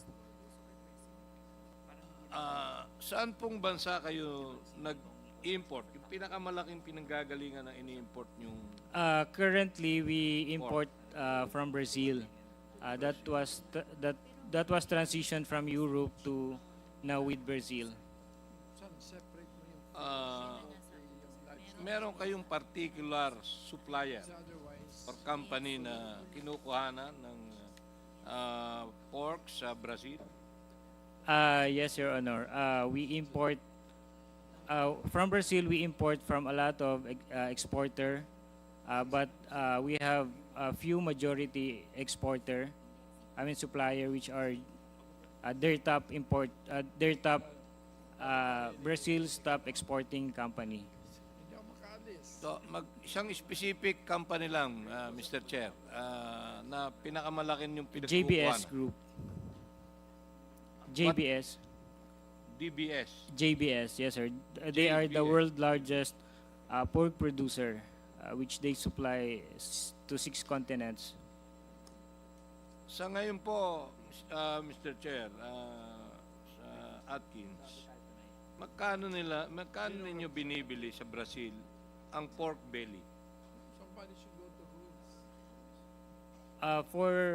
As of right now, because it's the In price dollars. changed daily, so Belly. yes, I'll just confirm the price right now of belly. Do you have the price? As of right now, sir, I'll refer to our supplier. I'll ask the daily belly price today. If you could give me a few minutes. Okay. Paano kayo nag-i-import? Telegraphic transfer or letter of credit? For the company, we use letter of credit. So we use bank's facility. All your importation through letter of credit? Yes, sir. So, pwede ba, Mr. Chair, doon sa GBS, yung company, considering na hindi niyo pa masabi kung ano yung presyo, pwede ba, Mr. Chair, mag-submit siya ng original na receipt coming from GBS, kung magkano ang kuha niya ng pork belly, and also with the corresponding letter of credit na ginamit nyo sa importation, Mr. Chair. Can you submit We will original receipt on how much talaga yung inyong pagkakabili doon sa GBS at saka yung inyong letter of credit na ginamit, pwedeng pakisubmit dito sa for the committee, Mr. GBS Chair. side, Your Honor, I cannot speak for them. If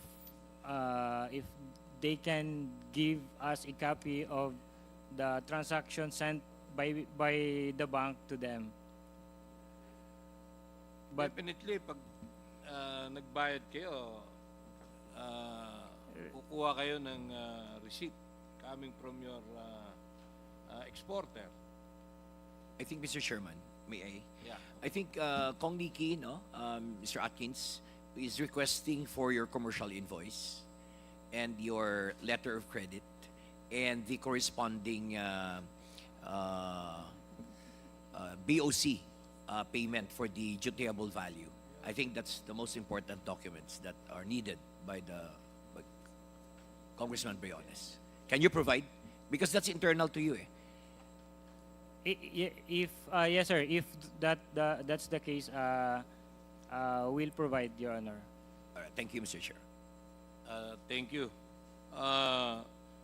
Sino po ang inyong broker? We have our in-house broker. Can you give the name of your broker, Mr. Chair? Our broker, we have, our own broker is Trident Supply Chain Solution. It's a company-owned broker. And at the same time, we have other broker, which is serving us. Yeah, can you submit the name of your broker, Mr. Chair? Yes, sir. We'll submit po, sir, with it's it's within the BOC data. In the BOC declaration, our broker. So we'll submit, Your Honor.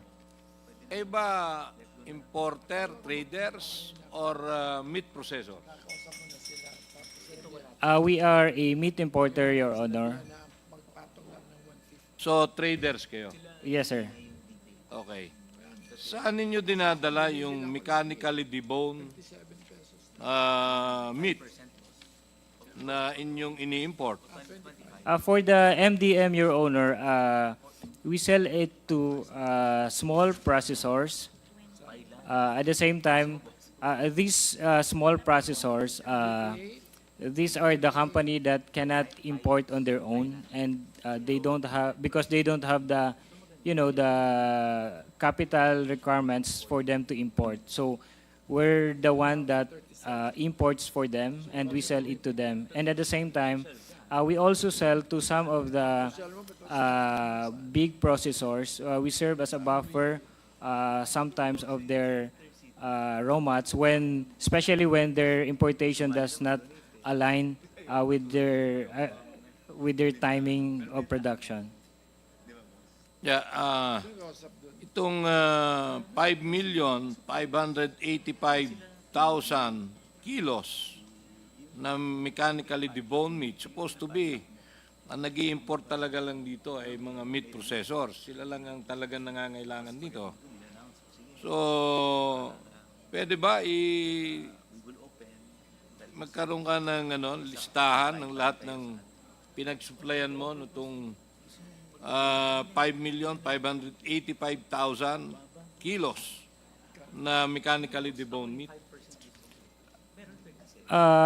We can provide, Your Honor, the list of our suppliers, or sorry, our clients, where that 5 million kilos went to. This is between January to October.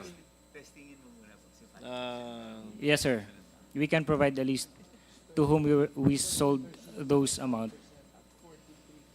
Okay.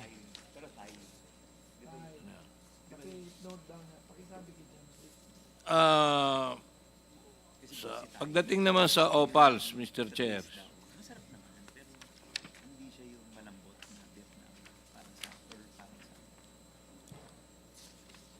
ang Atkins ay number 1 pagdating sa opals. Ito yung 5% ang tariff at napakababa ng value. 78,607,000 kilos.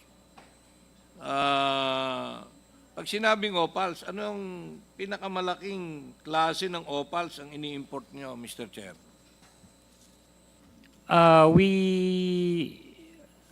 In terms of offals, we sell a lot of jowls.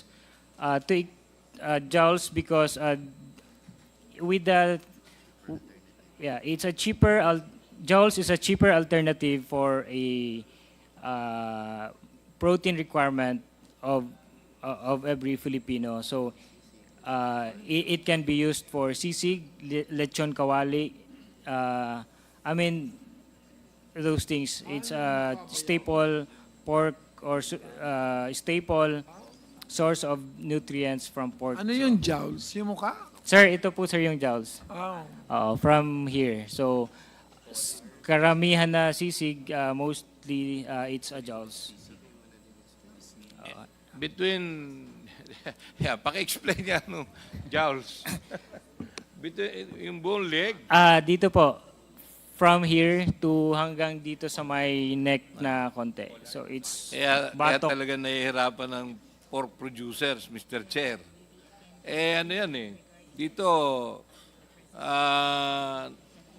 siguro ngayon nasa 320 pesos per kilo. Yung part na yan. Pero magkano ninyo kinukuha yung jowls? In dollars? Kailangan bumalik ng rice. For the jowls, it's kasi in other countries, ang tawag nila dito, tapon nila sir eh. So walang mura talaga sir yung jowls. So magkano? I'm not into specific kasi there's a other department that handles the purchasing, Your Honor. So, Pwede ba, Mr. Chair, lahat ng ini-import nila, jowls, MDM, belly, or mag-submit sila ng price? Okay. Yes, Congressman Nikki. Mr. Atkins, tatanong lang, yung qualification and itemized declaration ninyo sa entry ninyo, is it in accordance to your commercial invoice na lahat ng parte na itemize doon ng declaration? Yes, Your Honor. All right. So we can request for one commercial invoice where kompleto yung packing list at saka lahat ng mga items ninyo. Thank you. Can you submit? Yes, sir. Okay. Thank you. That's all, Mr. Chair. Considering that we have no I think he's answering invoice or something everything. so that we can compare with the custom. Yes. Jet, we will be trying to get from you, but the Kita Committee, the 5 committees are, of course, natutuwa kami na nandito po yung out of only 1, 2, 3 did not appear. So Atkins is here, Mr. Gabriel Ang, Emmanuel Lee, Anne-Maret Lee, Mantalabas not here, Godspeed. So, wala na siyang Godspeed na lang. So, Mr. Adrino Garcia, Maxi Serve, Mr. Lord Amer Pagay of Sabelstian Corporation is not here. Jeric Manaloto is here. Sanjeev Kumar is here. Mr. Nathaniel C. Caballero is here. DEA Meat Trading is not here. So, 4 are not here out of the 12 and Premier Food Choice International Corporation. I think what we'll do, Jet, is just for you to give us, kunin na lang namin yung mga importation documents. Can you give this list? Paki-Xerox lang. Pero pati yung wala dito, Jet. But we will subpoena them for the next. Paki-Xerox. Okay, so may I dismiss upon her request because she has to see the president? Your Honor, well, the Bai and I think I'm also familiar with him. I think Mr. Adrian Garcia of Maxi Service here. Yes. He's present today, Your Honor. I think it's better if we just look at the documents. Okay, yes. As you could see, parang we have to go through all the minor details. When Then we in will just fact, submit, Your Honor. we can just input them, see whether there's a pattern, whether there's differential. We can do more quantitative analysis. So I think that is the proper, and then if there are differential, that's the time we'll see them. Thank you, Your Honor. Bakit? Tinatamad ka na mag-Xerox? No, Your Honor, I was just informed that one of those who were... Oh, thank you. We are thanking you for your presence. But I think the appropriate way to deal with this, to get into the real situation is to look at the documents, especially the official documents of the Bureau of Customs. May commercial invoice ba yun, Jed? Yes, Your Honor. The commercial invoice is the one that we used as the basis for the transaction value. Okay. So, it's there. So, fine. So, ayaw naman namin sayangin po at wala naman, this is not a witch hunting. We just wanted to establish, to make sure that food security, because this really Murang Pagkain, we are trying to, as much as possible, to see whether there are structural rigidities or there are outright violations of law that prevent prices from stabilizing at their appropriate levels. So creating hunger as well as mass poverty. So at this point, we are exempting Bebang. You can go. But as proof, I need a picture of you and the president. And the BIR can also go. Where's the BIR? Can you stand up? You can go. But I think we have a list of documents. Hindi pa naman kayo tapos, no? So when do we expect to see those documents with respect to the top 10 rice importers?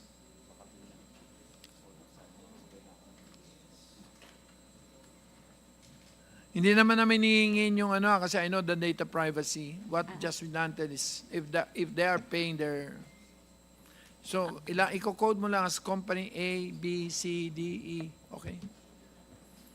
With no names. Para Okay, you don't Your Honor. violate the law. Yeah? We are currently conducting the investigation, Your... Oh, thank you. That's enough for me. Okay, thank you, Your...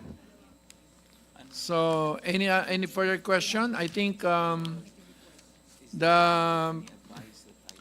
piggery, everybody that has to deal with livestock, the LPD, yung beef ba nandito? Is there any here that's president of any beef association? Jet, ano yung proportion ng beef? Because it's mostly imported. Ilang kilos ba yan? Bai? Bai would have the more accurate figure, Your Honor.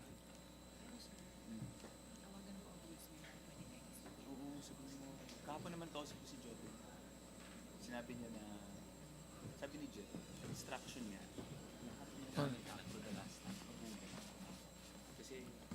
Mr. Chair, as of December 2024, our importation for beef is 203,898 metric tons. So, 200 million Yeah, kilograms. kilos. So, walang sinabi sa 1.2 million kilos ng baboy. 500,000 domestic, 700,000 imported. And the chicken, ilan nga yun? Naku. Yan ang problema pag pinapauwi agad. Ilan yun? 500, no? 500,000 import, 500,000. So, wala masyado kumakain pala ng Carne Norte. So, nobody here from beef? So, if you will have problems, then we will not be there to answer for you. Or if you have any... ikaw naman, so you also... I'm sorry, sir, but I have to correct Bai there. There is no parity between the imported volume and the volume of production. The imports, at least the non-MDM, is about maybe 20%. There is no parity. That is, to say that there is parity is dangerous for the sector. Di naman, it's my fault. I'm just trying to establish what is the universe of meat products. Yes, sir, but the statement that When you say MDM, you mean the poultry? the mechanically, when we consider kasi, sir, the imports, para naman apple to apple, we exclude the MDM kasi for processing, yung durog naman yun eh. Basta walang technical smuggling, okay. Pero ang problema, when you take into consideration just the real meat, meaning pwede mong iprito, pwede mong i-barbecue, that's about 230 to 250 million kilos only, yung imports. The problem is, when it is marketed, it is concentrated in a few areas only where it is profitable, whereas production is distributed all over the archipelago. So out of the 472,000 imported, which includes all... MDM is about 228, if I remember correctly, Your Honor. So, 240 In other million words, kilos. does it bloat the universe for for chicken? In terms of or makes it smaller? if you exclude MDM, it will be smaller, Your Honor. Yeah, but if you include it, it's not. Malaki rin, What is Your the Honor, but, parity? The reason why I intervened, Your Honor, was the statement earlier that there was parity. By citing data 470 to 472, perhaps BAI Hindi, can, ako- BAI can help all Ako of yung us. nag-add nung tatlo, sir, kasi. Perhaps, sir, with your permission, BAI can help us if they can seek clarity with the sector and with person, because I understand that Director Sevilla is relatively new. Perhaps she can call her Bureau of Better Data. Okay. Because if I were not present or delikado ho sa amin yun eh. Okay. Delikado ho sa amin. I'm sorry sir if I am being very cautious, but dalan-dala na ho kami eh pagdating sa data. Wag kang Nabibira kami. Okay, Pasensya na, sir. PSA, you are the arbiter of all data problems. So, how many imported pork, chicken did we have in 2024? In tons or in kilos? All three types. CLQ, breasts, and offals. Mr. Chair, for chicken, January to December 2024, 477 million gross kilogram, or 477,000 That metric includes tons. MDM. This is overall, Mr. Chair. So baka magalit sa atin si... So virtually the numbers are conniving.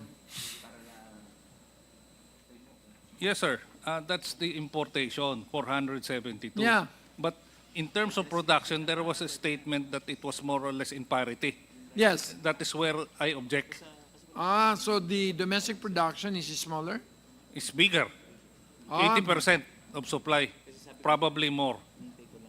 What is the domestic production of chicken by PSA? Mr. Chair, local production for chicken, annual 2024, 2,080,254 Tama ka. metric tons, live weight. Ewan, baka naman may nagkamali lang sa pagsalita ng parity. Yes. Ikaw ba nagsabi, Sibilya? Mr. Chair, for the local production po, without importation, it's 2,250, 2.2 Million. 2.2 million metric tons. 2.2 million metric tons ka ba? O 2.1 sa amin, Mr. Chair. metric tons? Opo. 2,080,254 metric tons live weight. Okay, so that's a very minimal difference. Thank you for the So Sir, thank you for being patient So with we're me. eating 2.6 million chicken a year, this country. Now let's go to corn. Anybody from corn who wish to make a statement of problem, a statement your situationer, your problems, and what do you want from DA? If DA is... Thank you, Mr. Chair. Oh, Jojo, ikaw ba? Yes, sir. Sa matter of he is my cousin, so. Honorable members of the committee, Mr. Chair, good afternoon po sa inyo lahat. I'm Romualdo Elvira Jr. I'm representing National Sectoral Committee on Corn and Other Feed Crops and Field Maize Federation Incorporated. Since July last year po, ang price ng corn dive hanggang 12 pesos per kilo. Nag-dive.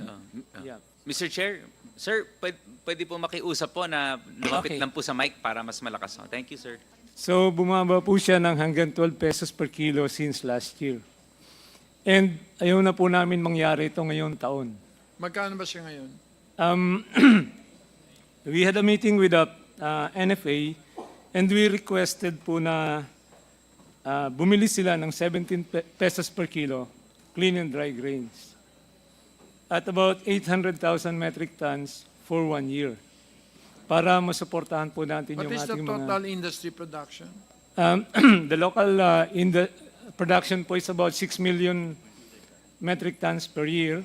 And ang importation po ang requirement po natin is about 10 million metric tons per year. So do you import 4 million? Yeah, we import po last year 500,000 metric tons, but we imported also feed wheat, about 1.3 million metric tons. Paano magiging 10 million? Yung requirement po natin is 10 million. Sa feeds lang po yun.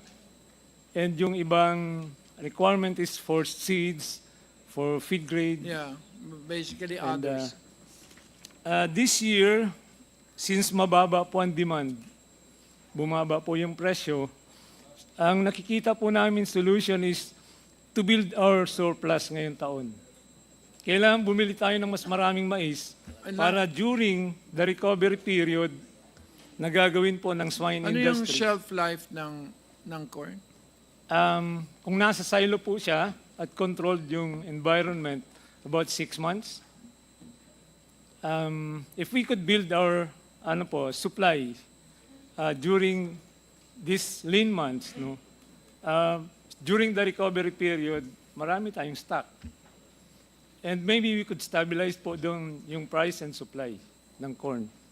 So we need to support yung ating pong mga corn growers ngayon by providing them subsidies sa corn seeds and fertilizer. Okay, who is in charge of corn in DA? Director de los Reyes. Director? Milo. Director Milo. Your Honor, Milo de los Reyes po, So- of the National Corn Program. What? Yeah, sir. Yeah. Actually po, we support po the corn industry. the corn industry and the clamor of the pil mais. And tama po yung sinabi po na kailangan pong matulungan ang corn farmers, lalo na po dun sa procurement po ng NFA. Actually, meron na po kaming initial talks with NFA. And ang problema na lang po nila is yung pera kung saan kukunin yung pambili ng Rice nga, wala na. ng corn. But they are also supporting po the ang tawag di po, yung clamor na talaga pong bibili dapat. Actually, nung panahon pa po ni Pangulong Marcos, yung ama, ay talagang yun naman po ang mandate talaga ng NFA na mamimili ng palay at mais. Hindi lang po dilaw, pati puti po, bumibili ang NFA. So we are supporting po the statement po made by the Mr. Jojo Elvira. Nasa mandate mo pa ba ang corn? Hindi ma-inalis? It was not repealed? Hindi po, Mr. Chair. Kasama pa rin po. May mais ka ba kahit 1 kilo ngayon? Sa ngayon po wala. Kasi wala pong pondo. Uunahin mo yung tao kaysa, okay. So, ano yung suporta mo sa corn sector?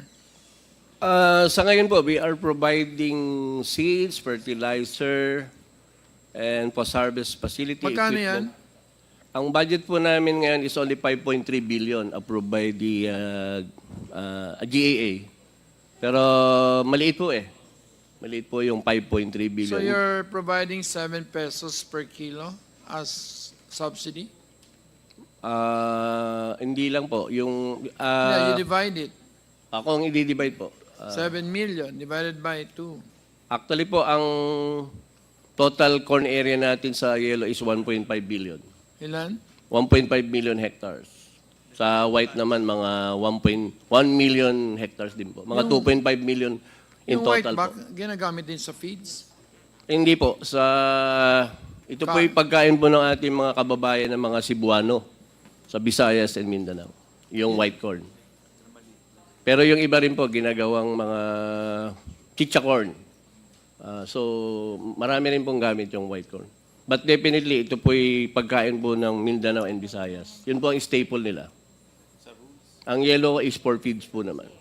Before I proceed, PSA, what is the price trend of corn? So that will be next Tuesday. Come again, Mr. Chair. The price trend for corn. Price trend. Wala siya sa index, no? We have inflation for corn, Mr. Chair. It's okay, so that's better. For the price, as mentioned earlier, we have 60.06 pesos per kilo retail price for whole corn on the cob white. And then 18.02 pesos per kilo wholesale price for corn green white, and 13.61 peso per kilo farm gate price. This is again for white corn. Kailan yan? December? December 2024, Mr. So, Chair. Jojo, 13 pa rin daw yung ano nyo? Farm gate price? Yeah, mababa. Masyado pong mababa, Mr. Chair. Kasi ang production cost na namin sa yellow is about 12 pesos 70 centavos. Yeah, Sa pero- white, kung magtatanim kami ng white, yung nagtatanim po ng white, mababa ang cost niya because hindi niya nilalagyan ng Meron ka ba enough. dyan for yellow corn? Yes, Mr. Chair, for yellow corn matured December 2024, the farm gate price is 12.53 pesos per kilogram. Lalong bumaba. Yes. So basically, that shows that there is rice. Rice is expensive. So, that's why white corn is more expensive than yellow corn. Mr. Chair, if Yes. I may add, meron po kaming recommendation that we use 30% corn and 70% rice, corn blend. It could lessen 30% of rice consumption. We're just looking at the possibility po. Okay ba yan, FNRI? Is FNRI still around? Lionel, how do you feel about it? Sorry, Mr. Chair, I missed the question po. Sorry. If you use corn and rice together, 30% corn, I'm not so sure lang po, Mr. if Chair. people I'm will sorry. eat it? I'm not sure. I think in our experience, parang hindi po tayo sanay sa mga alternatives to rice. There have been many attempts over the past decades to introduce other staples or mixes po. Yun po yung alam ko, Mr. Chair. Okay, thank you. Mr. Chair, during So, rejected? the time of President Marcos Sr. and President Magsaysay, it was used as a emergency supply to increase our emergency supply of a staple of rice. Pero kaya pala itong mga livestock, poultry, and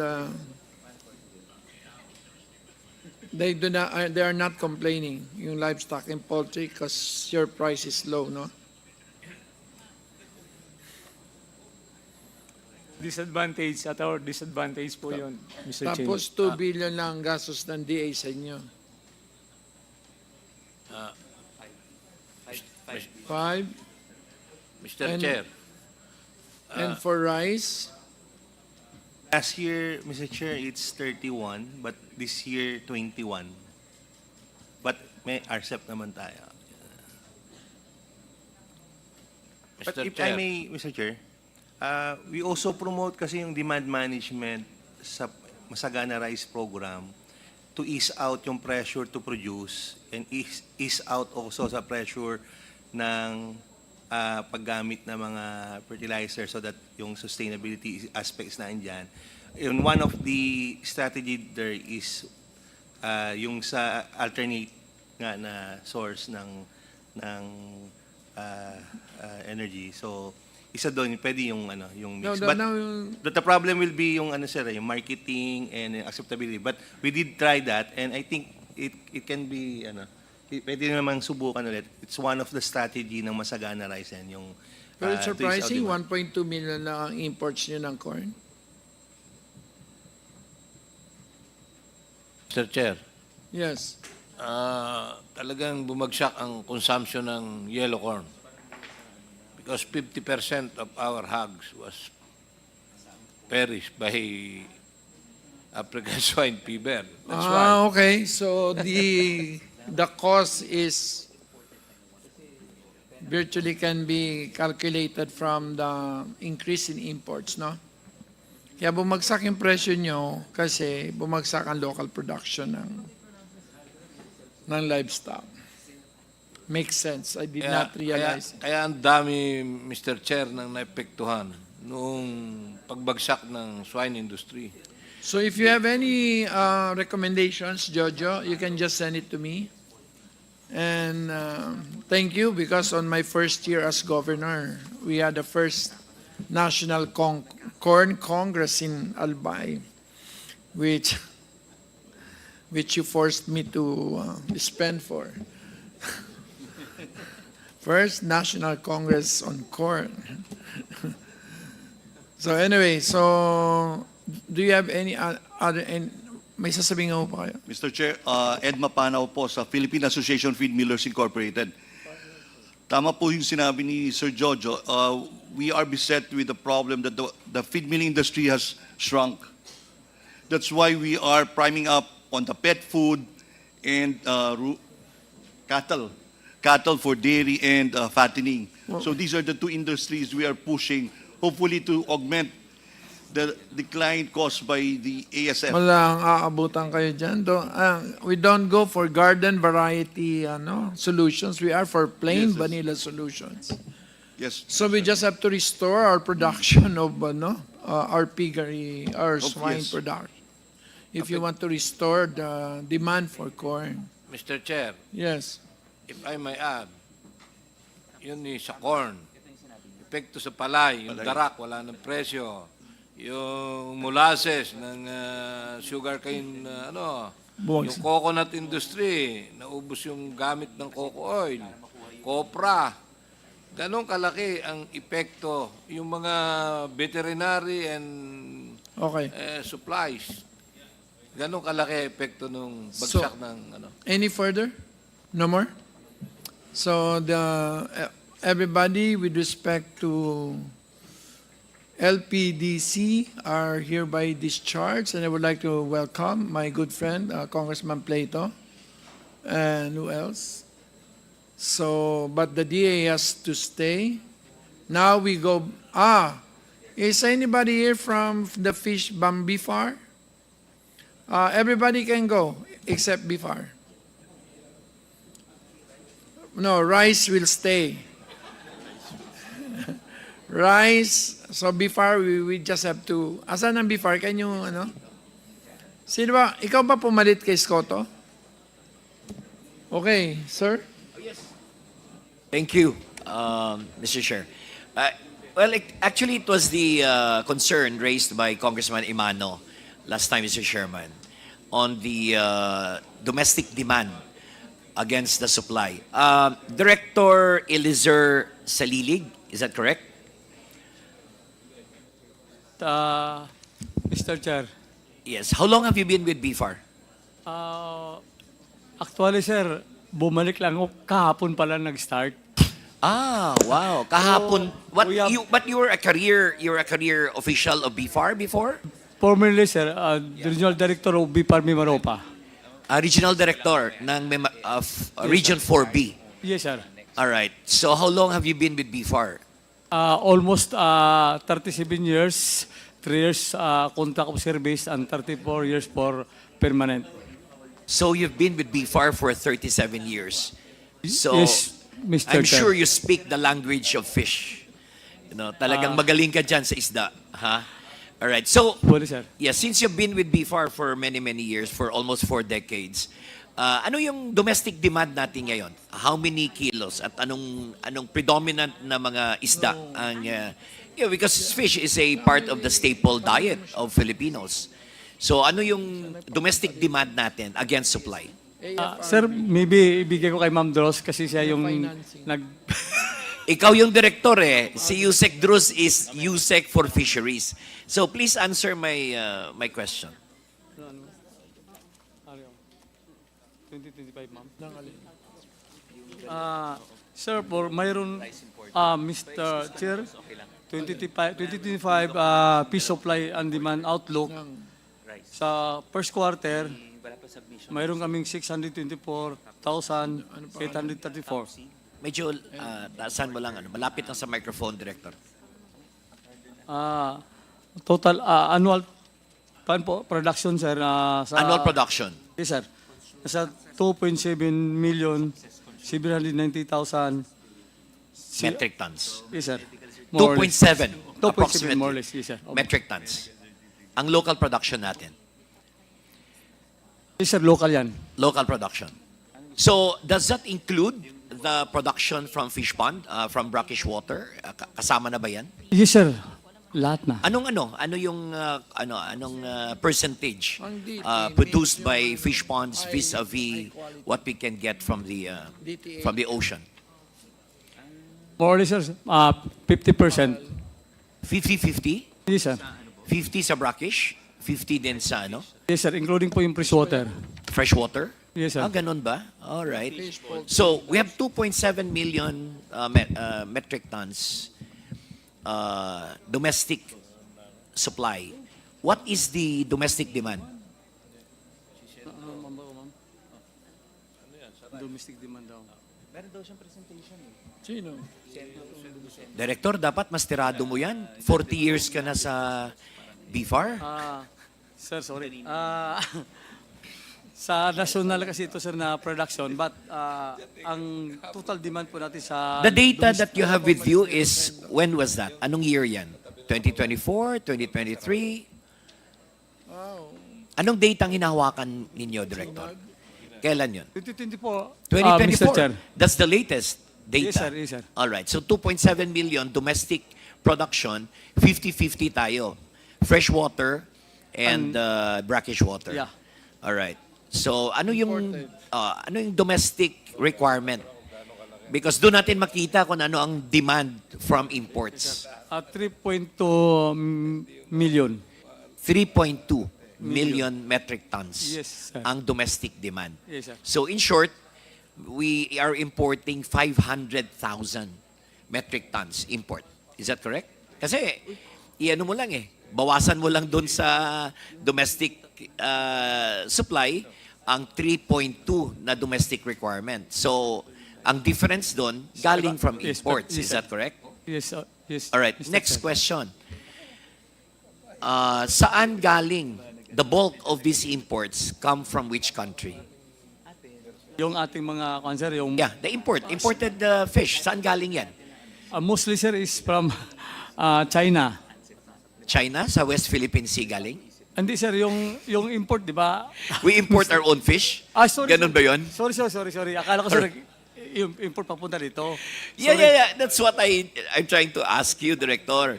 500,000 metric tons ang diferensya. Meaning to say, 2.7 yung ating domestic Yes, sir. production. Ang demand is 3.2 million metric tons. So in other words, you have a deficit of 500,000 metric tons. Tama po? Yes, sir. Saan galing ang 500,000 na yan na ini-import natin? Which country? Saan galing? Kasi I could validate that, your statement with ASCOMJET. Can I just, sir? Sige, sir. Mr. Sino mas senior sa inyo ni Yusek Bayate? Si Ma'am po, sir. Si Ma'am, Mr. Chair. May I ask Ma'am to... So, we will have the... So, Congressman... Mr. Chair. Yes, okay. I think... All right, so yes, Yusek Drews has the floor. Bayate. Yes, Yusek Bayate. Good afternoon, Your Honors, Mr. Chairs. Yes, kanina Yusek, sinabi ni Director sa Lilig that we have 2.7 million metric tons of domestic production. Yeah, food fish. Yeah, for the fish. And that is 50-50. That's around, it's around 48-52. 48% capture fishery, 52% aquaculture. Okay. 52 aquaculture, 48 from the ocean. Okay.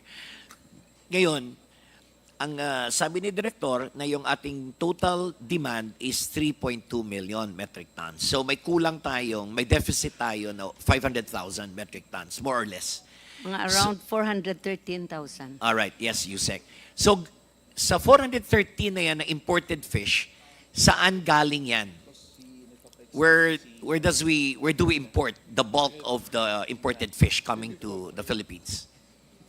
Based on my notes, I don't know the latest, China and Vietnam, I think.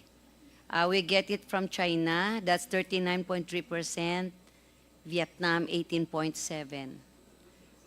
We also get from Papua New Guinea 9.6%. All right.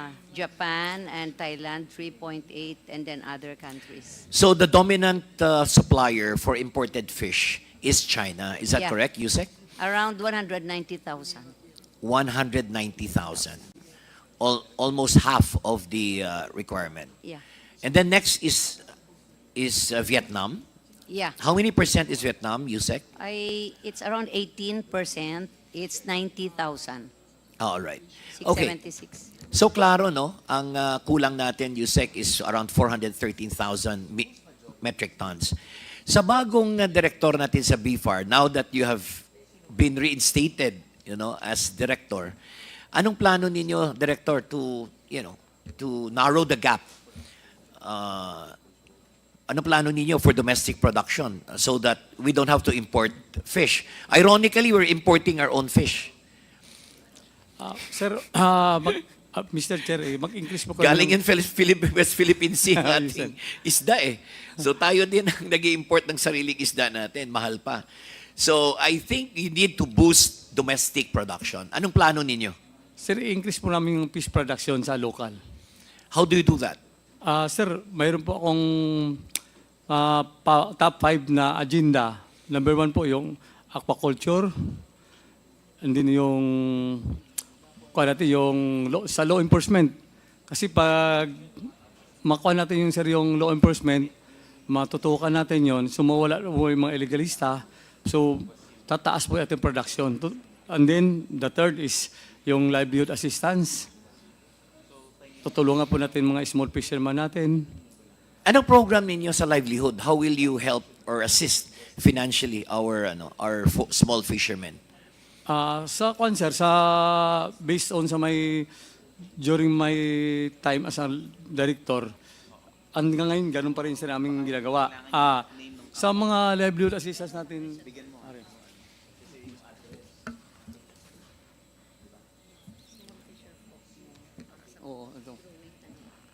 Okay na ito, ma'am. May mga restaurant. Sir, Go ahead, Mr. Chair, Director. ang madadag po natin sa livelihood assistance, mag-provide po tayo ng, mag-boss po tayo ng tilapia fingerlings, i-increase po yung production natin sa freshwater. And then, mag-provide po tayo ng technical assistance, especially po sa aquaculture, sir, yung mag-establish po tayo ng mariculture parks. And then yung ating mga existing FLA, Fish Fund Lease Agreement, marami po tayo nakatambak, sir, na hindi nagagamit. So, kasama po sa top 5 po natin na agenda yan as a new national director. Yeah, because I understand that the president has amended the guidelines for FLA. No? Di ba halos na ngayon? Perpetual use na ngayon ang FLA? Sir, marami yung gumagamit na hindi naman sila kailangan natin ng inventory. Kasi yung iba dyan expired na. Ang iba naman, sir, gumagamit, mga tinas na lang. So, see to it na ma-review, ma-address natin po ang problema especially po sa FLA na yan. How many million hectares ang under FLA ninyo? And what is the utilization rate? As of now, sir, wala pa akong data na hawakan. Wala ka pang data. Sorry. 37 years ka sa BFAR, dapat alam mo na yung coverage na buong Pilipinas ng FLA. Maybe Yusek Juice might have some knowledge on the... what is the area covered by FLA right now, Yusek? Actually, what was released to us was 110,000 hectares, but what was the areas that have been issued instruments really is mga around 57,000 to 58,000 hectares. So those are current occupants that are really holders of the FLA, Yusek. Yes, and you are right. The president, during his term, instructed us to utilize this land for food production. Yes. And that we studied and amended the regulation. and that it's a bit more stringent, dapat na-utilize nila kaagad within a year or two, non-payment for 2 years, automatic cancellation, and that kailangan fully developed talaga siya All right. in around 3 years. All right. And he instructed us to entertain serious investors to prove their financial capability and all that. So medyo ano na, medyo It's amended moving. na. Oh. And in 2022, when the new administration came in, there was some backlog of around 200 FLAs, and we were able to bridge that gap and update everything. So medyo ngayon mabilis and updated na konti yung All right. ating But is there areas. any, Yusek and Director, is there any financing component now that the guideline has been stricter and in pursuit of the direction of the President for food we have security? many credit windows now in DA, aside Okay. from our partnership with Land Bank. Okay. So up to what, meron bang computation kayo? How much is the loanable, if the FLA, if the lessee is eligible to secure financing, ano yung mix ng facility? I don't know how big is it now, but I used to lead the BFAR Land Bank Trust Fund. And I remember that time, I don't know now, we have some 100 million that time, and there was a move in the new administration to, I think it's now increased. I don't know the actual figure now because I'm no longer in operation. But the policy itself has been already finalized and is already effective. Okay. Thank you, Yusek. So the utilization right now is around 57%, no? As mentioned by Yusek. I say in area, as of now, it's 57 to 58,000 hectares. Okay. And Yes. as So I out of 100,000 hectares, more or released less. to us before. Ah, So hindi naman pala lahat na isyuhan yun. okay.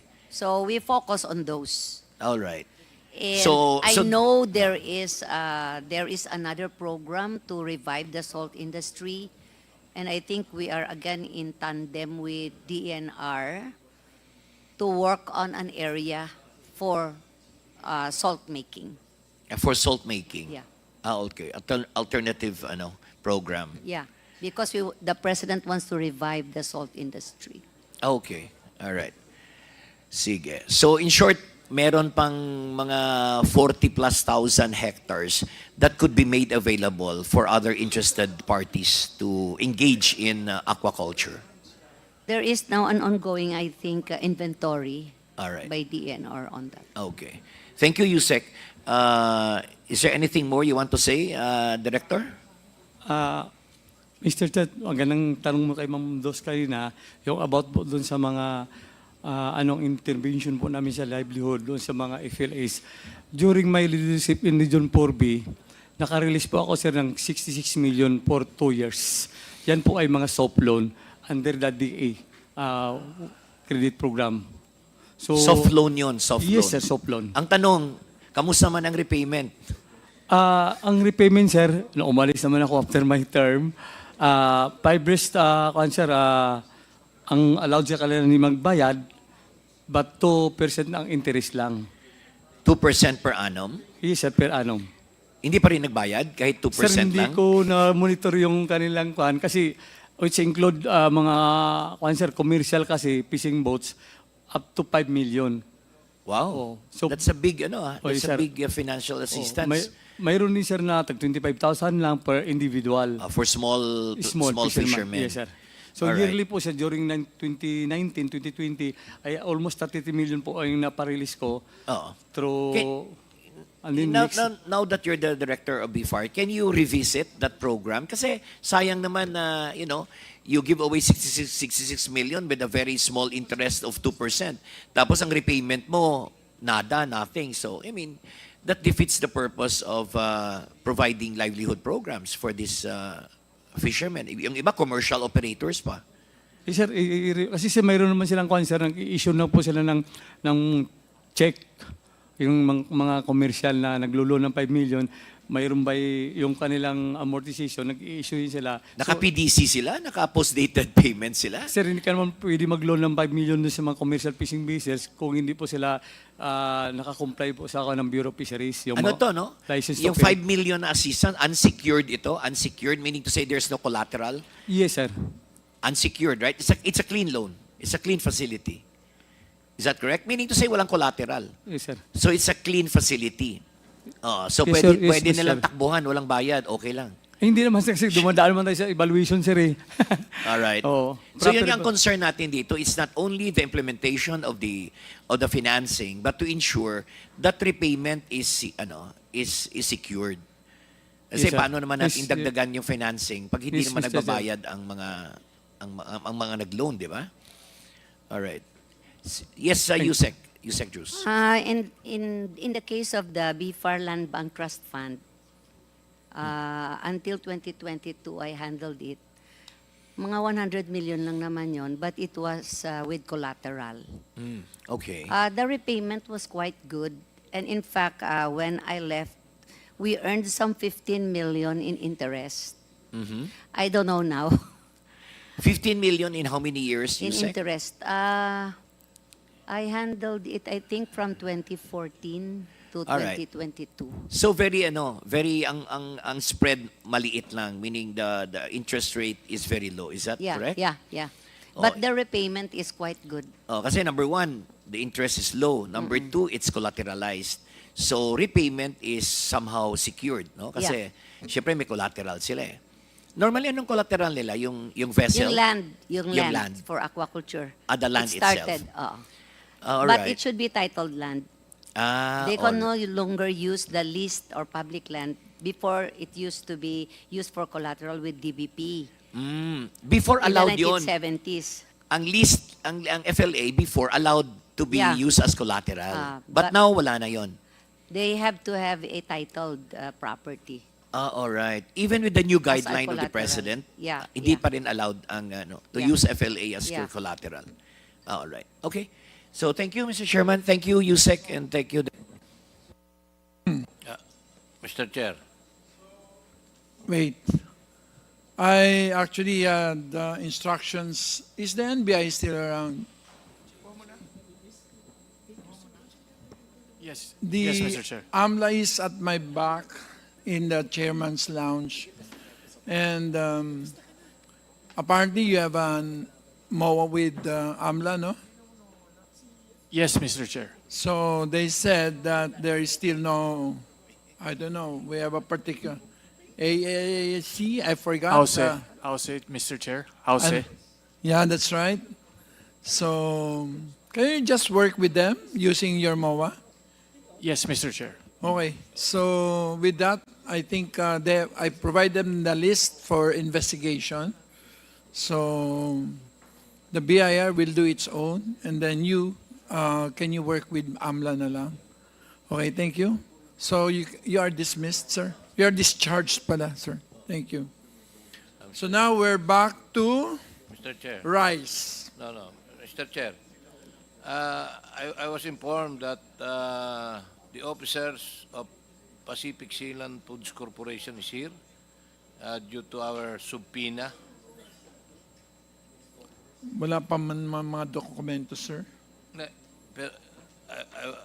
I was told that he was here. Come again? The officers of Pacific Sealand Corporation is now here. Is it?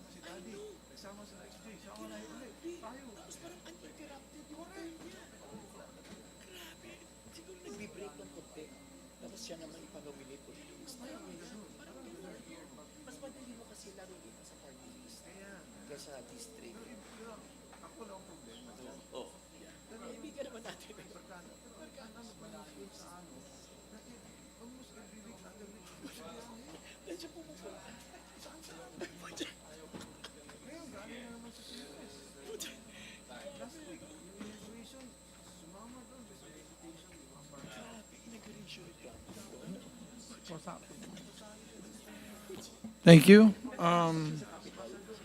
Hindi na, wag na muna. So we're back to rice. Stella, you have a full plate already. So nobody wants to ask question anymore?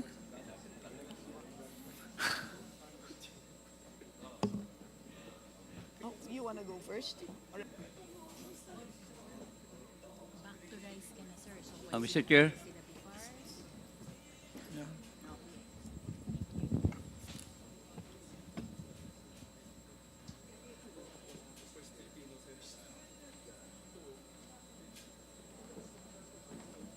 Baka mag-screen kasi ang tungkol kay...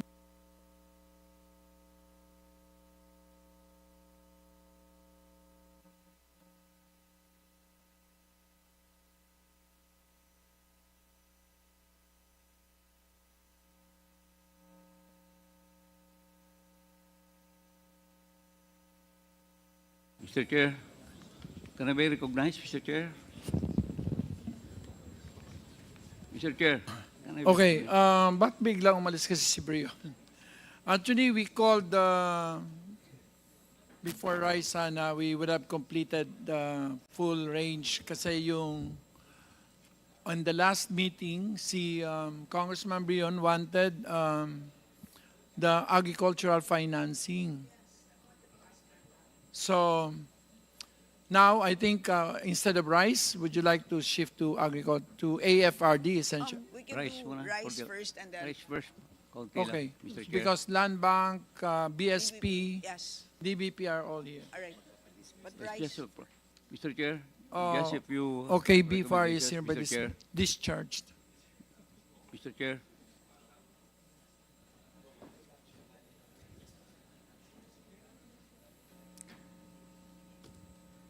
Mr. Chair, Yes, sir. can I be recognized?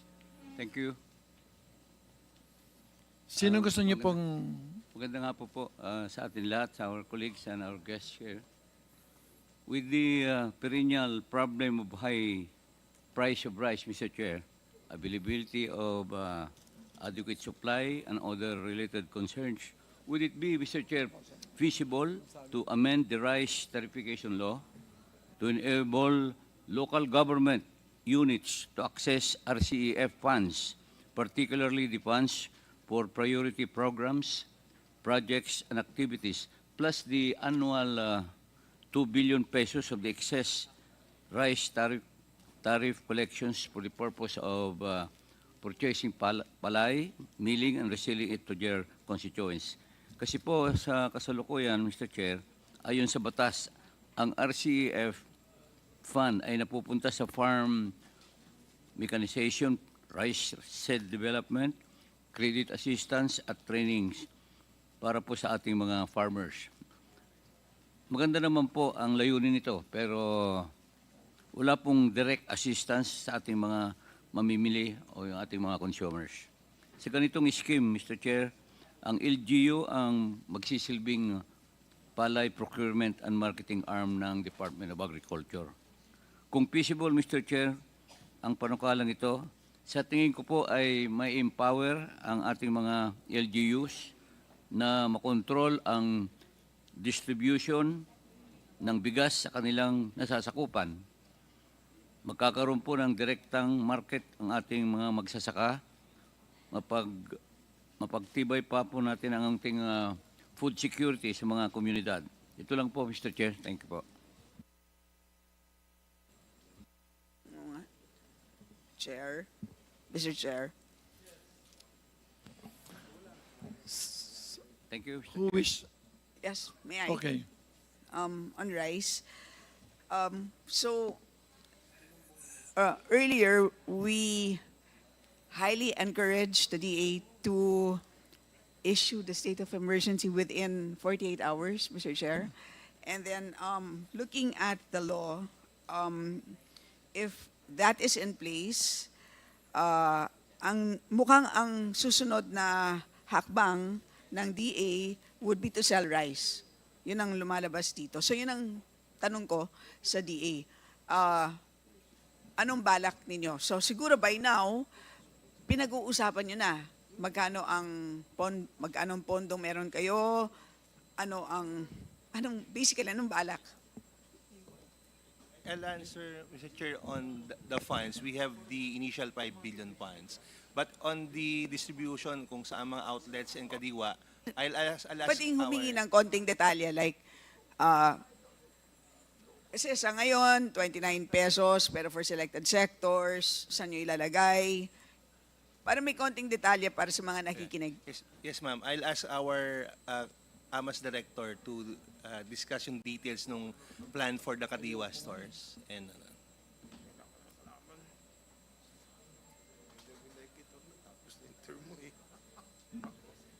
And also, how different is it? Because meron kayong Kadiwa program at the moment. So, itong 5 billion ba na to ay dagdag sa current budget? So, magkano po ang current budget? Magkano ang idadagdag? Kasi syempre, extraordinary ang situation. So, ang expectation po is dapat magdagdag. Di po ba? Magandang hapon po, Mr. Chair.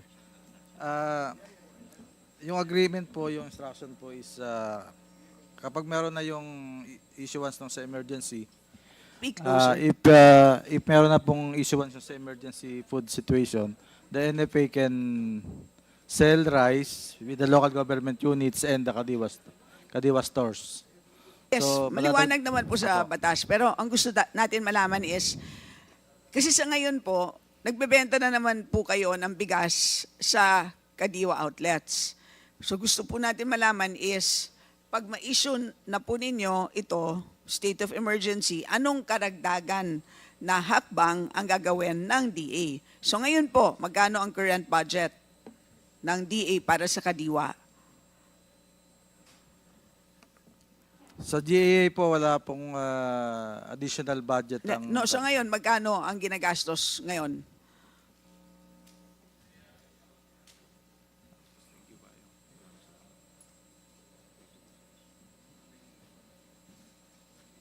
Through the usual, Mr. Chair, it's through the usual operations ng Hindi, o nga, sige. ng Just give us an idea po. Give us an idea. So right now, how much are we talking about? Hindi ko kabisado yung bunch.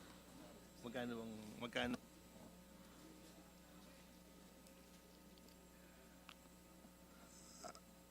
Ang Kadiwa po kasi, ang ginagamit naming budget sa Kadiwa ay the usual operation ng DA Kadiwa.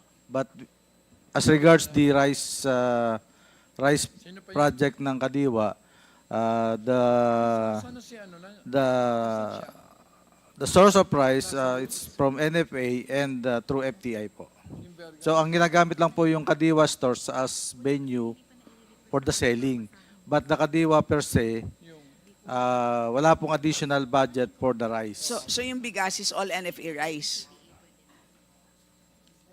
So how much worth of stocks sa ngayon ang umiikot po sa Kadiwa outlets?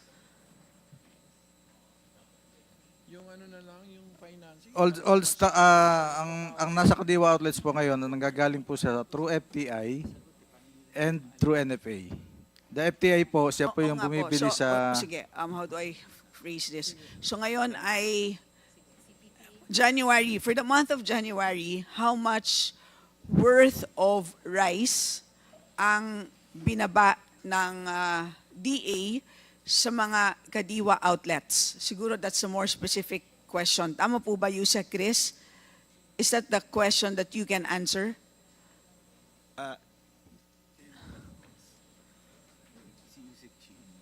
Baka pwede nyo nang tulungan, Yusek Chris. In general kasi, ang targeting namin is by store. Yes, that is correct. Number of store. Yes. And then through time, pag nag-expand siya, we tap NFA or FTI through partnership. Yung sa FTI kasi through partnership din with some sources na kaya nilang kumuha ng mas mababang ano.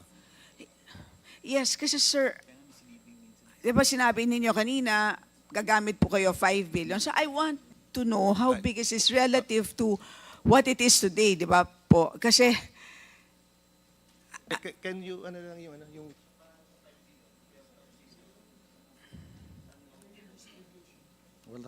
sino po bang sa inyong tatlo ang makakapagsagot ng mas specific, konkreto?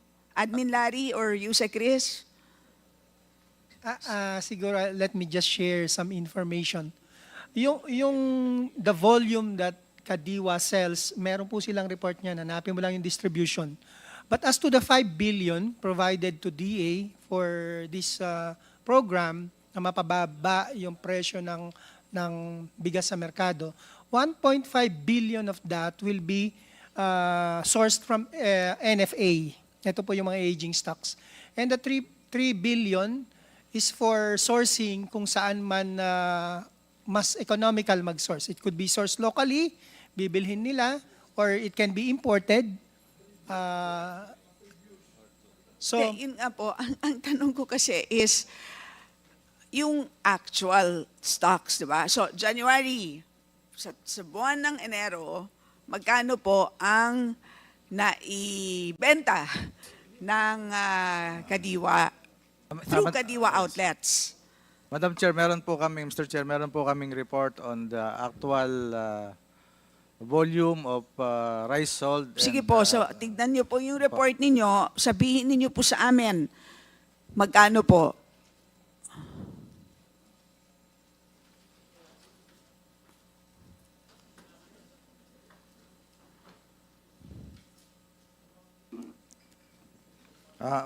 Mr. Chair, for the P29 rice selling program po, from July 5, 2024 to January 2024 of 2025, we have a total of 1,106 metric tons volume sold of P29. Ito po yung from NFA. The total sales amount po ay 32.1 million pesos.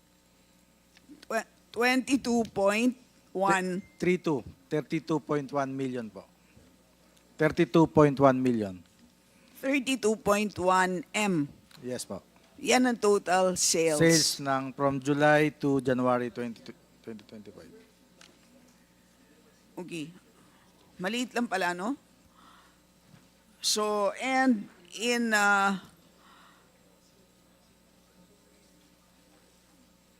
so for anong dahilan po? Pero ang total available capital is 5 billion. 3.5 pala. But ang total sales is only 32 million. So, Madam Chair, Mr. Chair, yung pong 3.5, yung 5 billion is, I think it was just released by November or December of last year. Hindi pa po siya nagagamit, yung 5 billion.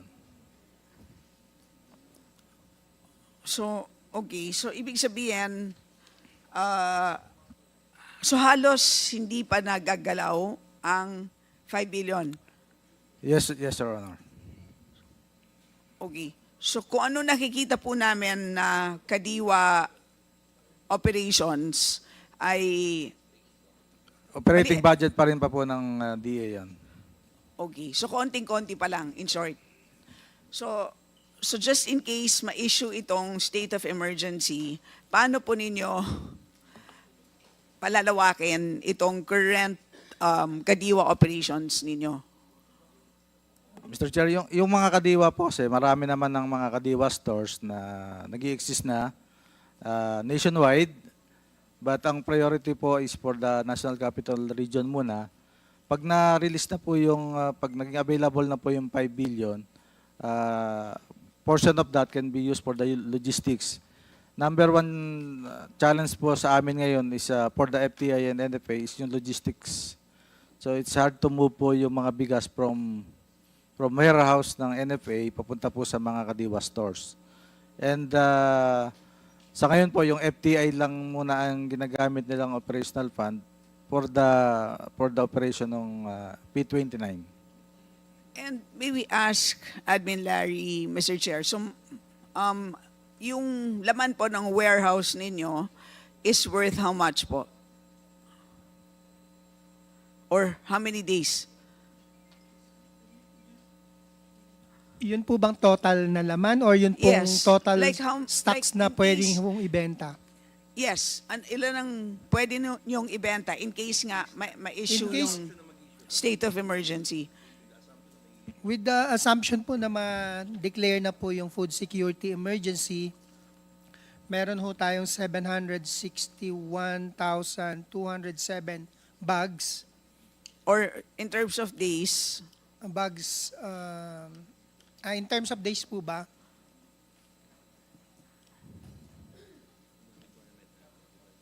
Or peso value?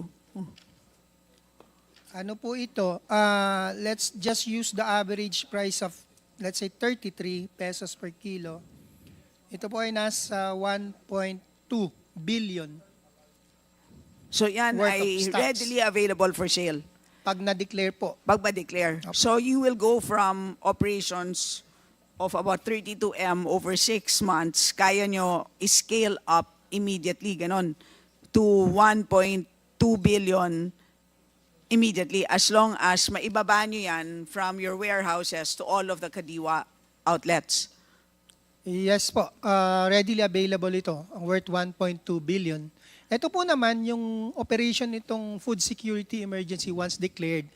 As far as I can recall sa mga meetings, it will not only be Kadiwa na organized ni DA, but we will go straight to the LGUs. That's why we will write LGUs kung sino po yung mga interested so that makount po namin sila. So, ang Kadiwa po na organized ng DA will just be assisting the LGUs in the implementation. So, mas may leeway po si LGU pag nagpatupad na po ito. Actually, just, Mr. Chair, for clarity, hindi lang LGUs kasi it's government agencies or entities such as DSWD, OCD, LGUs, and the public through Kadiwa outlets. So it's a broad list of kung saan kayo pwedeng magbenta. Tama po yun, pero we don't expect the DSWD and OCD na magbenta since they have their own stocks na kinukuha sa Pero amin. broadly speaking, pwede broadly po. speaking, as long as meron kayong mahanap na partners, ay pwede kayong magbenta Yes, ma'am. ng stocks ninyo. Yes, Mr. Chair. Kaya po na-mention ni Admin Larry yung sa LGU kasi present problem kasi namin yung logistics. Nag-inquire pa kami ng mga, I think we are in the process of procuring or renting or leasing yung mga kakailangang mga for transport as well as sa NFA medyo hirap din. Kaya ang initial na naisip para makatulong din LGU, but we are not limited to LGU. Yes. By virtue ng RTL na pinasa ngayon. Yes. And then, by now, na-determine nyo na po ba ang presyo? Sa ngayon po yung dalawang presyo nakaset naman eh. The regular rice at 38 pesos per kilo. Tapos yung P29, ito po yung aging. Ang hindi pa lang po namin napapa-approve from the NFA Council na pinapaikot po natin through ad referendum ay yung more or less 33 pesos per kilo na bigas na in between. Ito po yung mga 2 months old rice natin. Ano yung naging determination ng 38 peso rice? Meron po tayong formula na in-approve ang NFA Council through the rice pricing framework. May computation po iyon. Cost. Is it based on your actual procurement? Kasi yung 1.2 billion worth of rice, so paano ninyo kinompute itong 38? Kasi may actual cost kayo ng pag-procure.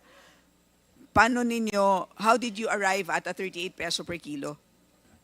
Yung formula po nito na na-approve ng Council is based on the actual price or cost ng palay na binili namin last year. Tapos, kinompute natin based on milling recovery of 63% plus 5 pesos per kilo na incidental expenses, logistics, handling, etc. Less 20% Yun po yung na-approve ng council. Or kung titignan namin yung PSA data from yung pinaka-current data niya for well-milled rice, ililess din namin ng 20% po yun. So pag pinagkumpara po namin, kung sino po yung mas higher ang price, yun po yung isa-set nating price, selling price. You'll choose the higher. Why higher? For cost recovery po as a GOCC, kahit For paano. cost recovery. Kahit So paano magkano po ang kita ninyo dito sa 38 pesos? Wala pong kita, 10 pesos lugi po yan. 10 pesos lugi. So ibig sabihin 48 pesos ang cost. So from farm gate all the way down to For example, if yung average price niya is 27 pesos, to get yung actual value niya, 1 kilo ng into bigas, divide po ng 0.63, that's 48.85 plus yung 5 peso na sinabi. Hindi, plus yung 5 peso na sinabi mo na mga milling and all. So that's 47.85, almost 48, 48. Honorable Stella, Mr. Chair, may I just follow up lang that? Kasi, so pag nag-P29 kayo, ang lugin ninyo is 20 pesos pala, no? 20. I thought the 38 kasi somehow nahabol natin yung ano eh. Unless, Mr. Chair, yung 29 pesos is from imported. O nga pala, hindi kayo pwede mag-import. Yun naman po yung 29, ang laki ng lugi, no po? Pero that's better na ngayon. Kasi last time nga 25 lang yan. So, and these are, sabihin na natin, non-regular stocks or aging stocks. So, dahil wala kaming outlet ng bigas namin, you would rather sell it at 29 kaysa mas stock lang sa bodega. So, ano ang total losses na binook ninyo as a result of the subsidized programs? Yun po yung estimation namin, around 20% No, loss. total in pesos. Kasi In kunwari, peso. may lugi kayo na 10 pesos per kilo for the 38 peso program, may 20 peso lugi kayo for the 29 peso program, all you need to do is multiply it by the volume of sales. Magkano po yon total? I-compute po natin yung as of today, or kung yung 2024, we can get the volume released last year, then we can compute. Last year naman, around 700,000 bags lang yung na-distribute natin for calamity purposes. So we can just multiply it by 50 times 10 pesos. Sige po, just give us the numbers later. How many Kadiwa outlets do we have total, Director Desagun? Mr. Chair, for 2024, we have 109 Kadiwa stores that are selling Nationwide. rice. Yes po, that are selling rice. Mas marami po yung Kadiwa stores pero wala pong rice. But we have 109 sites that are selling P29. Okay. And Yusek Riz, handa kayo na ipatupad itong all of these emergency measures just in case ma-issue itong state of emergency? Yes, ma'am. Weekly naman yung meeting nila ng Consumer Affairs, ng NFA ni Secretary at ng FTI on this. So how many days ang inaasahan namin before rice can be sold? Once declared, ilan? So national rollout to kaagad? Ganun bang expectation or NCR? NCR, strategic lang po muna sa Strategic NCR. areas muna. Sa NCR. And then we go expand to other areas once ano na. And so far, since the supply of local rice is adequate, hindi mo na magre-resort to importation. Right now, tama ba na supply is adequate? Yes, if we consider yung nakastock sa NFA ngayon, but we're not dismissing yung idea of if we can have a more mas mababa o mas tawag ito, financially viable na option, hinahanda lang natin. Siyempre, hindi naman siya pwede, Ma'am, Mr. Chair, na sa ngayon pa lang magka-problema, saka ka pa lang kakausap. So, we are discussing it with other sources na rin sa ngayon. But for the meantime, na available yung stocks ng NFA, we can use it. Kasi siyempre, Ma'am, hindi naman pwedeng ma-deplete yung resources o buffer stock ng NFA because we need to prepare din pag may certain calamity na dumating.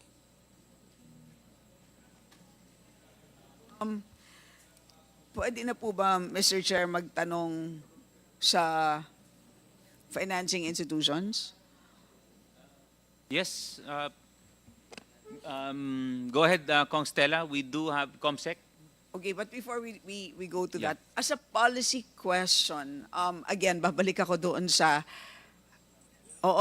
anecdote ko kanina na hindi pa pala isipan yon kasi if we let the market forces work and just make sure that the middleman, if we make sure that, how do you say that the supply chain is as narrow as possible, meaning to say, as direct as possible from farm to table, nakakabenta ng bigas at as low as 38 pesos, kitang-kita ko talaga with my own eyes na makakabili ka ng 38 pesos per kilo.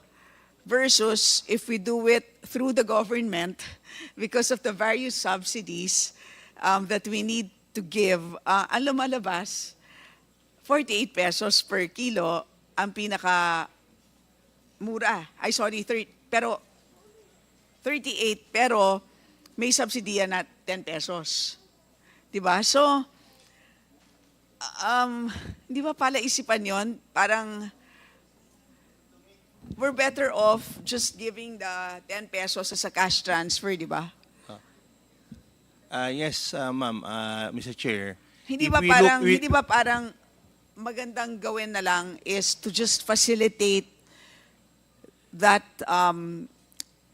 to make that happen in a broader scale, ibig sabihin to just facilitate that. Yung hindi ba pwedeng ma-eliminate na lang yung nasa gitna and make sure that mas may direct channels or communication between retail outlets and the mills or farmers? Ideally, yes, Ma'am. Yung long-term, medium to long-term ng objective and goal ng program nandoon. Kasi in terms of sustainability, mas okay. That's why yung focus namin on in-strengthen mo yung clusters ng farmers, mas mabigay niya yung kanyang kinakailangang volume for the market, madirect mo siyang i-connect sa market, sa retailers or one big trader na dediretso sa retailer. Ideally, mas okay yung ganong situation. But unfortunately, it will take time to do that. And this intervention by the government is being done kasi medyo mataas nga ang presyo ng bigas sa ngayon and there are some loopholes within the supply chain na kailangan nating ding ayusin. And hopefully with the investments ng government na provide din ng through the RCEP, for instance, yung improvement ng processing systems, RPS natin, yung drying facility, milling facility, if not eliminate yung kalakihan ng players within the value chain from farm gate to the market, maliitan talaga ma-minimize. So, minsan nga iniisip ko kung bigyan mo lang ng puhunan yung mga retailers. Ma'am, actually both sides we can. Kasi nga, like in this case nga, which I chanced upon, they just on their own, they made it happen on their own. Diba? Sila na mismo ang naghanap nung ganong kamurang bigas and made logistics arrangements happen on their own.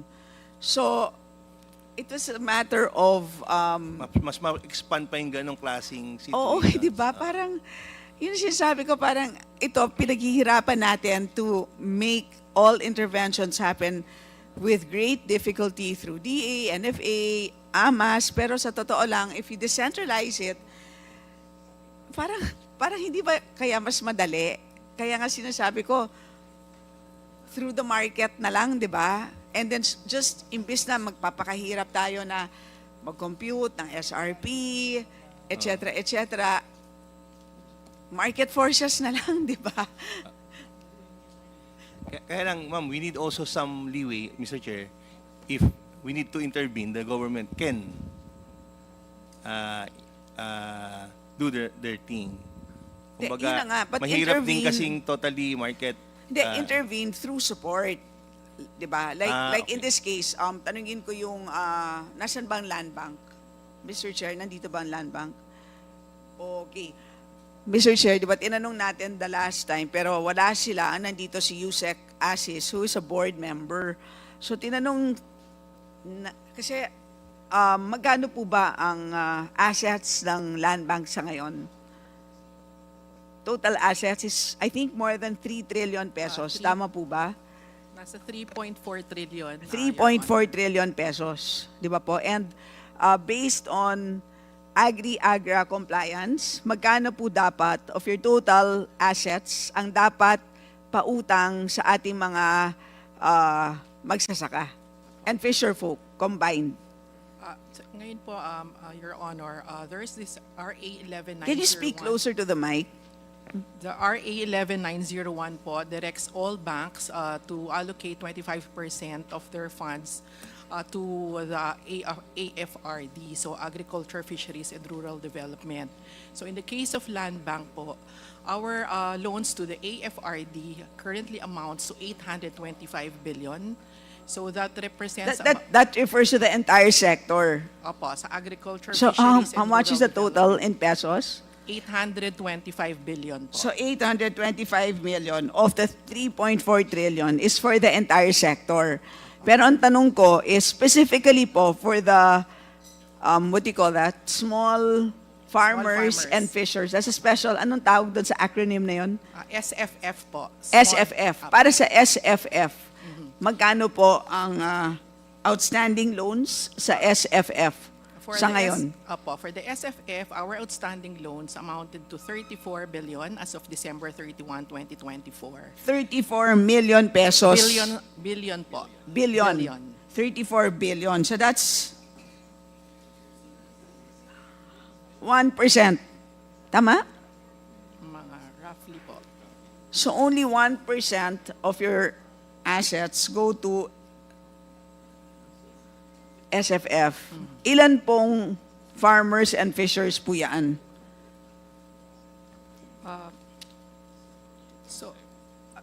As of December 31, 2024 po, we have assisted a total of 2.7 million farmers. Hindi, that's cumulative.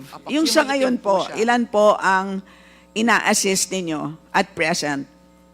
So, about 20,000 farmers po. So 120,000 farmers.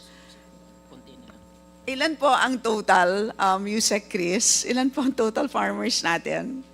Sa rice pa lang, almost 2.5 or around 10 siguro kung kasama po yung ibang 2.4. Mga 2.4. Yung nakaregister sa ating RSBSA, around 2.4 million. Ano sa tingin mo, Yusek Chris? Marami ba ang tinutulungan ng land bank? Konti. In fact, ma'am, that's why one of the reasons sa pag-analyze din namin sa program, yung yield, kahit bigyan mo sila ng quality seeds and bigyan mo ng 2 bags fertilizer, yung capitalization nila, pagdagdag ng fertilizer para ma-meet mo yung recommended number of bags, para ma-hit mo yung 8 to 10 metric tons, hindi nagagawa kasi walang pera, walang pang-kapital. Sometimes, yung binibigay pa ng gobyerno na 2 bags ng fertilizer, kung gumagamit na siya ng 4, ipinapalit lang substitution, hindi na niya ginagastos yung pang-2 bag. So talagang Bitin talaga. kailangan talaga natin ng support for financial, kahit affordable credit for inputs man lang on the side ng farmers is very needed talaga ng sector. Land bank? Dito po sa 120,000 farmers, ilan po dyan ang rice farmers?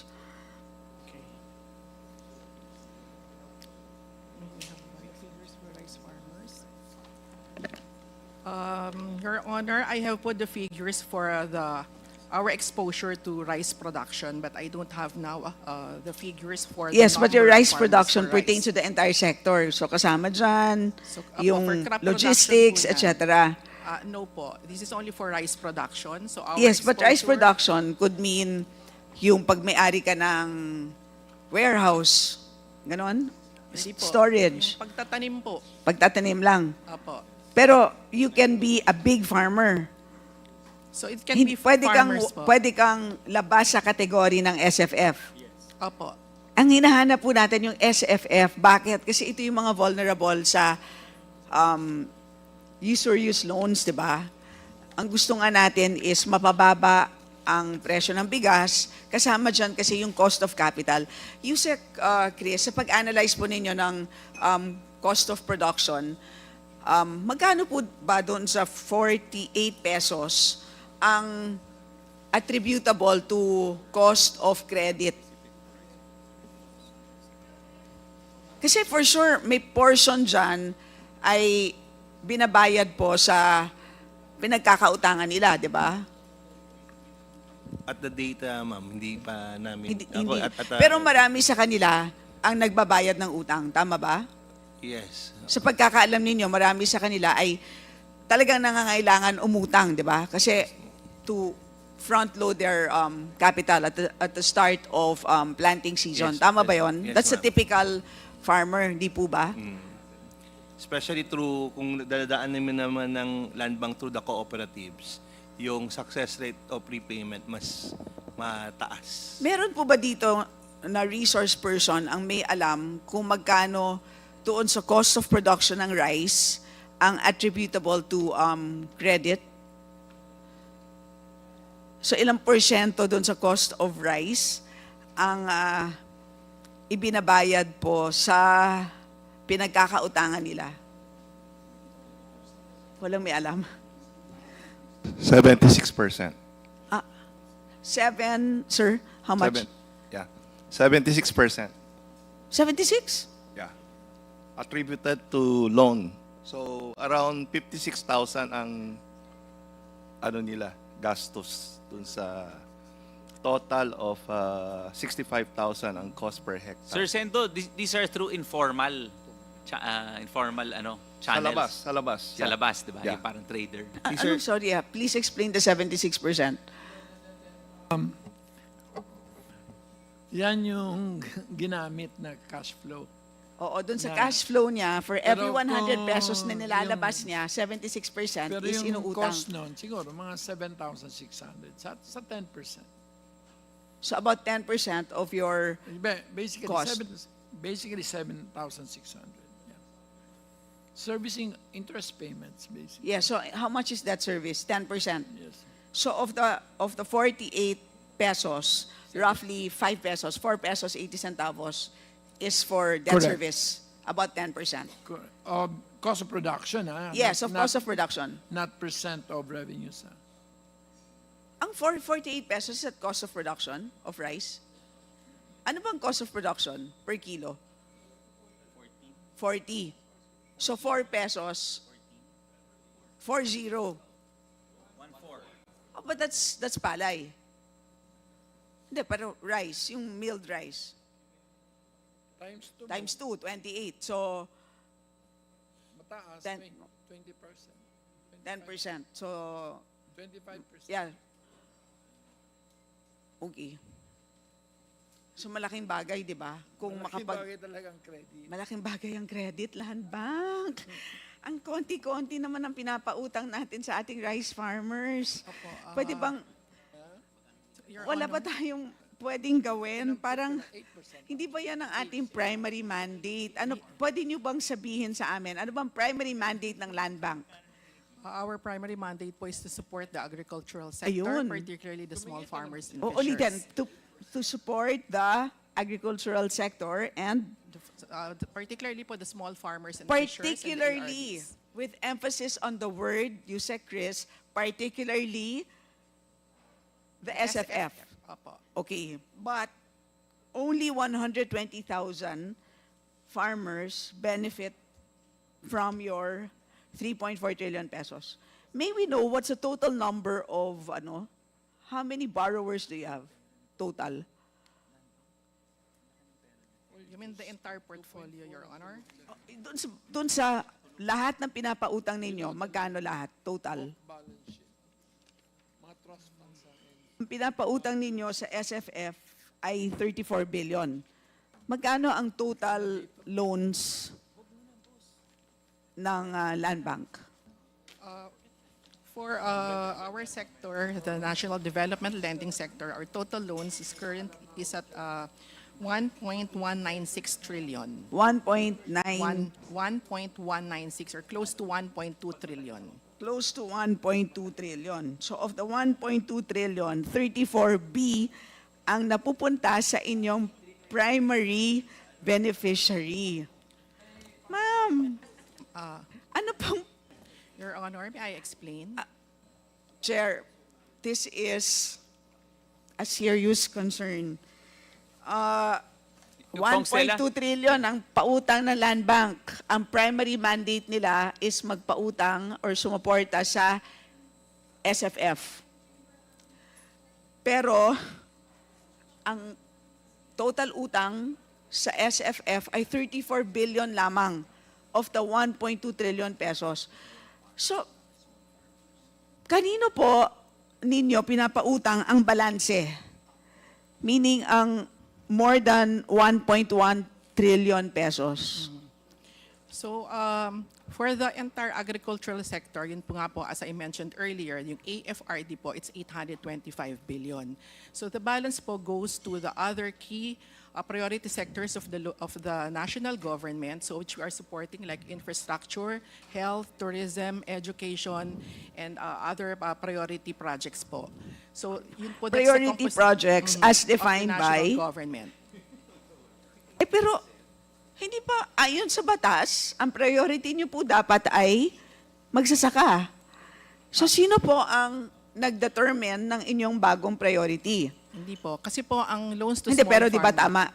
Pina-dictate ko po sa inyo kanina ang inyong mandato. Narinig naman po namin lahat dito sa kwarto. SFF, Small Farmers and Fishers. Apo. Tama po? Apo. And then all of a sudden, sinabi po ninyo, meron kayong priority sectors na siya pong beneficiary ng 1.1 trillion pesos. Apo. So sino po ngayon ang nag-determine ng inyong bagong priority sectors? Yun lang naman ang tanong ko kasi po, Act of Congress naman po, di ba? Kami po, ang Congress po ang nag-determine na ang priority ng land bank is SFF. Di ba? So ngayon, nagtataka po kami. O sino naman na naging kalaban ng Kongreso sa pag-determine ng inyong priority sector? Nagtataka lang naman po kami. So sino po? Apo.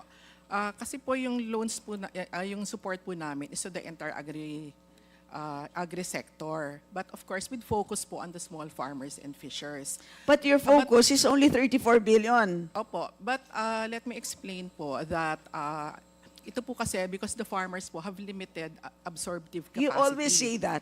Opo. So Okay, you always say we that. have so much assets po, but of course, they can only lend based on the numbers of hectares that they till. So assuming po it's 50,000. Pero napakarami po nila, 2.4 million. Pero ang pinapautang lang po ninyo, 120,000. Yun po ang outstanding. Kasi po per cycle siya, per cropping season. So they pay, they avail, they pay, avail. Ganun po yung ano niya. So not necessarily po na yun So lang po ang magkano po pinahiram ang natin. interest na binabayad po nila? So under our AgriSenso Plus lending program po, the interest rate for the small farmers and fishers is currently at 4%. So we've reduced it po coming from 7%, na-reduce po natin So to 7%. you know for a 4%. fact, is this the rate paid by your conduit bank? Di ba kasi may conduit bank muna kayo and then yung conduit bank ninyo ang siyang nagpapautang mismo doon sa farmer. That's how it works, hindi po ba? Hindi po. Meron po kasi, ang pautang po kasi natin sa farmers, tatlong klase po siya. One po is the direct lending. So we are the one directly lending to the small farmers. Sige po. So yun po yung kasama po siya doon sa 34 billion which I mentioned earlier. Yung isa naman po is through the conduits. So these are the rural banks, the financial institutions. So we provide them wholesale funds which they relend to the small farmers. And yes. then So, the other- and then the third? po, yung third po, we administer the funds from the DA, DAR, PCA, and SRA. So we are the one lending po to the farmers using the funds of these partner agencies. So ang sinasabi nyo, every single farmer that benefits through these three programs, ang interest rate ay 4%. No po. For the conduits po, we provide them an interest rate of like 6 to 7% and they relend it po. Yun ang based on sinasabi their ko. Rates. Yan ang Opo. sinasabi ko. And when they relend it, do you know how much those rates are? I mean, how high they can actually reach? Opo. Mga 12% po for the Do cooperatives. you know that it can go as high as 24%? We set po kasi a certain limit. So Do we you know, provide, I know for a fact that you have one conduit bank at tinignan ko kung ano ang kanilang range at nagulat po ako na ang isa doon ay abot ng 24%. Mas mataas pa po sa 20% na charge ng 5-6. At buti pa ang 5-6, pinupuntahan ka. Wala na po silang bayad ng jeepney para maghulog sa bangko. Pinupuntahan ka na lang. Alam niyo po ba yon? Kung hindi niyo po alam, FYI, may ganun po. At hindi ko po ito iniimbento. I can show you the document. So yung sinasabi niyo po sa akin kanina na 4%, that's a half-truth. Because there are farmers na umuutang through your conduit banks and your conduit banks charge as high as 24%. Opo, At yun ang tanong ko, paano naging ganon ang sitwasyon po? Opo, Your Honor, yung pong 4% per annum, these are the funds of land bank. So, Nililihis po ninyo ang tanong ko, di ba? So, ina-admit naman po ninyo na merong sitwasyon na dumadaan po sa conduit bank. Pero, funds pa rin yun ng land bank. And that is still your responsibility. Tama po ba? Or sinasabi ninyo, ay hindi na po namin yan responsibility. Tama ba yon? Is that what you're saying? Ang ginagawa po namin, we're setting po a limit. So, for example Yes, po, but I'm telling you that limit is breached at least on one occasion na nakita ko. Hindi ko alam how many times that limit is exceeded.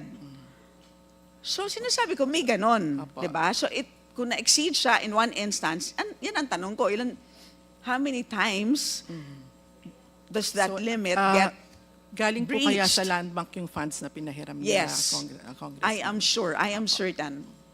Ayoko na lang sabihin yung name ng bank, we can talk in private later on.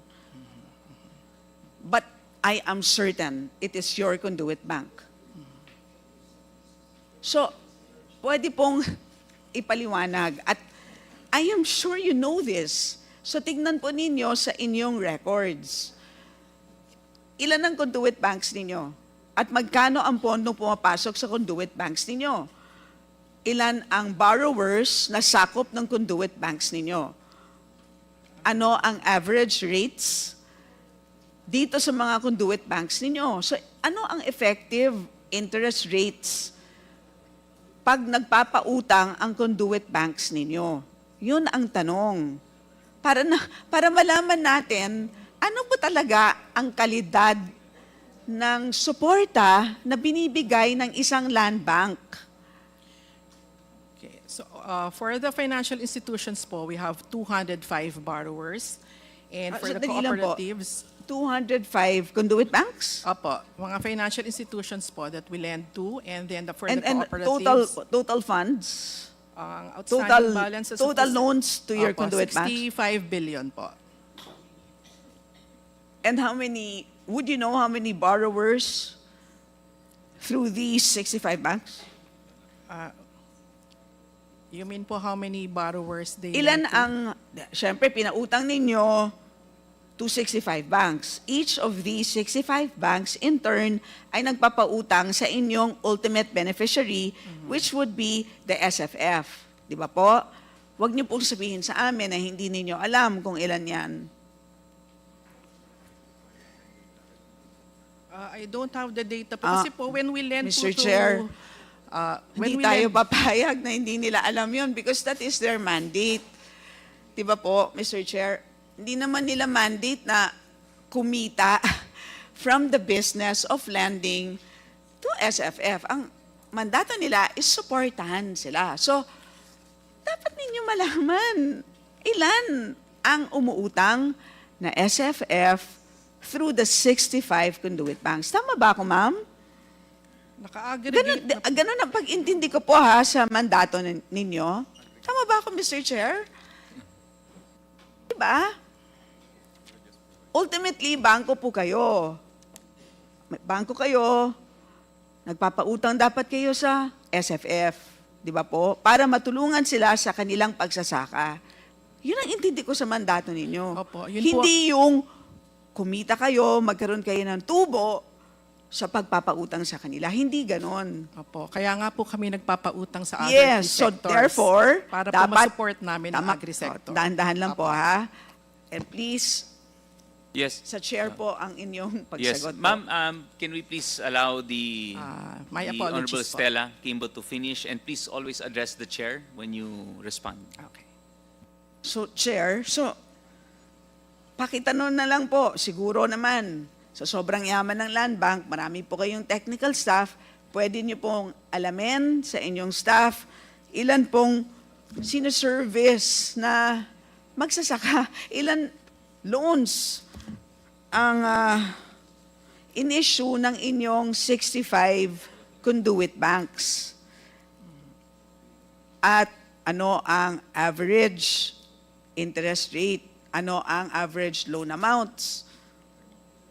Doon po sa 65 banks na yan. Di ba, Mr. Chair, fair naman ang aking mga tanong. Ayun naman ang gusto natin malaman. Di ba po? Yes, Mr. Chair, yes, the indulgence of Congresswoman Estela.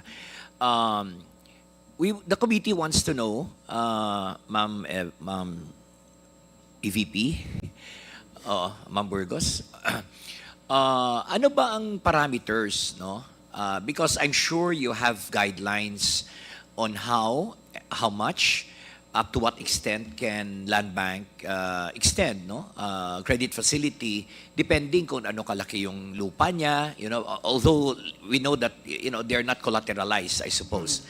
So, ano bang mga parameters ninyo, no, sa portfolio that you allocate for farmers? Sa sinabi ni Kong Estela kanina, the mandate is very simple, promote countryside development. And primarily, agribusiness, agri-sector, ang investment dapat ng Land Bank, hindi yung commercial lending. So can we get that information, data from you? Ano ba mga guidelines dito? At sabi ni Kong Stella, ilan ito ang mga beneficiaries of your credit facility that are being lent by your conduit banks? Because napakamura ng cost ng pera ninyo for directly lent to farmers. However, pagdating doon sa conduit banks, ang spread nila masyadong malaki. So that really defeats the purpose of financing our farmers. Kasi 24% na yan per annum. And the cost is very small. So yung kumikita dito are the rural banks, are your conduit banks. Please respond. Thank you. So, Your Honor, for the small farmers po, our criteria or our parameters is that we lend based on the hectares that they till. So it averages to 45 to 60,000 depending po on the type of seed. So like for example, for hybrid, it's about 60,000 per hectare. And for inbred, it's about 45 to 50,000. So yun po yung basihan natin. So we finance 90% of the total production cost. Ano po yung repayment term niyan? How long do they need to pay? Is it per harvest cycle? Ano ba yun? What are the guidelines? After the harvest po, ang repayment of the loan. So repayment is 6 months. Ganon? Ganon ba yun? Yes, Ganon ba yun? opo. Repayment? Opo. All right. At 4% per annum. What is the cost of your money? What is your spread? At 4% lending rate, magkano yung spread ninyo? It's actually below market po yung 4%. That's why this is nga po is very affordable. Because if we price our loans, it's currently, of course, it's going to be based on the BVAL rates, which are the market rates. But this one, we are pricing it below market, which is Below 4%. market. Opo. Pero may spread pa rin kayo, kahit papano. If we compute for the entire cost of funds of the bank, baka, Kahit 1.5%, meron pa rin kayong kita, kahit papano. Hindi naman kayo mag-ooperate na bangko pag wala kayong kita eh, di ba? Even if the spread is 1.5%, but you're talking of billions. So I'm sure you have, no? But of course, syempre hindi kayo pwedeng magpahiram ng sobra sa 4% below market because you're servicing the farmers, you're servicing the industry, agri-sector. So yan, balik tayo doon sa tanong ko kanina, no? Ano yung you defined already the guidelines na 50 to 60,000 and then the repayment cycle is every 6 months. Kamusta naman? How many % naman success rate doon sa repayment ninyo, Ma'am Burgos? Apo. For the direct loans po to the small farmers, we have a high past due rate. It actually reached more than 50%. That's why po we're enhancing our direct lending program for the small farmers. So we've simplified it. We made it more affordable for the farmers, like nga po, reducing the interest rate, simplify the process so that it's going to be very accessible and yun, even documentary requirements simplified. So para po mas maka-reach kami to more farmers. Okay, so meaning to say, doon sa credit financing done through conduits, yung past due ninyo mas mataas? Mas lower po siya. Kasi kasi po siya, direct farmers, we know naman po how risky it is to lend to the small farmers and even to the entire agri-sector because nga po of weather disturbances, mga natural calamities, pests and diseases, pag po nabagyo, hindi na po talaga makakabayad ang farmer. So saan kayo successful sa lending program ninyo? Direct lending or done through conduit banks? So sa mga conduit banks naman po, of course po mas mababa ang rate namin. So apart from the conduit banks, we also have cooperatives po. So these are our conduits, the co-ops Sabi ni and the Kong FIs. Estela kanina that she has an idea, she has a validated report that while your lending rate is 4% direct to farmers, if it goes through conduit banks or like rural banks, ang rate ng rural bank, alam naman natin, napakataas. 2% per month, so that's 24%. So that defeats the purpose of financing farmers. So sa observation ninyo, sa data ninyo, I'm sure you have it, ano yung default rate dito sa direct lending? Anong default rate dito sa conduit banks? Okay. For the individual farmers po, ang aming past due rate is 59%. Individual farmers, 59%. Individual po. So Sa direct lending, direct lending po yun. Opo. Alright, dito sa conduit, For the cooperatives po, our past due rate is 5.55%. okay, may pera kasing kooperatiba eh. Opo. So they're liquid. So syempre the default rate is lower. Pero kung individual ang farmer dito sa conduit bank, what is the default rate? For our conduit banks po. Yeah, through conduit. I'm sure they have individual clients. Do they cater more of the cooperative, farmers cooperative, or they also lend to individual farmers? So ito po kung farmer cooperatives po yan, they lend po to individual farmers. So what we do po kasi, just to ensure lang po that yung rates to the farmers are still affordable, for our conduits, like for the cooperatives, we provide po a cap So we provide you 6% interest rate, okay, you relend, but at a maximum only of like say 12%. Because po yun nga po, some cooperatives po or some conduits, they actually don't want po na lang to access those funds because it actually limits po yung spread nila. Because masyado po daw po, nga po kasing risky ang magpahiram at costly magpahiram sa mga small farmers. Kasi po nasa mga malalayong lugar yan. So that's why po kailangan nilang maglagay ng spread para po makover yung operating cost nila.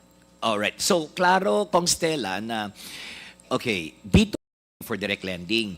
Dito naman sa conduit, majority of the clients of conduit banks, your conduit banks, are the cooperatives. Tama po ba yan? Okay, and in turn, the cooperatives are the ones lending to individual farmers. Is that correct? Correct po. Okay, pero 6% ang binibigay ninyo ng rate ni conduit papuntang cooperative. So may spread siya na 2%. Tama po? May spread ang rural bank na 2%. Kung ang lending rate niya is 6% to the cooperatives. Tama? Hindi po. Sabi mo kanina 6% ang lending rate ni Conduit 6% Bank. we pass it on at 6%. You pass it on to the rural bank at 6%. Yes. Magkano naman ang rate ng rural bank papuntang cooperative? Ay, hindi po. Rural bank po and cooperative, separate po sila. They are both conduits po. Both the rural banks and the cooperatives can lend to the small farmers. Oh, I see. So separate ang facility ninyo sa co-op, separate ang facility sa rural bank. So but magkano ang rate ninyo papuntang cooperative? 6% po siya. 6%, 2% higher than the individual farmer. Ang sa rural bank, magkano ang spread ninyo?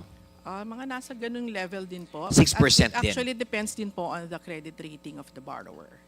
All right. Okay. So pagpunta ng cooperative, yung 6%, magkano yung lending rate nila sa kliyente nila, including individual farmers? So, mga 12% nga po kung sa amin po kinuha ang funds. Okay. So ang spread nila is another 6%. Opo. Okay. Ang rural bank, magkano naman? Mas mataas. Meron po kasi kaming programa for the atong mga rural banks. So, ganun din po siya, no? We pass it on at 6%. Sa rural banks ba walang default? You don't experience default? Hindi ba sila nagpa-pass due? Meron din po. What is the we want to know For the because financial institutions, you have to tell us because we are here in Congress. We can help you, we can aid you, we can assist you on the manner, no? And because iba-ibang sector, iba-ibang dynamics eh. So that's why nagtatanong kami ni Kong Stella and the committee, ano ang default rate ninyo, which mataas ang default rate, 59%, masyadong mataas 'yon. So that discourages land bank now. Very clear na ayaw magpautang ang land bank sa individual farmers because the repayment, the default rate is very high, 59%. O 40% lang ang nagbabayad ng tama and on time, tama? So dito sa rural bank, okay, anong default rate ng mga rural bank? Anong default rate ng cooperatives? For the cooperatives po, 5.55%. Oh, mababa. Yes, kasi may pera sila eh. Okay, ang rural bank? For the rural banks or the other financial institutions, 3.38%. Oh, mas mababa din. So that is why land bank, alam na natin na they are more inclined to lend to cooperatives and rural bank kasi ang default rate nila mababa. Rather than, am I correct, Ma'am Burgos? Mr. Chair? Is that your motivation why you want to lend more to cooperatives and rural Actually banks, po, which is now a defiance of your own mandate? may I explain po? Yes, opo. Go ahead. So previously po, ang land bank only lends to cooperatives. So kooperatiba na po ang nagpapahiram sa mga small farmers. Yan po before talaga ang mandato ng bangko, talagang tulungan ang mga kooperatiba. So ngayon po, we saw the need po that we go also direct lending because some of these mga farmers po are not members of cooperatives. That's correct. And we want to make it cheaper po for the small farmers. That's why in 2012, we established po yung Sikat Saka lending program which is in partnership with the Department of Agriculture. So yun po yung naging program natin until 2022. So initially po, there was a good repayment rate, but later on, yun, tumataas na po because of several reasons like, yun nga po, natural calamities, some naman po mga willful default. But despite po that, we still establish a new program which we call the AgriSenso Plus Lending Program because we want to cater to all these farmers. We want to expand po our reach to the small farmers, even in the far-flung areas. Talaga pong, that's our mandate. Kaya po, regardless po of the pasture rate, even if it's at high, we still continue po to lend to the small farmers. All right. So for those na nag-default na, anong ginagawa? After 5 years, ni-write-off nyo na lang yan? Nire-restructure po natin yung loans. So nila. this restructuring, walang right, hindi nire-write-off ang utang? Depends po yung write-off kung talaga pong sobrang tagal na. If it stays with our books for a very long time, then yun po, that's the time that we write it off. But we give chance po to these farmers. That's why po, as much as possible, we restructure these loans so that they will be able to borrow again for their production. So pag i-restructure, you allow them to borrow again and refinance the old loan? Yes, refinance po. Ganon. Okay. So balik naman tayo doon sa kay Kong Estela. Basically, with the portfolio that is reserved for farmers, only 120,000 individual farmers are beneficiaries of this agri-financing. Is that correct? That's based on the outstanding loans po. Based on the outstanding loans. So how do we expand, and allow more farmers to benefit from this financing? So, kaya po right now we have 11 agricultural lending programs. So 5 of which po are 6 po are internally funded, while the remaining 5 are external po. Ito po yung legislated lending programs. So all these programs po are tailored fit para po sa mga ating farmers and even the MSMEs, and all other players po under the agri-value chain. All right. So for these farmers, it's unsecured facility, right? Unsecured sila. Because hindi man pwede i-collateralize yung CLOA, di ba? So ito. So anyway, yeah, thank you, Mr. Chair. Thank you, Kong Estela. You may proceed. Madam Chair? Yes, before Honorable Stella, we have a comment also from Mr. Rosendo Soano. Pero before that, Kasendo, may I just briefly ask? Kasi, ma'am, under the old RTL, may 1 billion credit for individual farmers. 3 billion yata. Ha? Sorry? 3 billion, di ba? Parang 1 lang. 1 billion. So 1 billion in the old RTL. So to our surprise during nung hearing, nagulat ako, napakataas ng utilization rate for individual farmers. And we discovered that you were very much lenient with regards to requirements for farmers to acquire certain loans from the bank. So, may I know kung ano yung repayment rate nun sa inyo?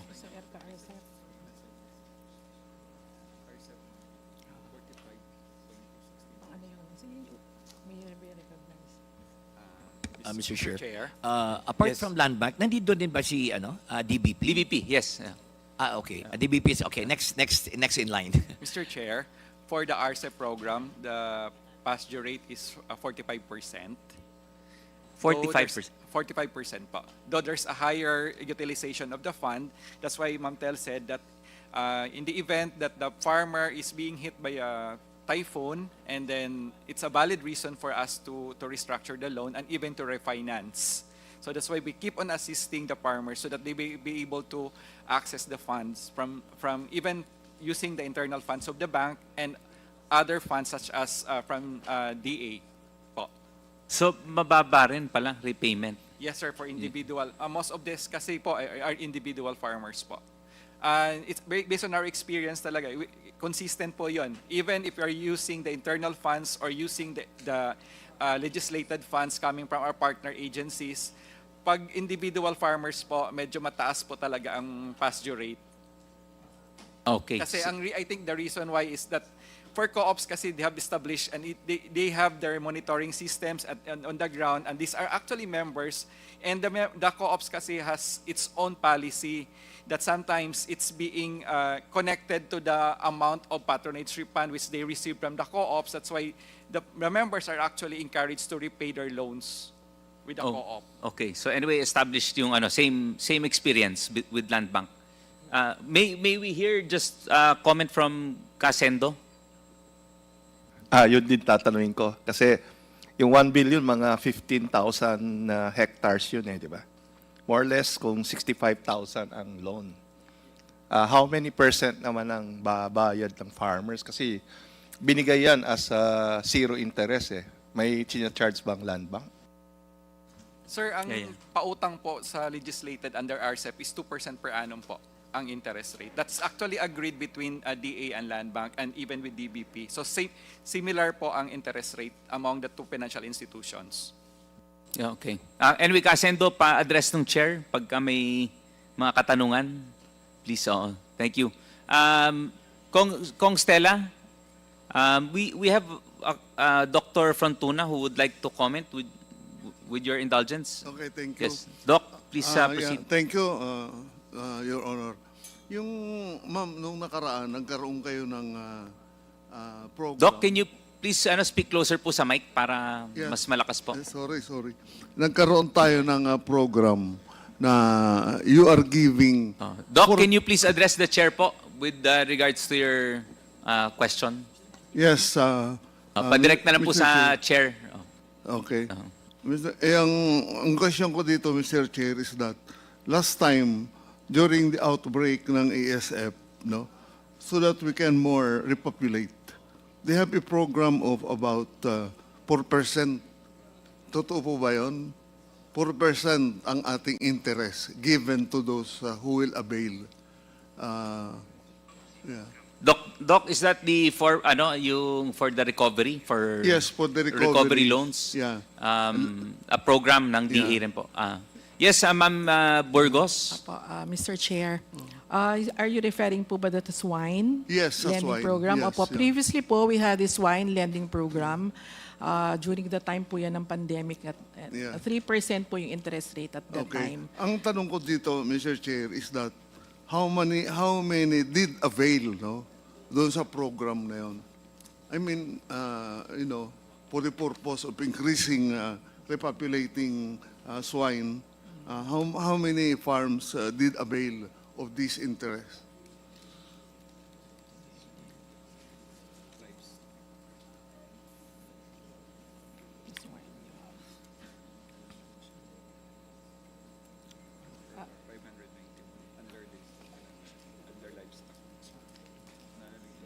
Um, 591 beneficiaries.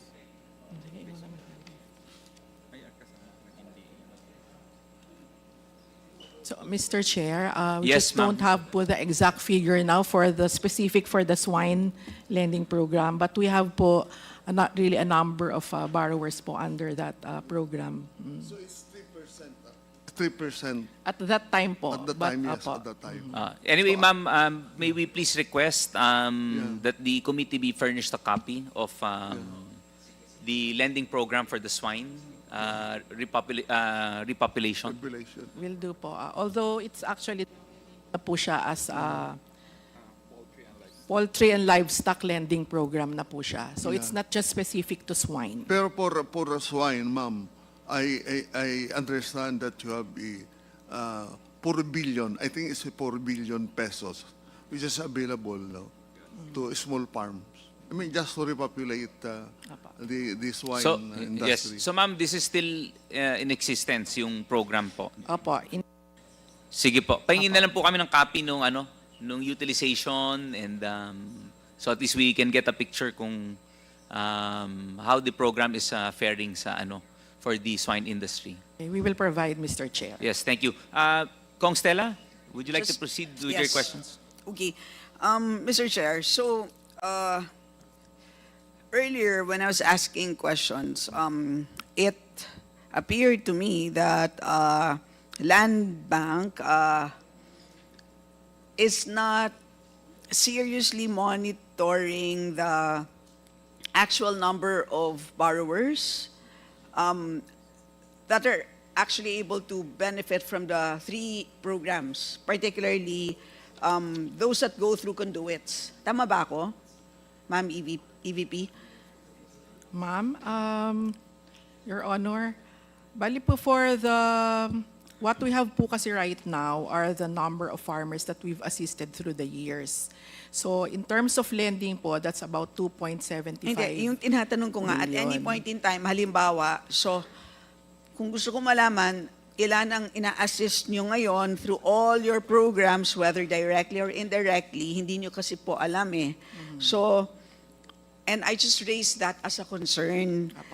Dapat, kahit na nag-a-assist po kayo indirectly through the conduit banks, it is important na dapat alam nyo rin po at any point in time kung ilan talaga yung indirectly nakakapag-avail. Di ba po, your conduit bank should be able to report to you, kahit nga dapat real time, dapat alam ninyo kung ilan talaga nag-a-avail at anong terms. Apo. Yes, Your Honor. We actually monitor po because they submit po yung mga sub-PNs nila. So through these sub-PNs, we determine po if these are loans to the small farmers. So yun po yung kinakount natin. So alam niyo naman pala. So Opo, ilan it's just that- yan? Opo, sorry So po. ilan but- po? Opo, wala lang po ngayon. So ilan po yan today? Opo, wala lang po akong data ngayon for the indirect po namin na So assistance pumunta to kayo farmers. dito, alam niyo naman po kung anong topic natin, hindi po ninyo alam.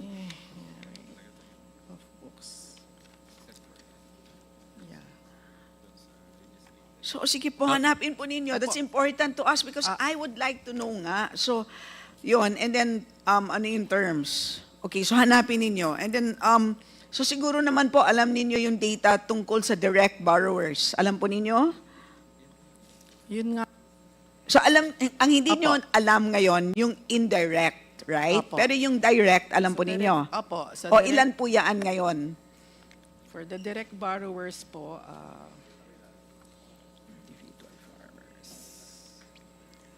we have po 11,107 borrowers.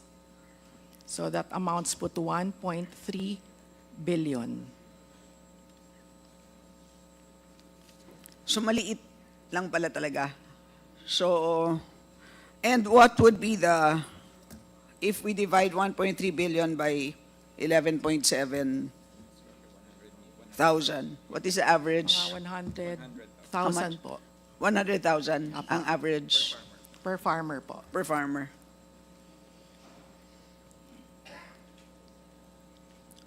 Can you just submit to us yung report? I suppose you have that by region or by province? Yes po. Submit na lang po yung... We can provide po. Yes. Ang next na question ko po, Mr. Chair, is it would seem like, kasi ito pong direct borrowers, ang main problem dito is payment. Only about half would pay. Tama? Mataas ang default rate. And calamities ang number 1 na sinasite na dahilan kung bakit hindi sila maka-payback, which means wala silang insurance. Tama ba?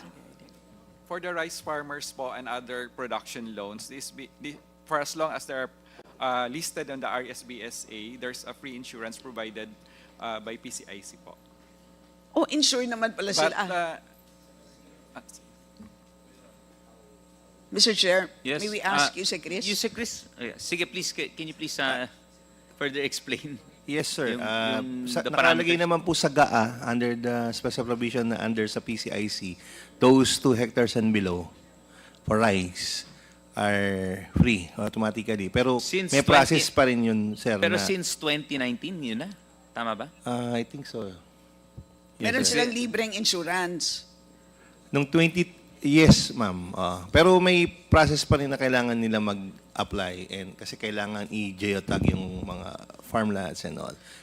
Process po ng PCIC. So Mr. would you Chair. know, Land Bank, Mr. Chair, kung ilan porsyento dito sa 11,700 direct borrowers ninyo ang merong insurance? Madam Chair, Mr. Chair, for all the production loans of Land Bank, we require PCIC insurance. Yun naman po. pala. Yes, So ma'am. lahat sila ay required ng insurance. So, di ba nakakapagtaka? Kasi insured naman pala sila, which means kapag may calamity, masira ang kanilang crops, ang ibig sabihin nun ay meron silang makukuhang reimbursement,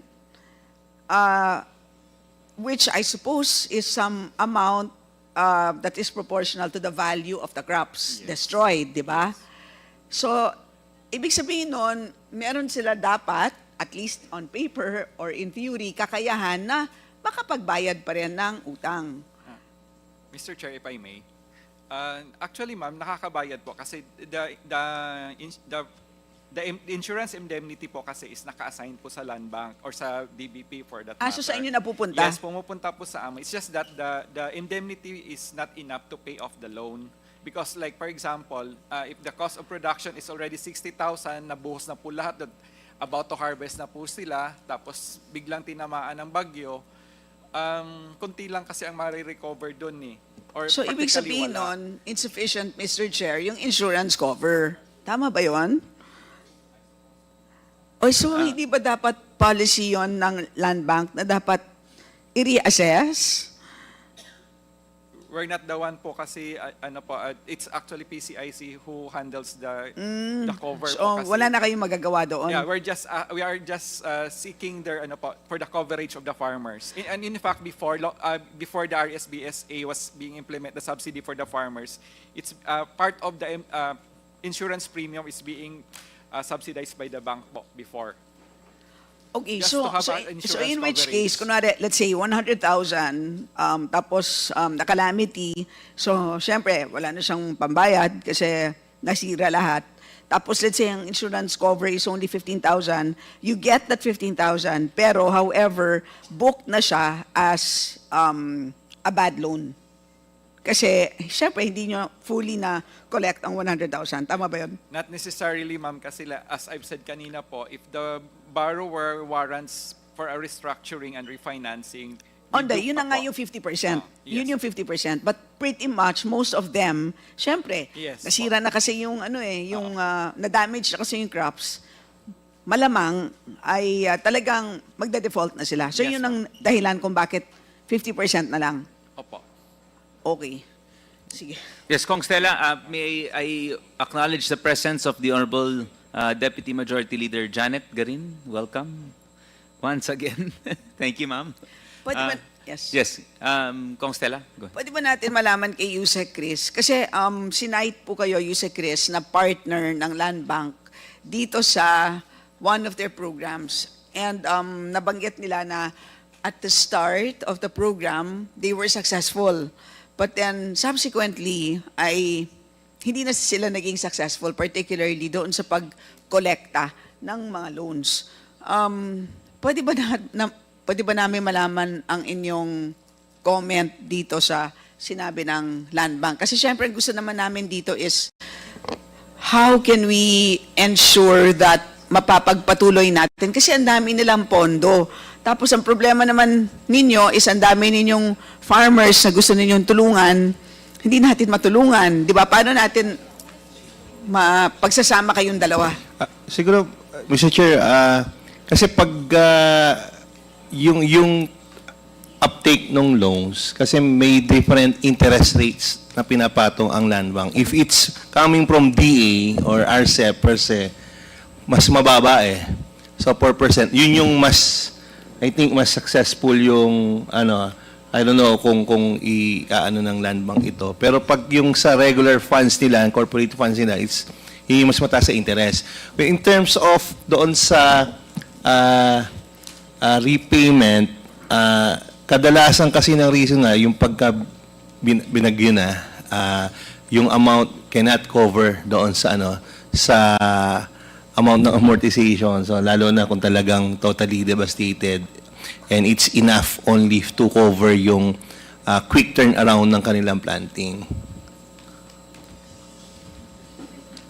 So, wala pa, Mr. Chair, na solution from within Land Bank? I mean, can't you provide extra insurance cover? Kasi ma'am, limited din, Mr. Chair, sorry. Limited din kasi yung ng PCIC.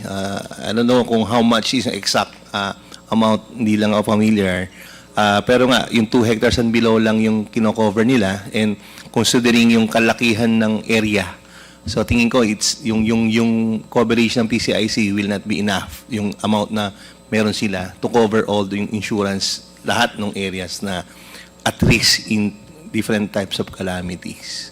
Kasi di ba, Mr. Chair, so kunwari sa utang na 100,000, tapos 50% lang ang magbabayad. So ang laki ng lugi, di ba? So hindi ba EVP, kinompute nyo na ba yan?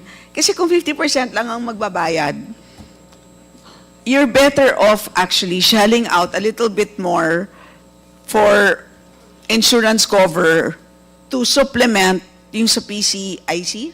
PCIC ba yun? So that maprotektahan kayo, di ba? And at the same time, to make the program work. Hindi ba?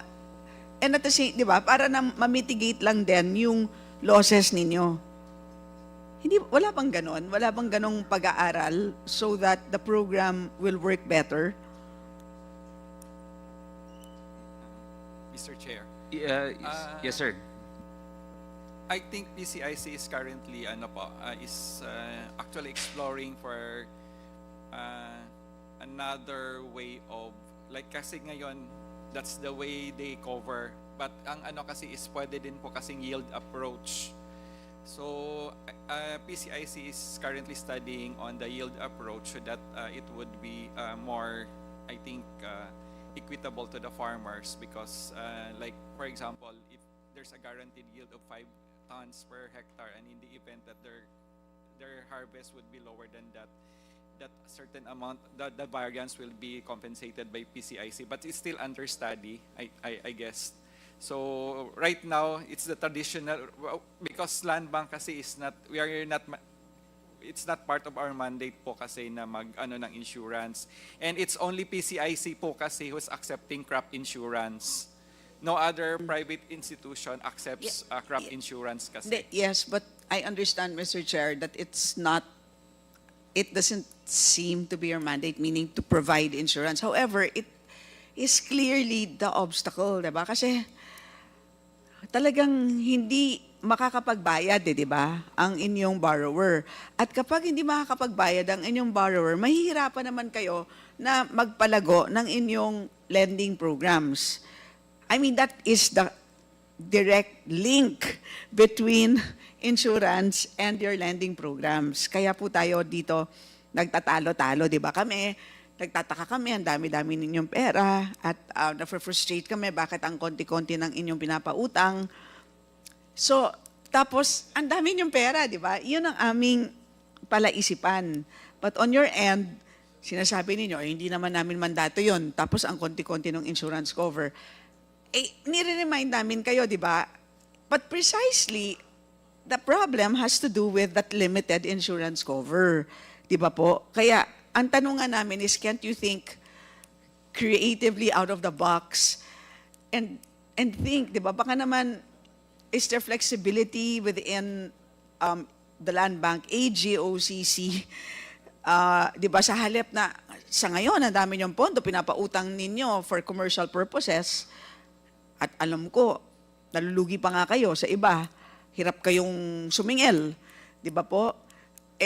Ito nga, sa inyong primary mandate, hirap kayo to deliver on that. And alam natin, naiintindihan natin yung dahilan. Pero bakit, di ba, kailangan natin gawa ng solusyon.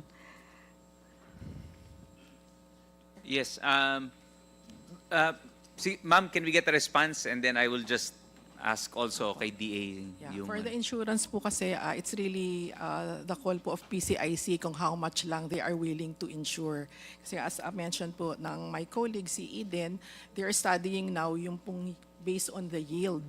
Kasi nga po, sa ngayon, hindi talaga po nila kino-cover ng buo. So that's po yung mga concern. And apart po from the insurance, meron pa po kasi ibang reasons why yung mga farmers nagde-default sa loans nila. And one of these is willful default. Ito na po siguro yung mga ayaw talaga magbayad. So it's because po they are thinking that because these are government funds, parang dole out siya. So yung ganong thinking po, that's why we keep on training po ang mga farmers natin. We conduct financial literacy programs and other capacity building programs. So para po malaman nila ng farmers kung ano po yung importance of paying off their loans. Yeah. Sige, Congstel. Sige.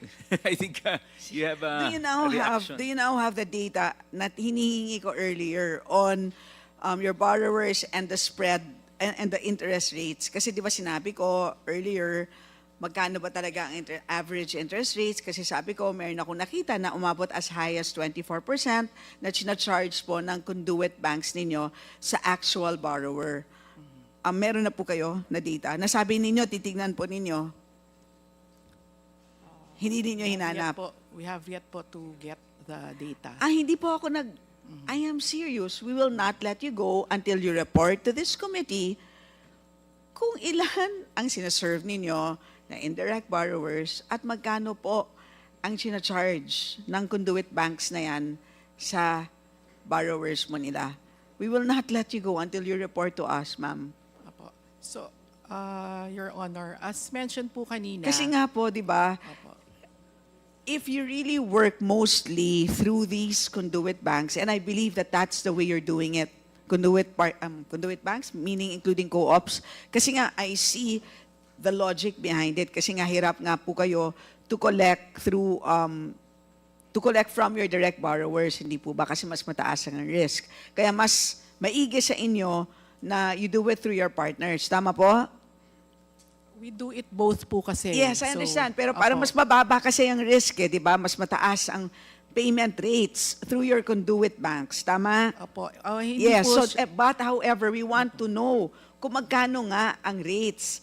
Pag tinatanong ko kasi sa inyo, magkano ang interest rate, ang report ninyo sa amin is 4%, but that's to your direct borrowers.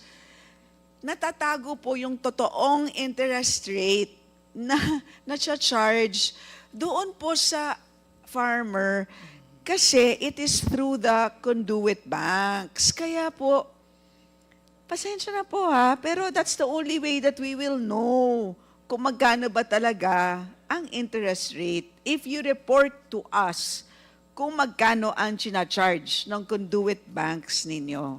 So pasensya na po. I will yield first momentarily to my colleagues, but please get that info. Salamat po, Mr. Chair. Yes, thank you. Ma'am, we will need that data. So kung may kailangan pong tawagan, pakitawagan naman po to supply the necessary data requested by the Honorable Kimbo. Yes, Mr. Chair. Yes, thank you. Anyway, as far as I know, PCIC is working with the Bureau of Treasury formerly, given that it was attached to the Department of Finance. So I know very well. I've met them. They are working with the World Bank para mapaganda nila yung kanilang system. Yes, baka you can enlighten us. I think there's an ongoing project with ERI as well, yung using remote satellite image and yield-based yung kanyang sa insurance premium and insurance claims. Yes, so may system under the works pa lang naman. So I saw the simulations that it would be based on maganda yung system risk, threats and on. Pati yung the usual patterns of typhoon and but the usual yield niya, then kung ano yung projected and actual doon ibe-base. Yes, but I think they will need necessary legislation for it. So para mapa-strengthen yung charter ni PCIC. But although nagulo yon, because now PCIC is back with the Department of Agriculture. Binalik from DOF to be attached again to the Department of Agriculture. Anyway, we will await. I hope you, Chris, ma-update kami doon. Mr. Chair, I will inform also President Joby Bernabet to update the committee on that. Sige, please. And also, I think yung Chris, you know what, we can do something about the RSBSA, di ba? I know that we are trying to consolidate our farmers, di ba? Para magsama-sama, di ba? That's for the machinery and everything, etc. So ito yung gusto natin na mapagsama-sama sila and eventually maging isang kooperatiba. So I hope DA can also spearhead the program na kung saan kayo yung magpupush, yung itulak nyo yung consolidation para pagdating sa mga loans, I think, I'm sure nahihirapan si Land Bank kasi pag individual talaga napakahirap. Although sabihin na natin nga, they lax the rules for the RCEP beneficiaries, pero kailangan ma-consolidate natin siguro sila and then ma-guide natin sila with regards to yung financial capabilities, ma-enhance natin, and baka sakali mas ma-improve natin yung mga repayment issues of Land Bank. Mr. Chair, that's the way we go. Yun na naman ang directives din ni Presidente and also ni Secretary na to cluster our farmers, improve their capacity, enhance them, and then eventually maging cooperatives. And then they can survive with capital coming from our different government financial institutions. At para mapalakas din, maging enterprise talaga. So, for now, may model na ba kayo na nabuo ninyo and you have linked them with all the agencies, programs of government na naging successful? We will ask po yung F2C2 group po namin to provide yung list ng mga consolidated groups. Sige, may overall po kaming listahan ng mga clusters na dinidevelop, different stages, nasa advanced, and then may mga nililink up kami with the private sector, with mga tourism sector, and also sa food sector. Sige. And then siguro even yung sa livestock, I mean, let's not limit it to rice alone, but other crops and livestock siguro para makita natin yung baka may model na tayo na mas magiging madali na pautangin ng gobyerno through Land Bank. So thank you, Yusek Chris. May I inquire from the Honorable Janet Garin if would you like to yes, ask some Mr. questions? Chair. Yes, The Mr. Honorable Chair. Janet Garin is recognized. Thank you, Mr. Chair. Mr. Chair, distinguished resource persons, nakita ko po yung presensya ng ating former NFA administrator, hence my interest to ask questions because I really believe na hindi po natin masusolusyonan yung presyo ng bigas at yung ating kakayanang mag-imbak ng bigas if we don't see the bigger and the real picture. Magandang hapon po, Administrator Buico. Good afternoon ho. Thank you. Yeah. Sir, Mr. Chair, when did you assume office as NFA Administrator? January 2023. January Middle of January 2023. So January 2023. Prior to you? Sir Chair, si Administrator Judy Dansal. Okay. Now,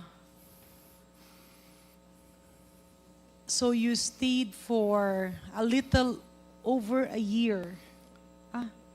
Yes, Mr. Chair, until March 2, when the suspension was served in March 2, 2024.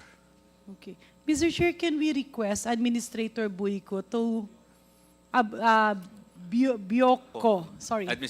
Former Administrator Rod Bioko. Yeah, Bioko. Yeah. Thank you. Can you lay down to us the challenges that you encountered in your more than a year of stint in the National Food Authority?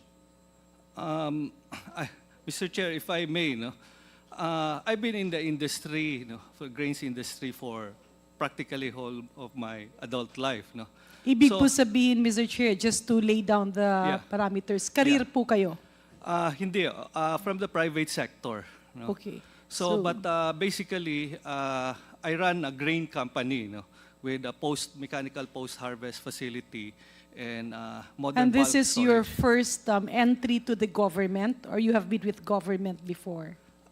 Yes, on a permanent basis, but I used to sit in the board of Corn Development Fund of the NFA for about 3 years in 2004 to 2007. So more or less, I have some idea on how NFA works. So you were with the private sector for a long, long time,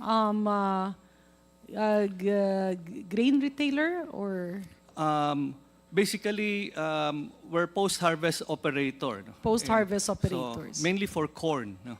So basically, we buy corn on cob or wet grains from the farmers. We dry, we store, and then provide it to big companies, especially San Miguel, so that we could preserve the quality over longer period, as much as 9 months. No? So that they will have good quality grains, especially for their breeder stock in Bukidnon. In other words, Mr. Chair, the experience of former Administrator Bucco was geared on operations, development, and let's call it operations management of an agriculturally related industry. Tama po ba? Yes, Mr. Chair. Okay. So can you lay down to us, Administrator Bucco, Bucco. Bisaya naman tayo. Bisaya lagi, oh. Yeah. Can you lay down to us the challenges that you encountered? And just for the information of this august body, Mr. Chair, I don't want to prejudge any official kasi part of the risk of government service are ending up with cases. And we do empathize, I do empathize with the situation of the former administrator. So ano-ano po yung mga na-encounter niyong mga kalisod or kahirapan, challenges?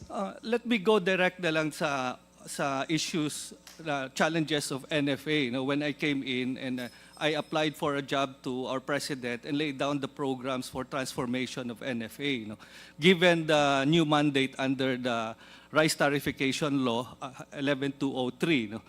So, as a farmer myself, you know, I know how difficult it is, you know, to do farming, especially if there's lack of post-harvest facilities. You know.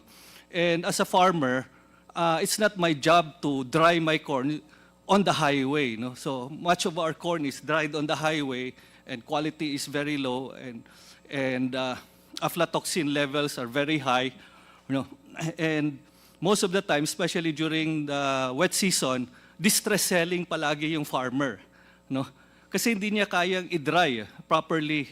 And when he goes to the trader to do his primary na trade transaction, which is from the farmer to the trader, distress palagi during the wet season. For rice, it's here in Luzon, is October to November. In other words, Mr. Chair, lilawin lang po natin ang admin, no?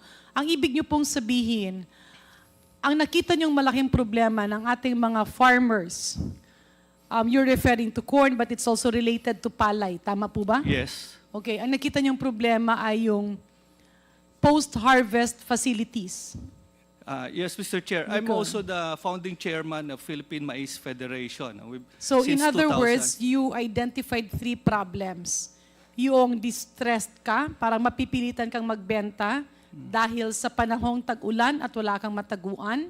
Ando doon naman yung magdra-dry ka sa mga kalye na mahirap naman kasi unang-una, andun yung, let's go, I'm not sure how you call it in agricultural terms, but on the health perspective, syempre hindi po ganun ka-ideal at hindi ganun ka-healthy yung nangyayari kasi dadaanan niya ng mga pusa, dadaanan niya ng mga aso, mga daga, or minsan yung mga medalang mga mikrobyo at mga dumi. And it can even be human waste. Yes. So yan po ang pinupunto nyo. So in other words, you were saying na etong challenges na ito are also the same challenges that is being encountered by NFA. Tama po ba o hindi? Yes, ma'am, when we encounter our farmers. So, ang una talagang problema is post-harvest. No? So, tawag nito, there was a time na pumunta ako sa Mindoro Occidental to talk to the farmers. No? Tawag dito, October yon, and we tried to increase our cost. But ang iniiyakan ng mga farmers kasi hindi sila maka-harvest on time.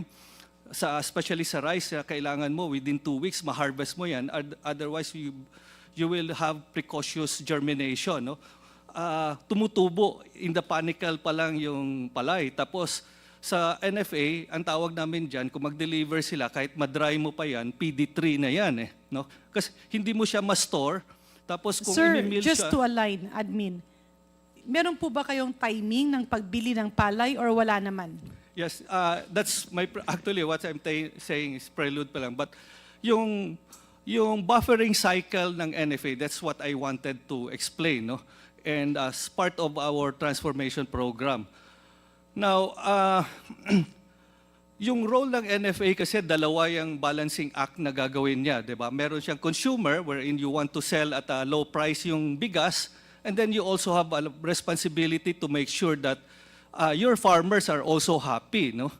So under sa Magna Carta of Small Farmers, no, RA 7607, wherein the government guarantees the right of the farmer to a minimum price and provide post-harvest facilities, no, and perhaps services. And this is what NFA should be doing, no. So pagdating ng period na distress ang farmer, we have to offer him minimum price, no? And then later on, make sure that it will be preserved so that we could provide it for the lean season, especially for the lean season, no? So yung buffering cycle ng NFA, we buy most of our palay during the wet season, normally, no? So sometimes hindi nasusunod yan or there's some more intervention, but 70% of what we buy is during the wet season. No, mura kasi during that time, no? And tawag nito, ang wet season natin can produce about 5 to 6 months of consumption. But the next harvest season is only 4 or 5 months away. So magkakaroon ng natural na surplus towards the next harvest season.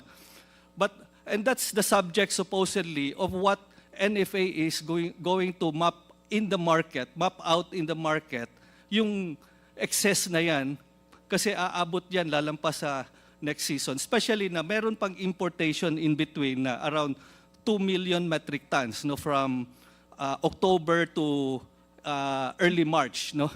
So nagkakaroon tayo ng 4.4 million metric tons of importation, relatively spread over the throughout the year, no, divided throughout the year.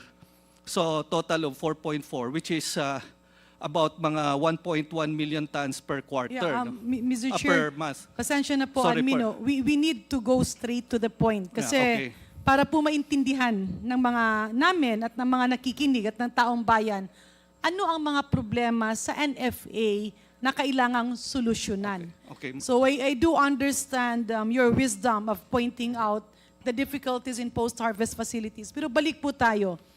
Kapag po kayo ba'y pumibili ng palay, meron po bang talagang schedule na kailangan or you can buy anytime? We buy, of course, there is seasonality sa harvest season, no? Sa rice, it's September, October, November. So sa wet season, and then February, March, April sa dry Okay, season. so bumibili kayo sa wet season kalimitan. Yes, yes, Okay. Mr. Chair. How about the price? Sa price, Is it flexible or is it mandated by your board or by any other rules and regulations? Mr. Chair, it is set by the council. No? Sometimes it's a fixed price. Sometimes we're given a range. Minimum, for example, 23, and you can buy up to 30 pesos, no? Depending What's on... the current situation during your time? Was it a range or was it a fixed price? We're given a fixed price at that time, 20 up to, if I'm not mistaken. So is it a range or a fixed price? Fixed price. Fixed price, magkano? 23 pesos. So 23 pesos. Clean and dry. Clean and dry. Okay. In fact, I started, if I'm not mistaken, Mr. Chair, no, kasi I'm trying to... And balikan lang natin, no. Yung rice tarification law started in 2019. Yes. Okay. Nawala ang mga NFA rice retailers. Tama po ba? Yes, ma'am. Okay. Yes, Mr. Chair.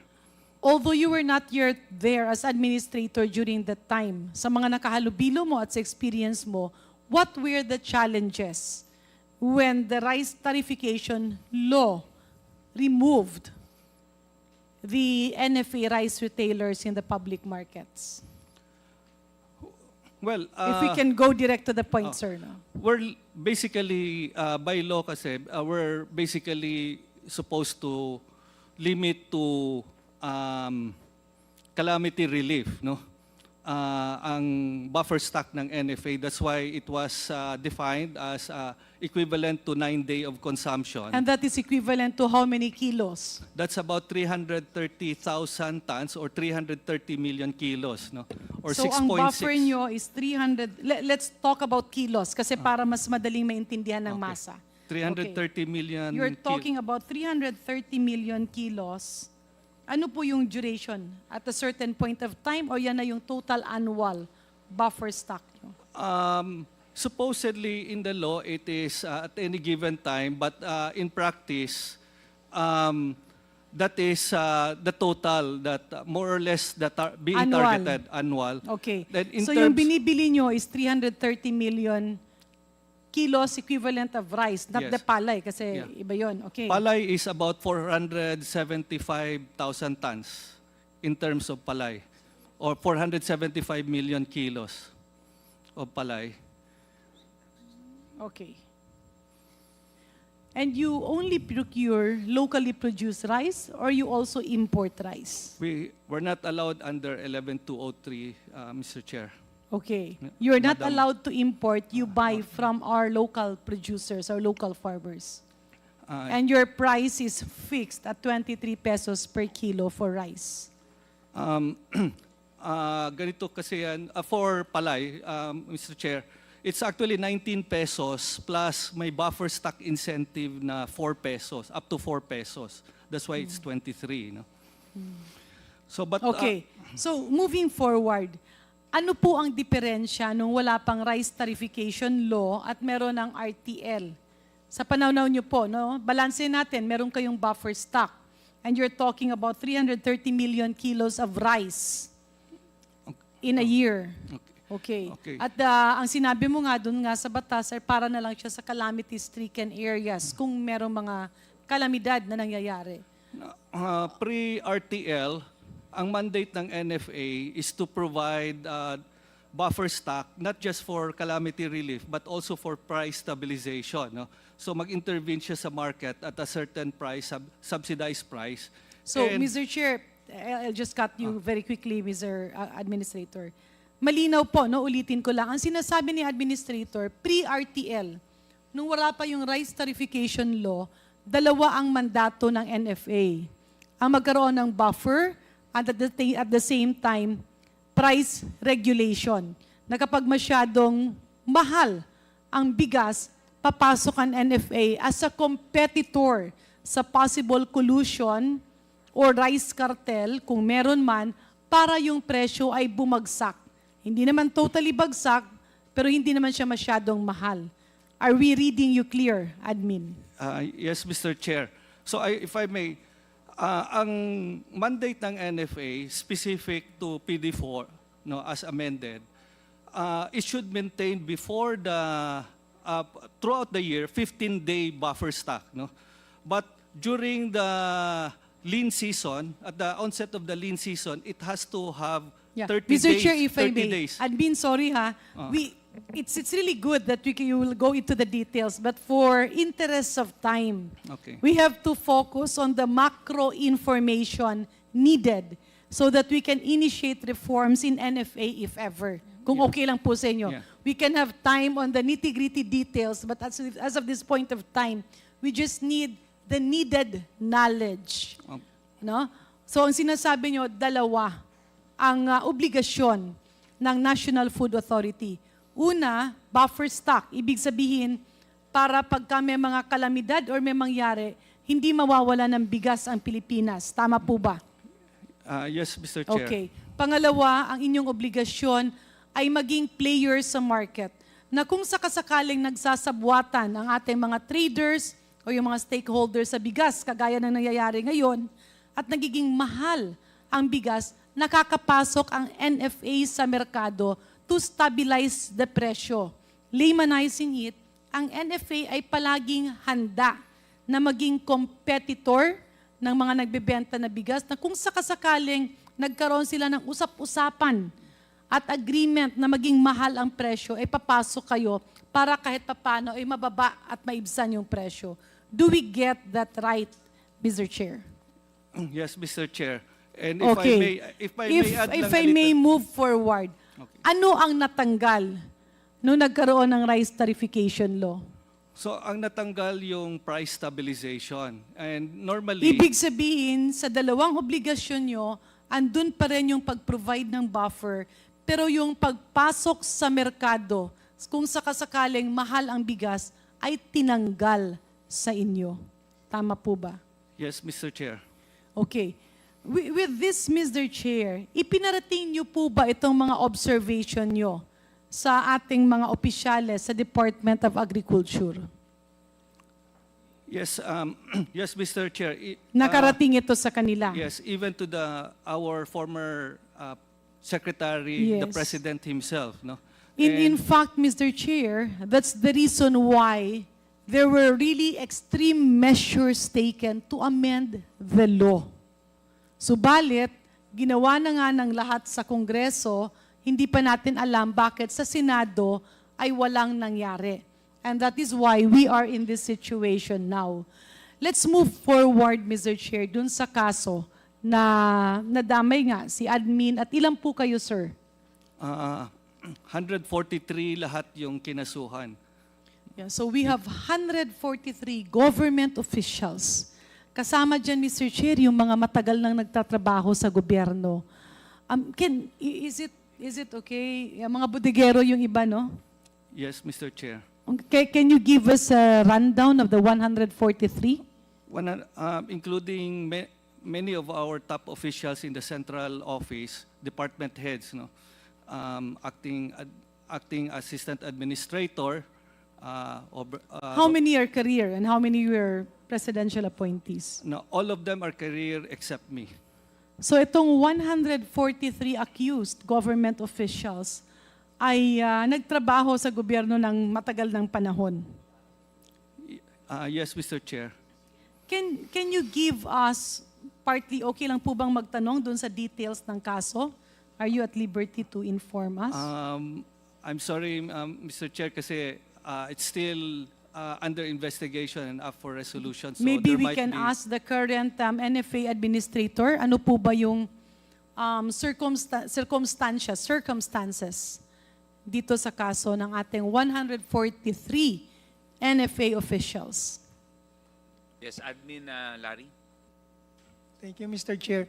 As far as I know, ang kaso pong ito ay nag-stem doon sa sale ng aging stocks.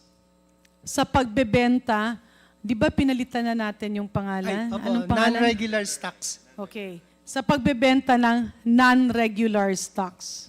So, Mr. Chair, pasensya na po, Admin Bioko, no? Kaya kita kina-cut off na kanina. Kasi maganda naman yung explanation nyo, pero masyado siyang mahaba at masyadong detail, nawawala tuloy yung punot dulo o yung meat na kailangan nating pag-usapan. And here is a situation, Mr. Chair, wherein merong panukalang batas, yung rice tarification law, na siguro maganda yung hangarin, magkaroon ng pondo para sa competitiveness enhancement and efficiency ng yield ng ating mga farmers. However, there were unexpected consequences. At ang isa nga sa nakita ditong unexpected consequence ay nawalan ng poder ang NFA na pumasok sa merkado kung sakasakaling nagsasabwatan at mahal ang presyo ng bigas. Kaya maski presidente sa administrasyong ito at sa panahong ito ay hindi kaya basta-basta sugpuin at pababain ang presyo ng bigas dahil natanggalan hindi lamang po ng pakpak, kundi paa at kamay. Kulang na lang ang ulo ng NFA, kaya ngayon beholden tayo sa mga traders na nagmamanipulate ng presyo ng bigas. Number 2, nakitaan rin na dahil buffer ang kanilang obligasyon, merong nakaimbak dyan. And we are referring to around 330 million kilos of rice annually. Ang tanong, Mr. Chair, bigas kasi yan eh. Ang sabi, regular stock, ibig sabihin fresh. Non-regular stock, ibig sabihin 3 buwan na. Tama po ba? Ano po ang mangyayari sa bigas pag pinalampas mo ng 3 buwan? What are the risks, Mr. Chair? Mr. Chair, after 3 months, actually it's still in good condition, no? Even up to 6 months if it's stored properly. But at some point in between, magkaroon na siya ng grayish color and powdery substance, and kailangan siya i-remill bago ibenta sa palengke para appealing naman to the consumers, para hindi masyadong hindi pangit tingnan, no? To laymanize it, pwede ba nating sabihin, pagkatapos ng 3 buwan, ang posibilidad na pakonti-konti nasisira ang bigas, or wala nang bibili ng bigas kasi umiba na yung kulay, syempre matatakot yung kakain. Not to mention the fact that there can really be health implications there. Yung po ba ang tinutumbok nyo, admin? Yes, Mr. Chair, especially Okay. walang Next post-harvest si NFA. Walang post-harvest. Okay, next question. Kapag ang bigas, kunyari, meron ka dyang 200 million kilos ng rice at nasira, ano naman po ang liability ng NFA? He will be liable doon sa ombudsman for irresponsibility, no? So because nakatakda sa batas, sa 11203, na you have to dispose of that before it becomes unsafe. Paano naman pag walang kalamidad? Well, Walang bagyo? In other words, Mr. Chair, ang tinutumbok ko dito, nilagay natin ang ating mga opisyales, career officials, career employees, even yung mga bodegero, sa sitwasyon na damn if you do, damn if you don't. Na parang ikaw ay nakatayo doon sa isang bangka at ang bangka ay palubog. So pwede ka bang tumalon sa tubig, wala ring sasalo sa'yo, or hihintayin mo na lang lumubog ang bangka. Ang resulta ng dalawa ay pareho ring mamamatay ang pasahero ng bangka. Can the Honorable Administrator confirm this? Yes, Mr. Chair. So as per law, we have to sell it, but then... So sa pananaw niyo po ba, Mr. Chair, kung hindi nagkaroon ng pagbabago na nawalan ng poder ang NFA na pumasok sa mga nagko-collusion para sa mas mahal na bigas, hindi mangyayari ang ganitong sitwasyon sa inyong mga kasamahan, at lalo na dun sa ating mga bodegero at career employees. Yes, Mr. Chair, NFA used to have 68,000 licensed retailers. 68,000 licensed retailers. Yes, Mr. Kaya, Chair. Mr. Chair, 68,000 na legal na maliliit na negosyante ang nawalan ng oportunidad. 143 NFA employees ngayon ang talagang nahihirapan, at personal po ba kayong gumagastos ng inyong mga abogado? Yes, Mr. Chair. So, Mr. Chair, nailagay sa isang sitwasyon na hindi pa natin maintindihan, I believe, Mr. Chair, ang kailangang tumbukin ng Kintakom ay ang naging utak, whether it's intentional or not intentional, to clip the powers of the government to enter the market. Yung bang binawalan ang gobyerno na pumasok para magkaroon ng full authority at full power itong mga traders and scrupulous businessmen na ikontrol yung presyo ng bigas. Does the former NFA administrator agree with me on this? Yes, Mr. Chair. And my question, Mr. Chair, to DA and to the current NFA leadership, kayo po ba ay sumasang-ayon sa sinabi nating merong mga, whether intentional or not intentional, merong nakatagong kamay na sana yung isang magandang batas na rice tariffication law kung saan may suporta at competitiveness sa ating local farmers ay pinasukan para tanggalan ng poder ang gobyerno na pigilin ang kartel sa bigas. Kayo po ba ay sumasang-ayon sa statement na ito? Well, I can say na because of the passage of the law, the power of the government to intervene, especially on price stabilization, was clipped. No? Doon kami nahirapan. And did it open, Mr. Chair? Did the situation open to the possibility of massive abuse? At nakikita po ba ng Department of Agriculture na ito ngayon ang isang major setback? Kaya napakamahal ng bigas. At ang kaninang sinasabi ni Congresswoman Stella Kimbo na bakit meron siya nakikitang kayang magpamura ng bigas at hindi nangyayari sa iba ay dahil nagkakaroon ng sabwatan ang iilan nating mga traders. Apparently, because of kahit binabaan mo na yung taripa at ganun pa rin ang presyo, there's something going on along the value chain. Yes, there is. So, Yusek Morales, pasensya na po ha, tumbukin natin ng direkta. Did that specific amendment in the law, yung pagtanggal ng poder na ang gobyerno ay pumasok kapag merong sabwatan sa presyo ng bigas, yan po ba ay masasabi nating major factor why the government and the administration now cannot control or reduce the cost of rice? Yes, because it limited the ability of DA to sell or to release yung available stocks ng NFA sa ngayon. So what is your recommendation?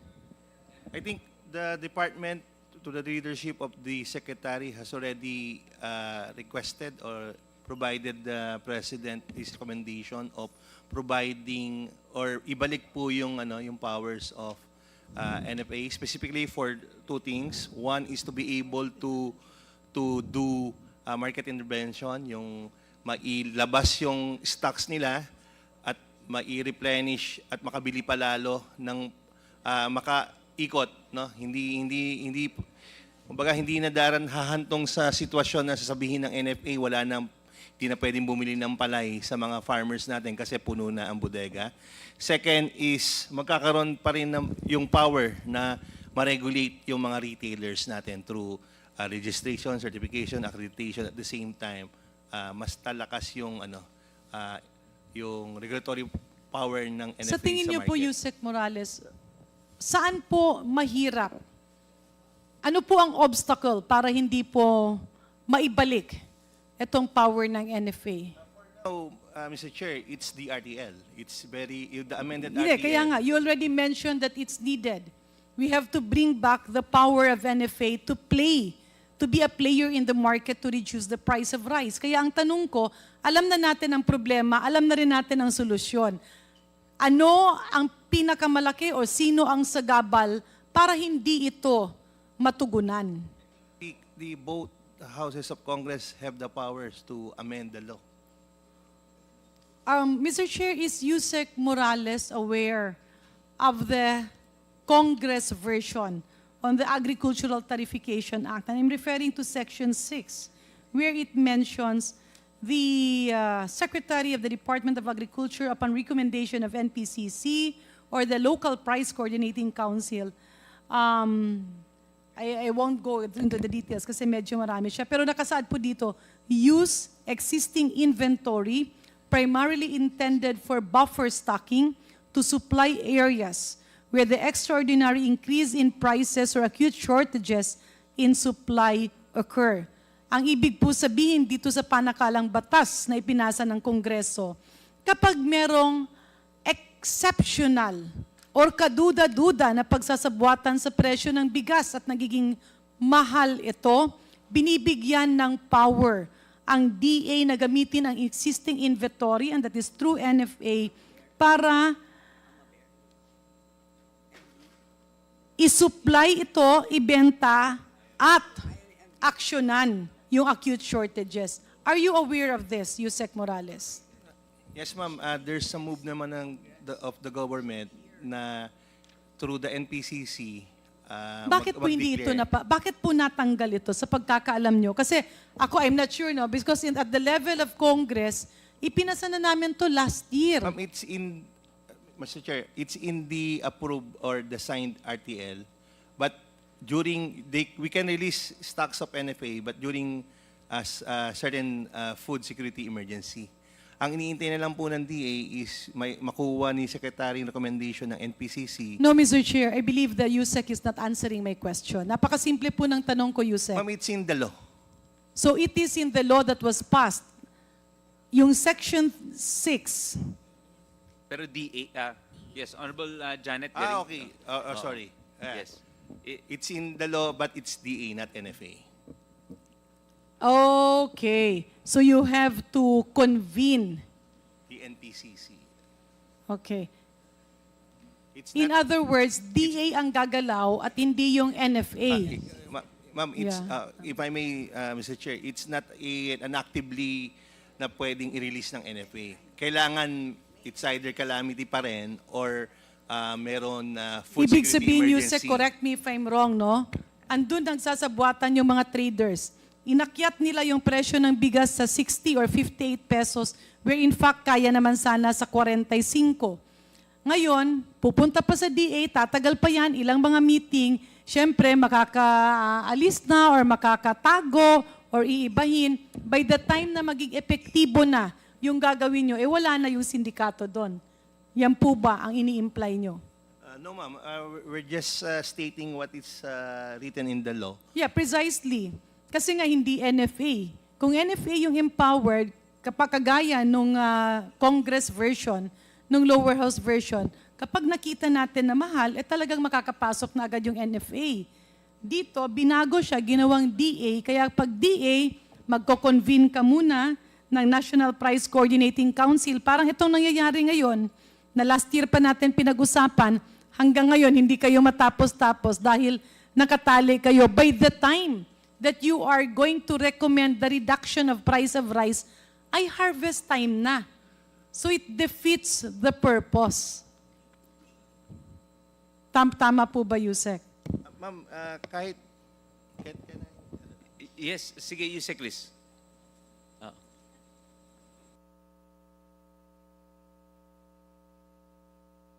Yes, so but I think the difference na ini-impress ni Honorable Janet Garin, iba rin kasi because here in the House version may NFA, it's through NFA, and then it expands the market for NFA. Pwedeng grains retailers. NFA Yes, can retail accredit outlets grains and retailers, even organized women's groups. which would make it more easier and more effective to intervene in the market. So, correct me if I'm wrong. Para pong Mr. Chair, ganito, nagkaroon ng baha doon sa probinsya ng Iloilo. Ngayon, yung ginawang batas, dapat national muna yung magre-respond. So national yung gagalaw, tapos yung baha, tuloy-tuloy doon na nahihirapan yung mga tao. Pagdating ng national government doon, tapos na yung baha, malaki ng epekto sa tao. And by the time na tutulungan mo, halos wala ng epekto. Dito, yung batas sana is yung NFA, binabalik yung poder nila. Nawala yan, linagay naman, pero ginawang DA. However, ang mangyayari niyan, dadaan muna sa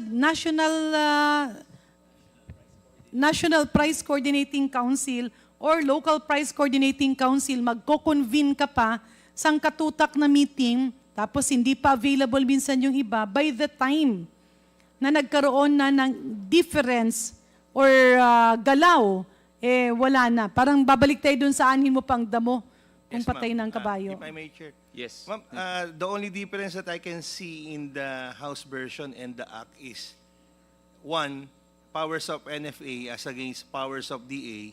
Two, the inclusion of LPCC in the House version as against sa batas na wala na yon. But for both case, there's a need for a price coordinating council recommendation before the Secretary of the Department can act on it. So the difference before and now, dati-rate, kapag mahal ang bigas, NFA agad-agad makakatugon. Pre-RTL. Okay. Ngayon, kung may problema at mahal yung bigas, iikot pa muna.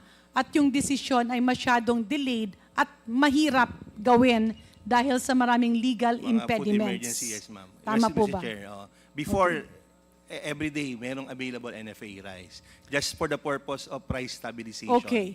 Moving forward, Mr. Chair, idagdag pa natin dyan yung malaking problema kaya nagkakaso-kaso yung ating mga bodegero. Kasi nga, meron kang buffer. Kung hindi ka mag-imbak ng bigas, pwede ka namang makasuhan at makulong. Kung mag-imbak ka naman at hindi mo ginamit, makukulong ka pa rin at makakasuhan. Tanong, dun sa ating buffer stocks, which was pegged at 330 million kilos on an annual basis, ilan po doon ang nagagamit sa experience nyo para sa mga kalamidad? Tanggalin mo si Kadiwa, ha? Kalamidad. Thank you, Mr. Chair. Ang nagamit po last year ay 700,000 bags lamang. So out of 330 million kilo, that's bags, in kilos. Bags In kilos. 7 para isa Ang lang. bags natin kung full yung 9-day buffer stock, sabihin natin 6 million bags yan. So sa 330 million kilos, ilang kilos ang nagagamit para sa kalamidad? 700,000 bags. 700,000 bags. Times 50. 35 million. So sa 330 million kilos, makakagamit ka ng 35 million kilos, meron kang 295 million kilos of rice na pwedeng masira. At kapag nasira yon, ang mananagot naman ay ang taga-NFA. Ito ba ang ating sitwasyon ngayon? Admin Lacson. Tama po, Mr. Chair. Ang hirap So ng kinakabahan sitwasyon. ka na rin kung kailan ka kakasuhan. Napakahirap po talaga ng sitwasyon. Marami pong contradiction, hindi lamang po yan. In other words, under the Mr. Chair, situation. nakikita na natin ang problema, hindi ko lang maintindihan bakit ayaw bigyan ng tsansa ng iba na payagan at ibalik ito. Now, Mr. Chair, doon naman sa nangyari kay Admin Bioco, hindi po ba, ano pong ginawa nyo? Kasi takot kayong masira yung bigas. Anong ginawa nyo? Allowed naman under the Hindi, NFA. anong ginawa nyo? Yung Binenta, okay. sa mga rice Binenta nyo millers sa mga rice and millers. with the deed of undertaking na i-remill nila yon para maging acceptable sa Okay. sa Binenta nyo consumer. at how much? 25 pesos, which is the mandated price. Because that is the mandated price of the board. Okay, Oh. binenta nyo sa kanila, merong agreement na i-remill nila before 68,000 na maliliit na negosyante ang binibentahan nyo. Itong nangyari, ilang negosyante ang nakabili? I'm not Estimate, more or less siguro mga around 50. 50. Oh. So, Mr. May Chair, mga patingi-tingi. yun yung difference. 68,000 maliliit na mga negosyante na binigyan mo ng kabuhayan. At wala pang nasasayang na bigas sa gobyerno. Vis-a-vis dito sa 50 malalaking negosyante na sila ang binigyan mo ng pangkabuhayan. The question is, if government sold it at 25 pesos, magkano naman ang naging benta ng ating mga traders or rice millers na sinasabi nyo? I'm not absolutely aware, but as much as 40, 42 after remilling. Okay. So, 25 pesos, binenta ng 40, 42. Ang naging kasagutan kasi sa amin, admin, nung nakaraang mga hearings ay 45. Tama po ba, Mr. Chair? Nabili ng 25 pesos, na ibenta ng 45 pesos on the average. Now, magkano ang benta nung kapanahunan dati na hindi tinanggalan ng poder ang NFA na pumasok kapag mahal ang bigas? During that time, Mr. Chair, around 25 to 27 yung range. And In then other lowest may words, 23 pa. In other words, 2 to 3 pesos per kilo lang po. Tama po ba? Pag binibili sa NFA ng 25, na ibibenta nila 27 to 28. Pag binibili ng 29, na ibibenta nila 31 to 32. Yes, Mr. Chair. Sa NFA rice retailers. Pero yun ay fresh stock. Meaning hindi na kailangan i-remit. Hindi nga, let's go to the price, to the information, no? Kasi mahirap kasi pag pag-uusapan natin yung buong mundo. Pag-usapan natin yung comparison.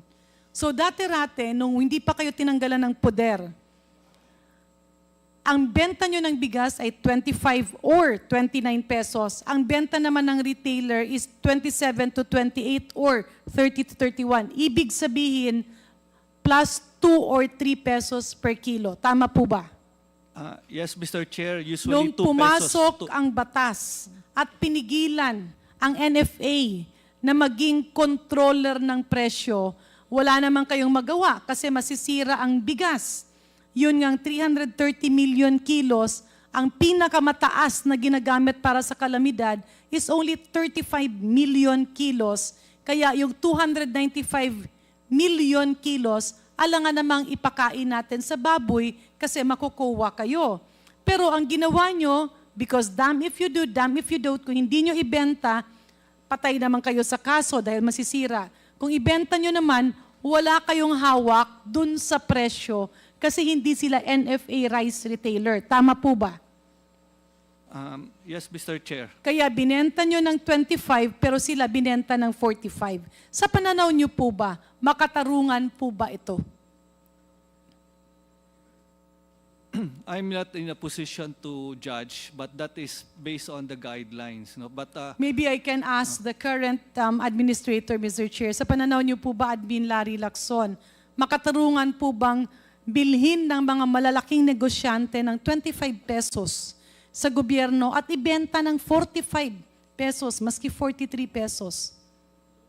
Mr. Chair, kung kukumpara ko po yan sa computation ngayon ng Department of Agriculture, where 12 pesos lang ang maximum margin from Kaya nga, makatarungan po ba na bilhin sa gobyerno ng 25, ibenta ng 45, samantalang dati-rate, binibili ng 25, binibenta ng 28. Medyo sobra po yata ang tubo doon. So makatarungan po ba natanggalan ng hanap buhay yung 68,000 na maliliit na negosyante at bigyan ng malaking oportunidad ang 50 malalaking negosyante? Admin Lacson. Well, medyo na walan po ng kabuhayan yung mga Hindi, kaya nga, 68. makatarungan ba o hindi? Mukha hong hindi makatarungan. Pero yun po nasa batas. Hindi, kaya nga eh. I think, Mr. Chair, the problem here is you are, all of you are not firm in saying what the problem is. Kasi lahat kayo maraming detour na gusto paliko-liko. So, Mr. Chair, dapat kasi yung problema sabihin ng DA.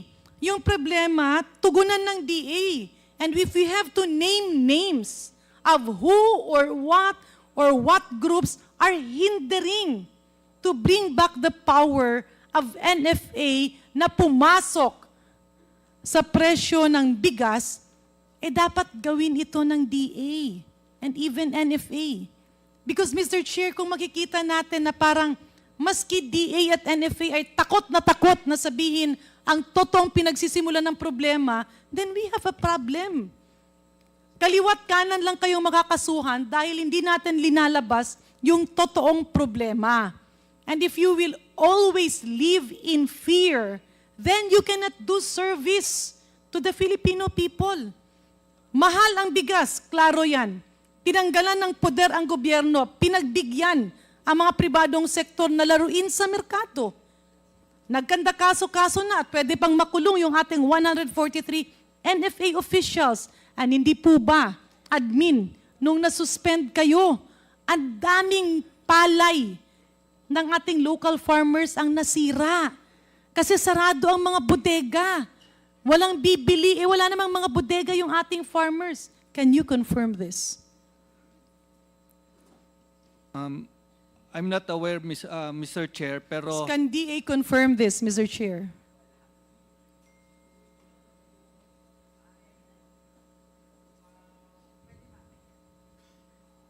Mr. Chair, nagkaroon po ng limitation sa pagbili dahil po sa Sorry, pakiulit po. Nagkaroon po ng limitation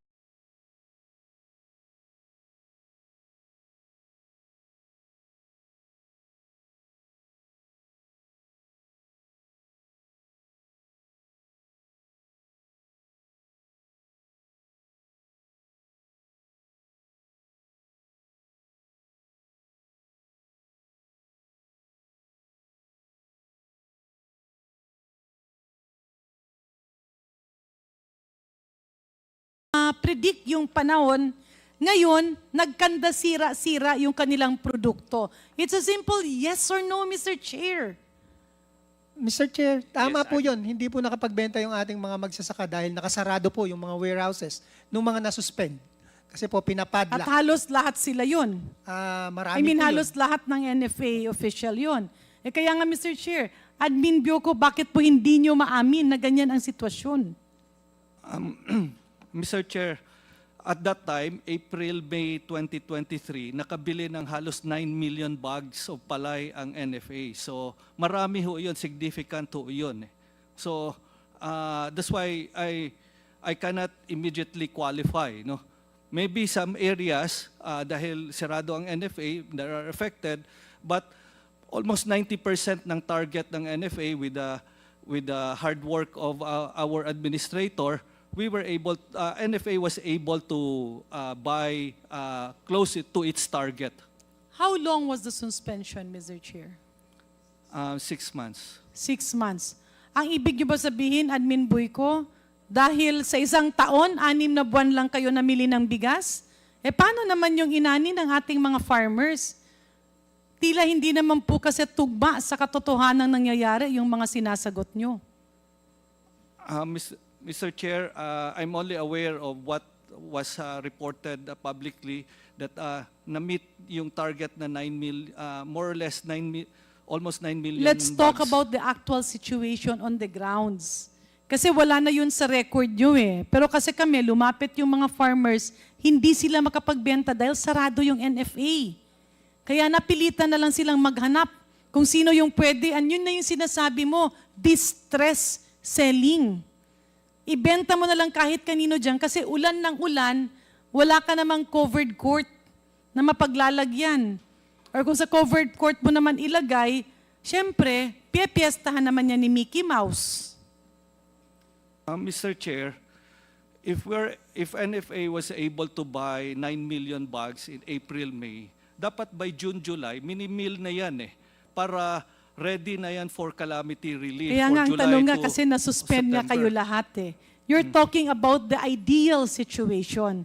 What I am referring to is the situation where Yes. all of you didn't have a choice but to get sued, be suspended, and now face cases simply because yung magandang panukalang batas na rice tarification law ay hinaluan ng something na intentionally or unintentionally ay napilay ang gobyerno kaya pwedeng magsabwatan sa presyo ng bigas at takot na takot lang palagi ang opisyalis ng NFA kasi you have been open or prone to cases. Not to mention the loss of opportunity for the 68,000 small micro-entrepreneurs and the waste of government money. I think Admin Lacson would like to... Yes, Admin Larry. Thank you, Mr. Chair. Para lang ho, mas clear kasi I know, former Admin Bioco, hindi niya na alam yung details after nun ngang nangyari yung suspension. 6 months po yung suspension, but yung mga warehouse supervisor natin, nakabalik po sila, hindi po natapos yung 6 months. Pinabalik po ni Ombudsman. Bakit? Nilift na po ni Ombudsman yung kanilang suspension. Yes, ilan na Admin Larry yung mga nakabalik? Yung first batch, It was 300, I think, from the very beginning, 300. 143 yan, na-minus yung sa 142. Tapos, yung mga warehouse supervisor, mga parang nasa 70, if I'm not mistaken. Pero marami sila. So, during those times, nakapag-open na rin yung mga bodega nila kasi nakapag-transfer ng mga responsibilities. So, nakapamili po tayo noon. And at the same time, dahil, if I'm not mistaken, mga 90 bodegas itong naipadlock, ang bodega po natin nationwide, roughly 288. So the bodegas na nakakapamili, 288 ang napadlock, 90. mga ganun po, opo. Roughly ganun po. So, na-stop dun sa 90 dahil nakasara, pero the rest, namili po kami. Kanya po, tama yung sinasabi ni former Admin Bioco, nakapamili po kami up to, actually, na-over pa namin yung target namin for the first half of the year. With the effort of all employees ng NFA nationwide, nagawan po ng paraan nakapamili po tayo. Pero nagkaroon siya ng epekto sa mga maliliit na farmers. Yes, Mr. Chair, dun po sa 90 bodega, ako po mismo nakakatanggap ng mga And when one bodega refers to how many towns or how many one bodega, one province ba? Ay, hindi po eh. Minsan, one bodega, 2 probinsya ang So itong sakop 90 bodegas would refer to actually possibly 180 provinces. Medyo ganun.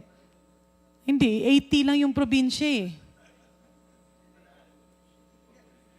po mga cases na ano siya eh, malaki ang sakop niya.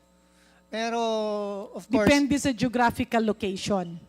In other words, Mr. Chair, just to recap and give a summary, the prices now is beyond control. At hindi po totoo, kanina yung naririnig ko na the wholesalers will dictate the price.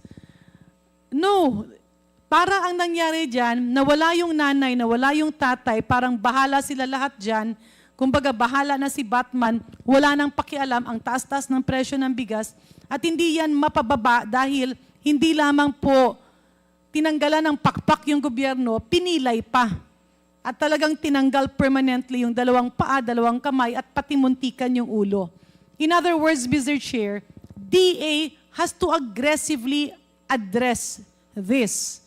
Dapat mag-ingay kayo, dapat sabihin nyo dahil kapag mahal ang presyo ng bigas at gutom yung tao, talagang wala tayong mapupuntahan. And it is your main obligation to really bring down the cost of rice. At huwag kayong matakot dapat. Kasi syempre, ganun naman talaga sa gobyerno. You have to take the risk. With power comes responsibility. And with that responsibility comes risks and accountability. Let's address the problem head-on. Call a spade a spade. Ang dapat baguhin ay dapat baguhin. Kung may humaharang, tanungin natin bakit. Kung wala namang reason, i-explain natin. And let's mobilize the communities and the people para alam nila kung bakit mahal ang bigas. Maraming salamat, Mr. Chair. Thank you very much, Honorable Janet Garin. So, may I ask EVP Ma'am Burgos, do we have the data as requested by the Honorable Stella Kimbo? Yes, Mr. Chair. For the total number of SFF po, supported by Land Bank, it's a total of 169,449 po. So that is po 169? Sorry, ma'am, can you please repeat that? 169,449. So that is po based on the outstanding loans, Your Honor. Through 65 conduit banks. This is through 65 conduit banks. No, ma'am, it's a combination na po of both our direct lending and through conduits. So if I subtract the 11,400 direct borrowers, so more or less that's about 158,000 plus through conduit banks. Yeah, yung through conduits po, it's 14,737. Sorry, 169,449. Apo. Akala ko ba po yung direct borrowers is 11,400? Saan na ba siya?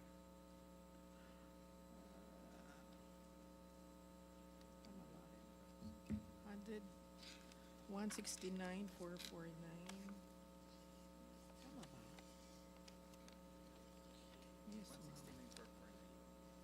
Yes, ma'am. It's 169,449 po.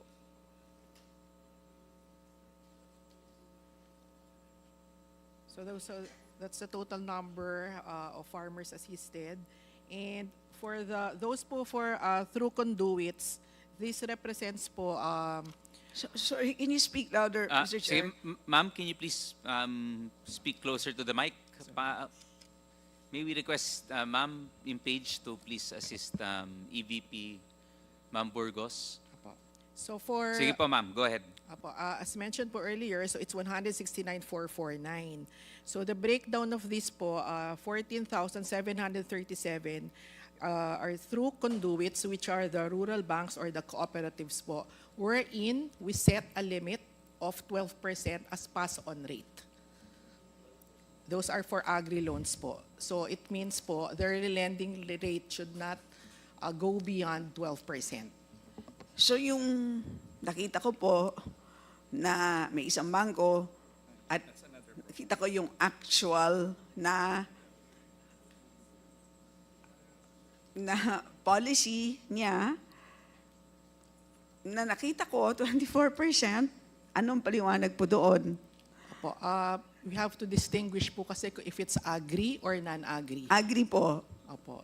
So, yun po kasi ang ano namin sa kanila. So, we provide you a 6% interest rate, but you should not lend to the borrowers beyond 12%. Oh, yun na nga. So, Opo.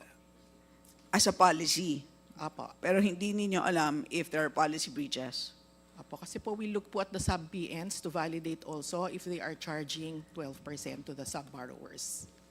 And as far as you're concerned, there are no breaches. Yes po. Based on Is the our BSP here? Comsec, do we have a representative from the BSP?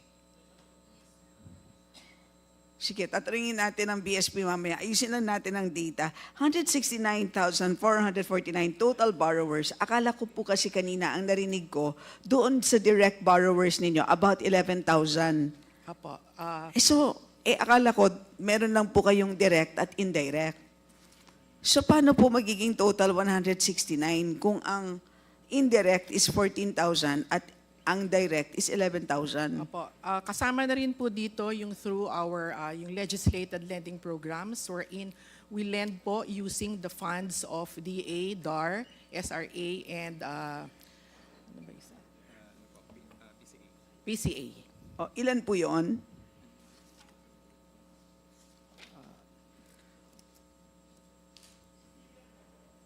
So that's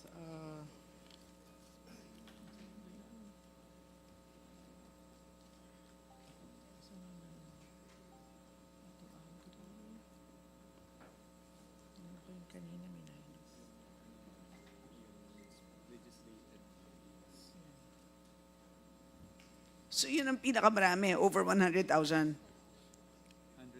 Opo. Yun po So, ang- can we have the exact number po? For the legislated lending programs po, it's 147,000. So, legislated lending programs. So, it's through the DA, ano pa po? DA po, DAR, SRA, and PCA. So, sa DA, ito po yung through which program? RCEF po. RCEF. Ito yung sinasabi ni Chair. Yes. Of these 4 programs, ano po yung pinakamalaki dyan? RCEF po yung biggest. And how many borrowers? 61,792. Can you give us a breakdown for DAR?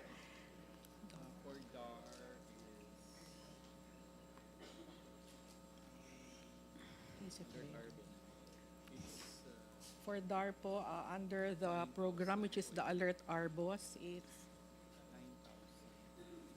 9,229. SRA?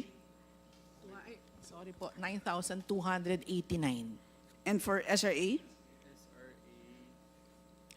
For SRA po, it's 4,366. And PCA?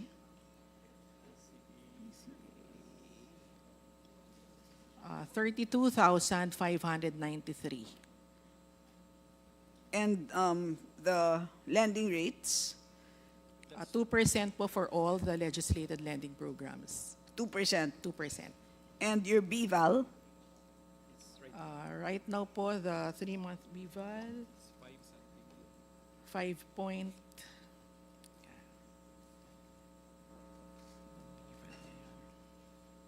Yesterday's BVAL po, 3-month BVAL is 5.5721.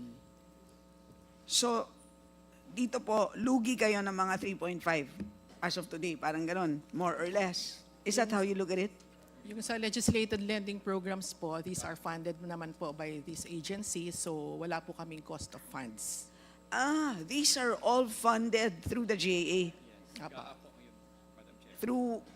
So lahat po ito nasa GAA. Yes. So yung sinabi po ninyo sa amin kanina na 3.4 billion pesos, kasama doon sa 3.4, Yung 34 billion po, ma'am. you told me earlier The total that loans po to the SFF is 34 billion. 34 billion. Kasama po dun sa 34 billion ang loan values ng programs na to. Hindi po. Hindi. Apo. The outstanding loans po for the legislated lending programs is about 11 billion. So if we add 11 billion to 34 billion, that's about 45. Yes, ma'am. Okay. And more or less, ito naman would prioritize SFF, I suppose. Yes po. So about... Okay. May we ask the BSP? Nasaan po ang BSP? Ma'am, can you please... Yes po, Chair. Identify yourself and from which unit are you?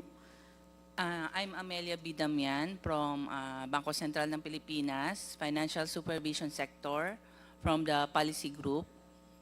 So, aware naman po kayo sa mga various programs ng Land Bank? Sa rice programs po ng Land Bank, I guess sa operations po, sa Yes. Financial Supervision Department So, po. I suppose you were listening to our Yes, discussion yes. earlier. Yes, Chair. And tama po ba ang aming observation? I mean, what is your comment on at least my observation that it would appear to me that they seem to be not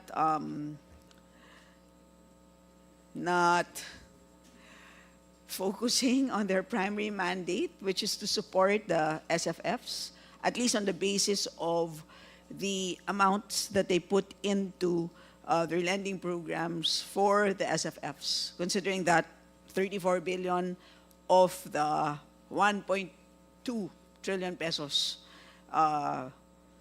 as of the moment for total loans.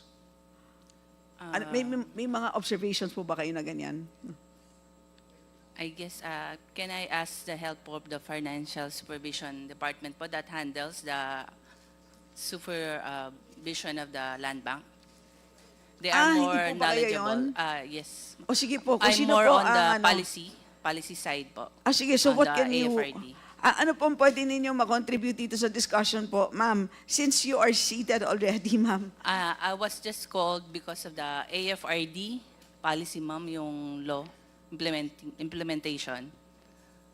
Dun sa spread. Yeah. No. Ano po? Anong specific ang pwede po ninyo masabi? Compliance under the law po sa AFRD.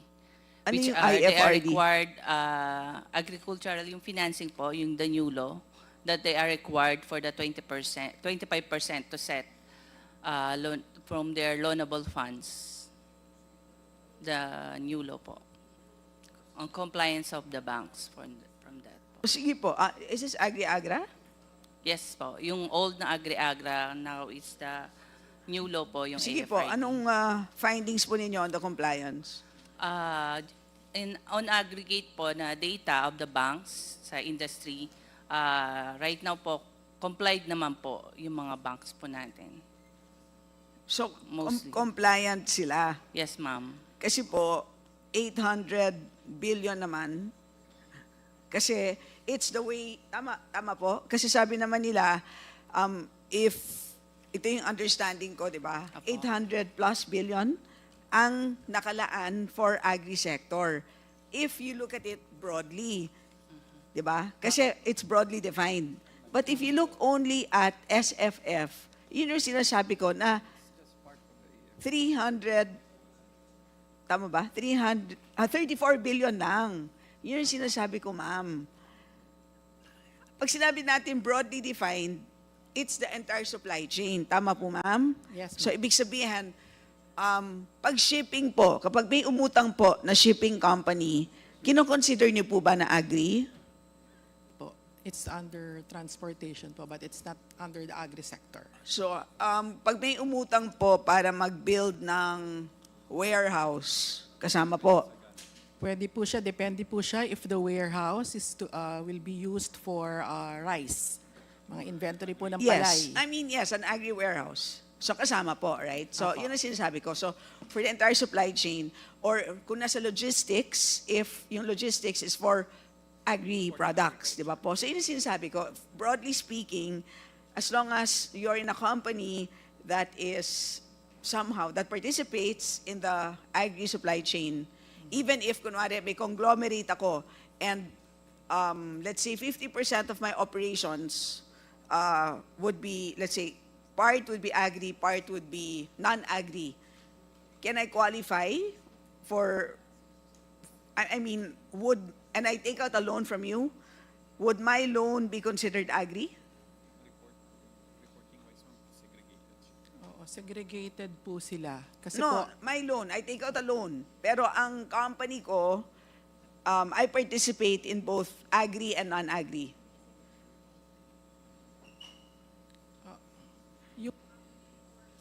assuming po we fund it also, then that would fall po under that AFID. Oh, yun ang sinasabi ko, di ba? Kaya it's broadly defined, right? But if we only, kaya ang sinasabi ko, ang pinakamagandang measure sa ating mandate is to really look at the loans na pumupunta doon talaga sa SFF. Yun naman, Madam na taga BSP. Kaya sana po sa inyong pag-supervise sa ating bangko, sana naman po you take a more granular look. Kasi it's very clear naman po in the law that, tingnan nyo po, dictate ko nga po yung primary mandate. It's very clear, SFF talaga ang primary mandate ng Land Bank. So sige na lang po, kausapin na lang po natin yung naka-assign po doon sa financial supervision, because I just want to ask about the spread. The spread po. Oo. Diba that's my last question, Mr. Chair. Yes. Ma'am, sige po, please proceed. Okay, I will ask lang po assistance. Ma'am, kayo po magpe-present? Now, I just have one question, Mr. Chair, kasi nga, ang tanong ko is, kung tinitingnan din nila yung spreads ng mga conduit banks, kasi according to them, they have a policy that they are to charge interest rates not to exceed 12%. But are you actually able to monitor if they charge beyond 12%? Because I actually came across a bank somewhere in the north that charges 24%. So, well, of course, so yan ang tinatanong ko sa inyo because you're the you supervise, di po ba? So I want to know if in the course of your supervision that you have come across this. Hi, May good finding afternoon po ba kayo na ganon? Actually po, ma'am, it's part of our supervision po when we do on-site examination of the bank. As to the conduits po, every time we go to bank po, kasi yung mga focus na examination namin, depende po sa nakita naming supervisory concerns namin on our end. So, however, ma'am, if may findings po kami, actually as advice po, we need to seek clearance po from our principals to if there are findings related to those po. Confidential is what you're saying? It's confidential in nature, and if we seek clearance naman po, and if our principals will allow it, we can share naman with the committee. Hindi mo namin pwedeng malaman kung merong breach or walang breach. So kasasabi lang po nila na ang policy is the conduit banks can only charge from 6% to 12%. The question is very simple naman, Mr. Chair, and alam naman natin it's for public interest. Simple lang naman yung mga farmers ba na umuutang through the conduit banks, ay nakaka-encounter po ba sila ng interest rates beyond 12%? Yun lang po. based naman po dun sa ano nila, it's I think 1.5% per annum po. Based dun sa replies nila po, representations ng bank. So around 12% if we, per month po pala, sorry. So if we annualize it, it's around like 12%. Hindi. So there are 65 conduit banks, di po ba? Yes. So, I'm not familiar po with the 65 Hindi, yun conduit na nga. banks. Hindi po ba, okay, isa-isayin natin. Bilang BSP, kasama po ba sa inyong pag-supervise ang pagtingin po doon sa 65 conduit banks? Kasi if your answer is no, I think pointless na po to talk to BSP. Yes, we don't do go deeper po dun sa last examination nila sa 65 conduit banks, but with compliance with 10878 on the, so sa mga SFF po. So, sorry, can you just speak in like ordinary terms? Yun na naman, so, but you're understanding where Yes, I po. am coming from. It's So a simple question, Yes, ma'am. Yung mga conduit banks po nila, yung mga conduit partners po nila, hindi na po namin na-check yun. O yun na nga lang ang tanong, di ba? Simple lang naman di ba? Yung mga magsasaka ba na umuutang through their partners, ano yung final na interest rate nila? Yun lang naman po. Di ba? Because if ang ending nga is beyond 12%, yun na nakakabahala because nga land bank has a lot of perks, Mr. Chair, because it is a monopoly in terms of payroll, di ba po? Government agencies, many would deposit their payroll account sa land bank, tapos ang 4Ps nasa land bank, and not only that, pati yung dividends law, occasionally nakakakuha kayo ng exemptions from that. Kumbaga, marami po kayong perks, di ba po? So, gusto natin malaman how faithfully you perform your mandate, di ba po? And it really impacts ultimately on the cost of food. Kaya tayo nandito, di ba kinompute na nga po natin na how much again? 10% of the cost of rice we attribute to utang, di ba po? So if in the end kasi, they're better off pala na umutang na lang sila sa 5-6. Yun na lang, di ba? Sorry po ha, I mean, I'm just being, kumbaga po, extreme. Yun lang naman, pero if sinasabi naman ng BSP, yes, we check on all the banks and yes, compliant po sila, nandun sila sa spread ng 6 to 12, very good. Pero yung pala, hindi pala alam ng BSP. So, Madam, palagay ko, Ma'am, if I may po kasi, what we check po is complying with the 5% in terms of absolute amount and not on the numbers of borrowers po. hindi As- sa number as of guided borrowers. po. Well, Opo. that's one, but Sorry. more importantly, yung sa spread nga. So, Pero sana, ma'am, bilang we can check naman po. ma'am, on- tapusin sorry ko po. lang. Mr. Sorry. Chair, tatapusin ko lang po. Kong Stella, please proceed. So, but you understand po sana kung ano yung concern. Kayo lang naman po kasi ang makakapag-check at makakasagot dun sa tanong namin. Kasi we cannot take the statements of the land bank hook, line, and sinker. Kasi parati na lang sasabihin niya sa amin, hindi, 6 to 12% yan. Kami naman po, wala naman po kaming paraan para malaman, hindi po ba? Of course, pwede namin ipatawag yung mga farmers, etc. Pwede rin naman yon. But kayo naman po kasi, ang feeling namin, because you're the bank supervisor, ay palagay namin that 65 lang naman po yan and you're paid very, very well. You have the highest salaries in the entire bureaucracy in the land. So you must be able to do a fine job. Hindi po ba, ma'am? Ma'am, we can consider naman po checking on those in our future examinations of the bank. When So we go sana on site po, Yes po, ma'am. so We will tatignan take po note on natin. that. Apo. Yes, so we would appreciate due diligence po dito sa ating conduit banks. Maraming salamat po, Mr. Chair. Yes, thank you.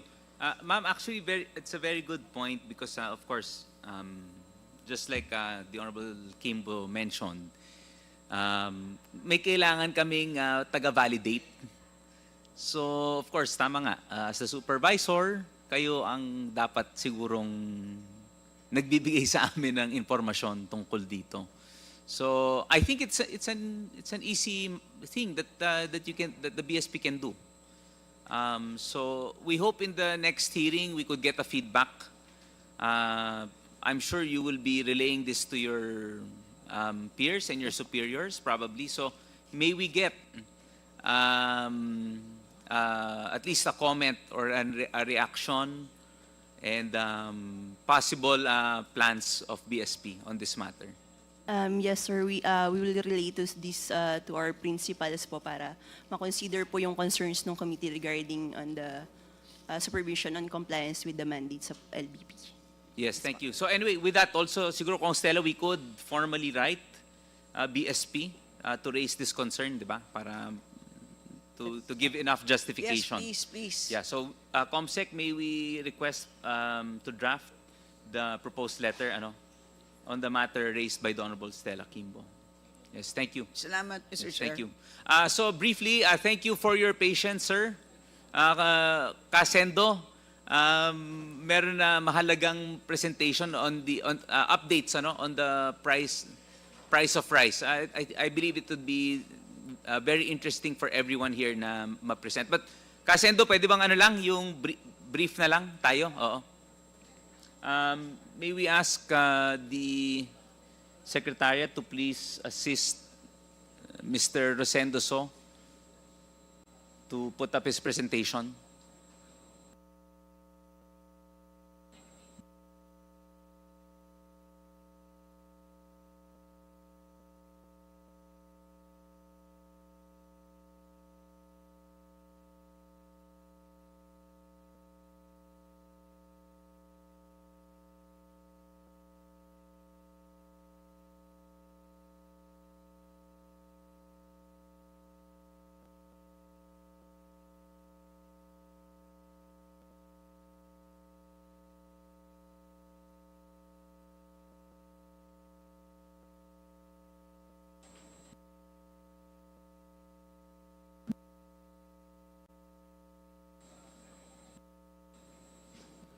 Second slide. Second. Bali, yung tariff reduction, no, ang nawala sa atin, 15 bilyones. Ibig sabihin, sana nakolekta natin is 45 billion. More or less, nasa 30 billion lang ang nakolekta. No?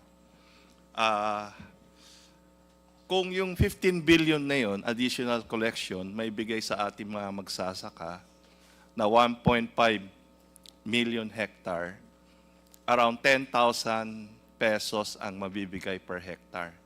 So, ang equivalent nun is around 2 pesos and 90 centavos na palay ang presyong pwedeng ibaba sa farm gate.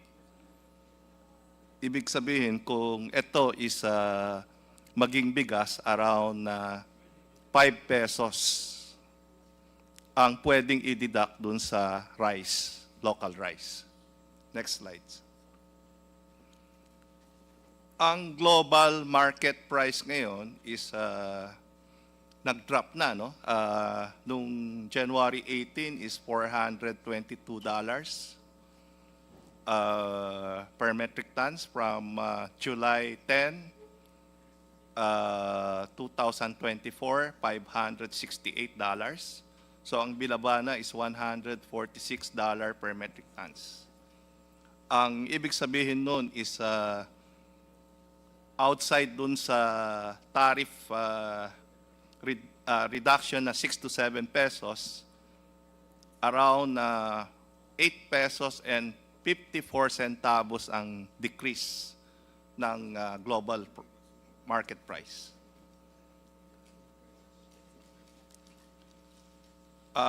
We hope Congress can help us sana mabalik yung tariff to 35% kasi yung ini-import natin is yung 5% broken na hindi yun ang target ng Congress na 35 to 38 pesos. Ito is yung special rice kasi yung 5% eh. Yung inaano natin is well meal rice or regular meal na 25%. No? Next slides. Kung makita natin yung price ng Vietnam and Thailand, no? Nag-start na bumaba May. Pababa na yung presyo niya up to November.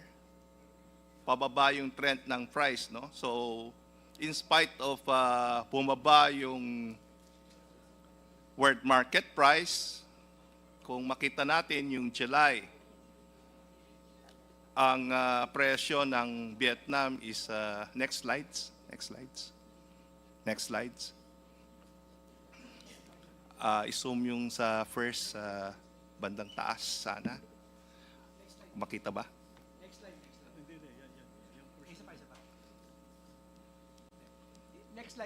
Next slides. March ito March. Ito is April, no? Ang April price kasi ng Vietnam is $578 no? Plus 35 pesos, 35 tracking plus yung tariff na 35% at that time. Ang presyo ng Vietnam more or less landed dito plus markup na sa 51, 41 yung retail dapat. Next slides. Nung May, more or less, nandun pa rin yung presyo. Pagdating ng next slides. June, ang presyo ng Vietnam bumaba na sa 5.9. No? Next slides. Ito is lahat is dinidiscuss natin yung 5% broken, no? Kung makita natin yung July 10, binase namin. By July 15 kasi bumaba ng 15% yung tariff. So dapat yung presyo bumaba na sa 44 plus ang presyo na nakikita namin. No? Pero mataas pa rin yung presyo dun sa dito sa atin. So, yung July, ganun din, no? July 24, tapos August.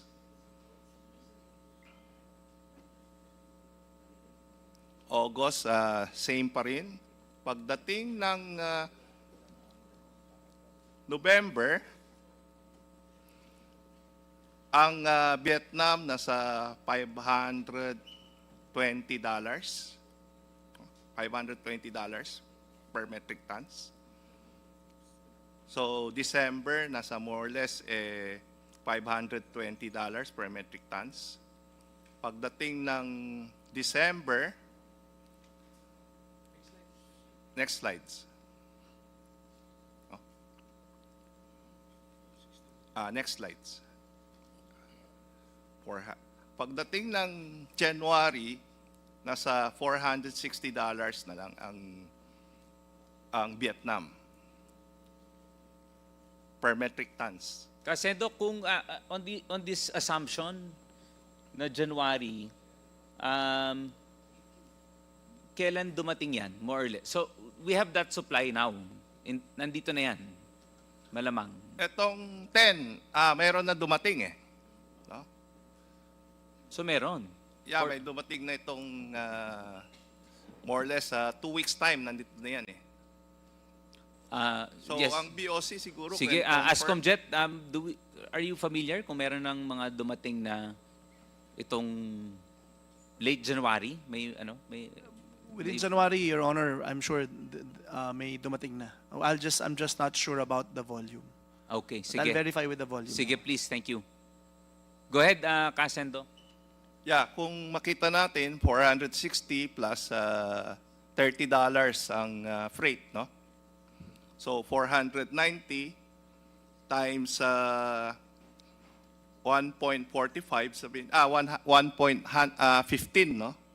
Yung tariff times 58.50 divided by 20, more or less landed ito na sa 32 pesos and 90 centavos. 5%? Yung 5%? 5% broken. Kaya sinasabi natin na in spite of bumaba yung world market, yung retail hindi pa rin bumababa, no? We hope kasi ito is apektado yung local ano natin, yung bagong price kasi lumabas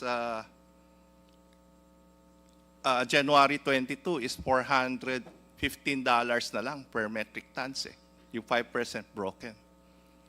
So matatamaan yung local price natin dito, yung well mill rice, kasi dito sa atin well mill rice, sa kanila is 25% broken to 20% broken. So ang mangyayari, baka yung palay pag-ani natin babagsak ng below 17 pesos. Yun ang mangyayari kung based on dun sa 5% broken na computation namin. So sana yung review ng NEDA by February, ibalik na yung 35% tariff kasi this year ang mawawala is almost 27 billion kung i-maintain yung 15% tariff. Yun lang, maraming salamat. Thank you, Kasendo.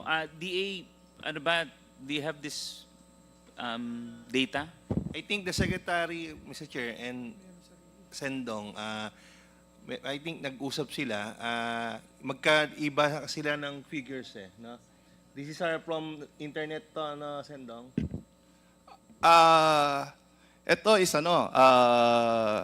Ito is dalawa yun, no? Yung isa is from internet, yung isa is lumabas sa international price. So kaya linabas namin yung dalawang data. Pero ang inano naman ni SEC is 1 month ang delay. So more or less tumutugma naman kami sa presyo nung December. So December to January. So ang binase niya is yung plus kasi yung mga retailer kung pwede plus 10. Yun ang gusto nila kaya medyo mataas yung price na 58 pesos, no?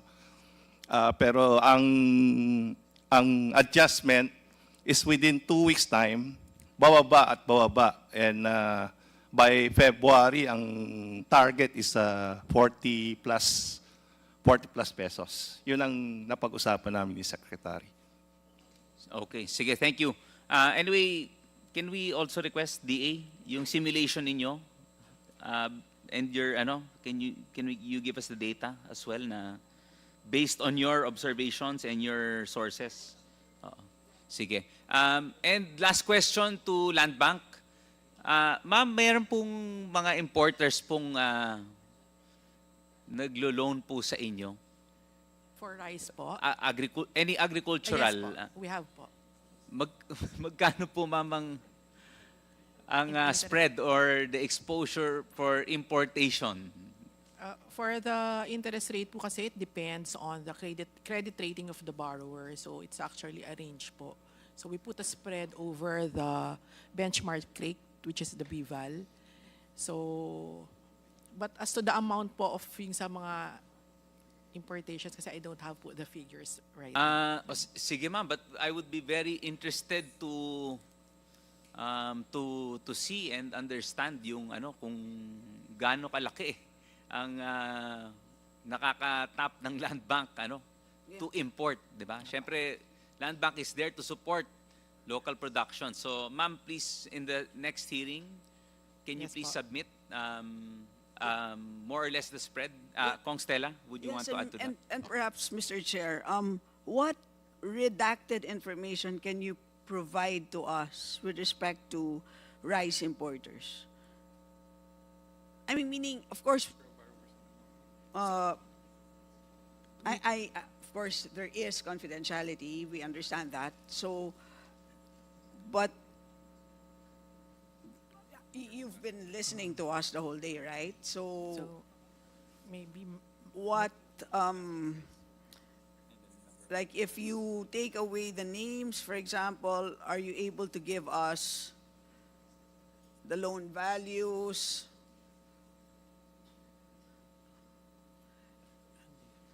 Diba? I mean, what can you discuss among the Yes, officers and then what redacted information without, of course, violating your confidentiality provisions and provide to us? Yes, Your Honor. Maybe we can provide you with the number of borrowers who are importing rice and other agricultural products, and also the amount of outstanding loans, so those information po. But I'm afraid we might not be able to provide yung detailed list of the borrowers for nga po confidentiality, but we will check po with our lawyers. Sige, for now, unless we subpoena, because we have the power to subpoena.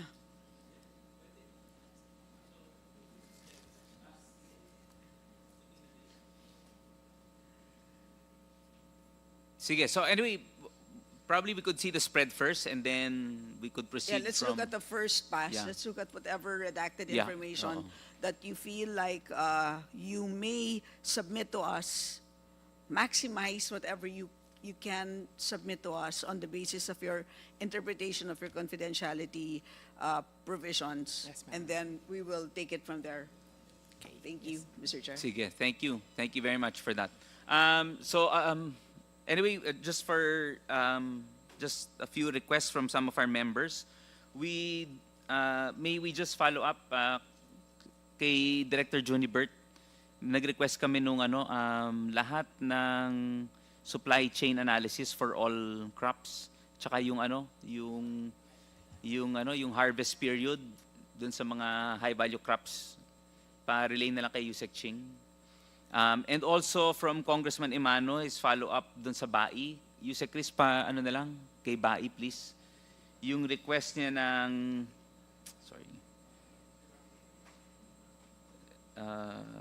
to reiterate his request on roadmap for swine, cattle, dairy, cattle, carabao.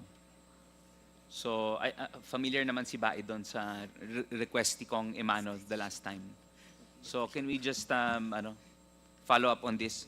So, thank you very much for the patience of everyone that has endeavored this hearing. Happy birthday, because it is the birthday of our committee secretary. Today, we will adjourn early, we will suspend deliberation. To give everyone the chance to greet and our ComSec. So again, thank you very much. Yes, Doc, briefly na lang po, sir. Saglit lang to. I already submitted, no?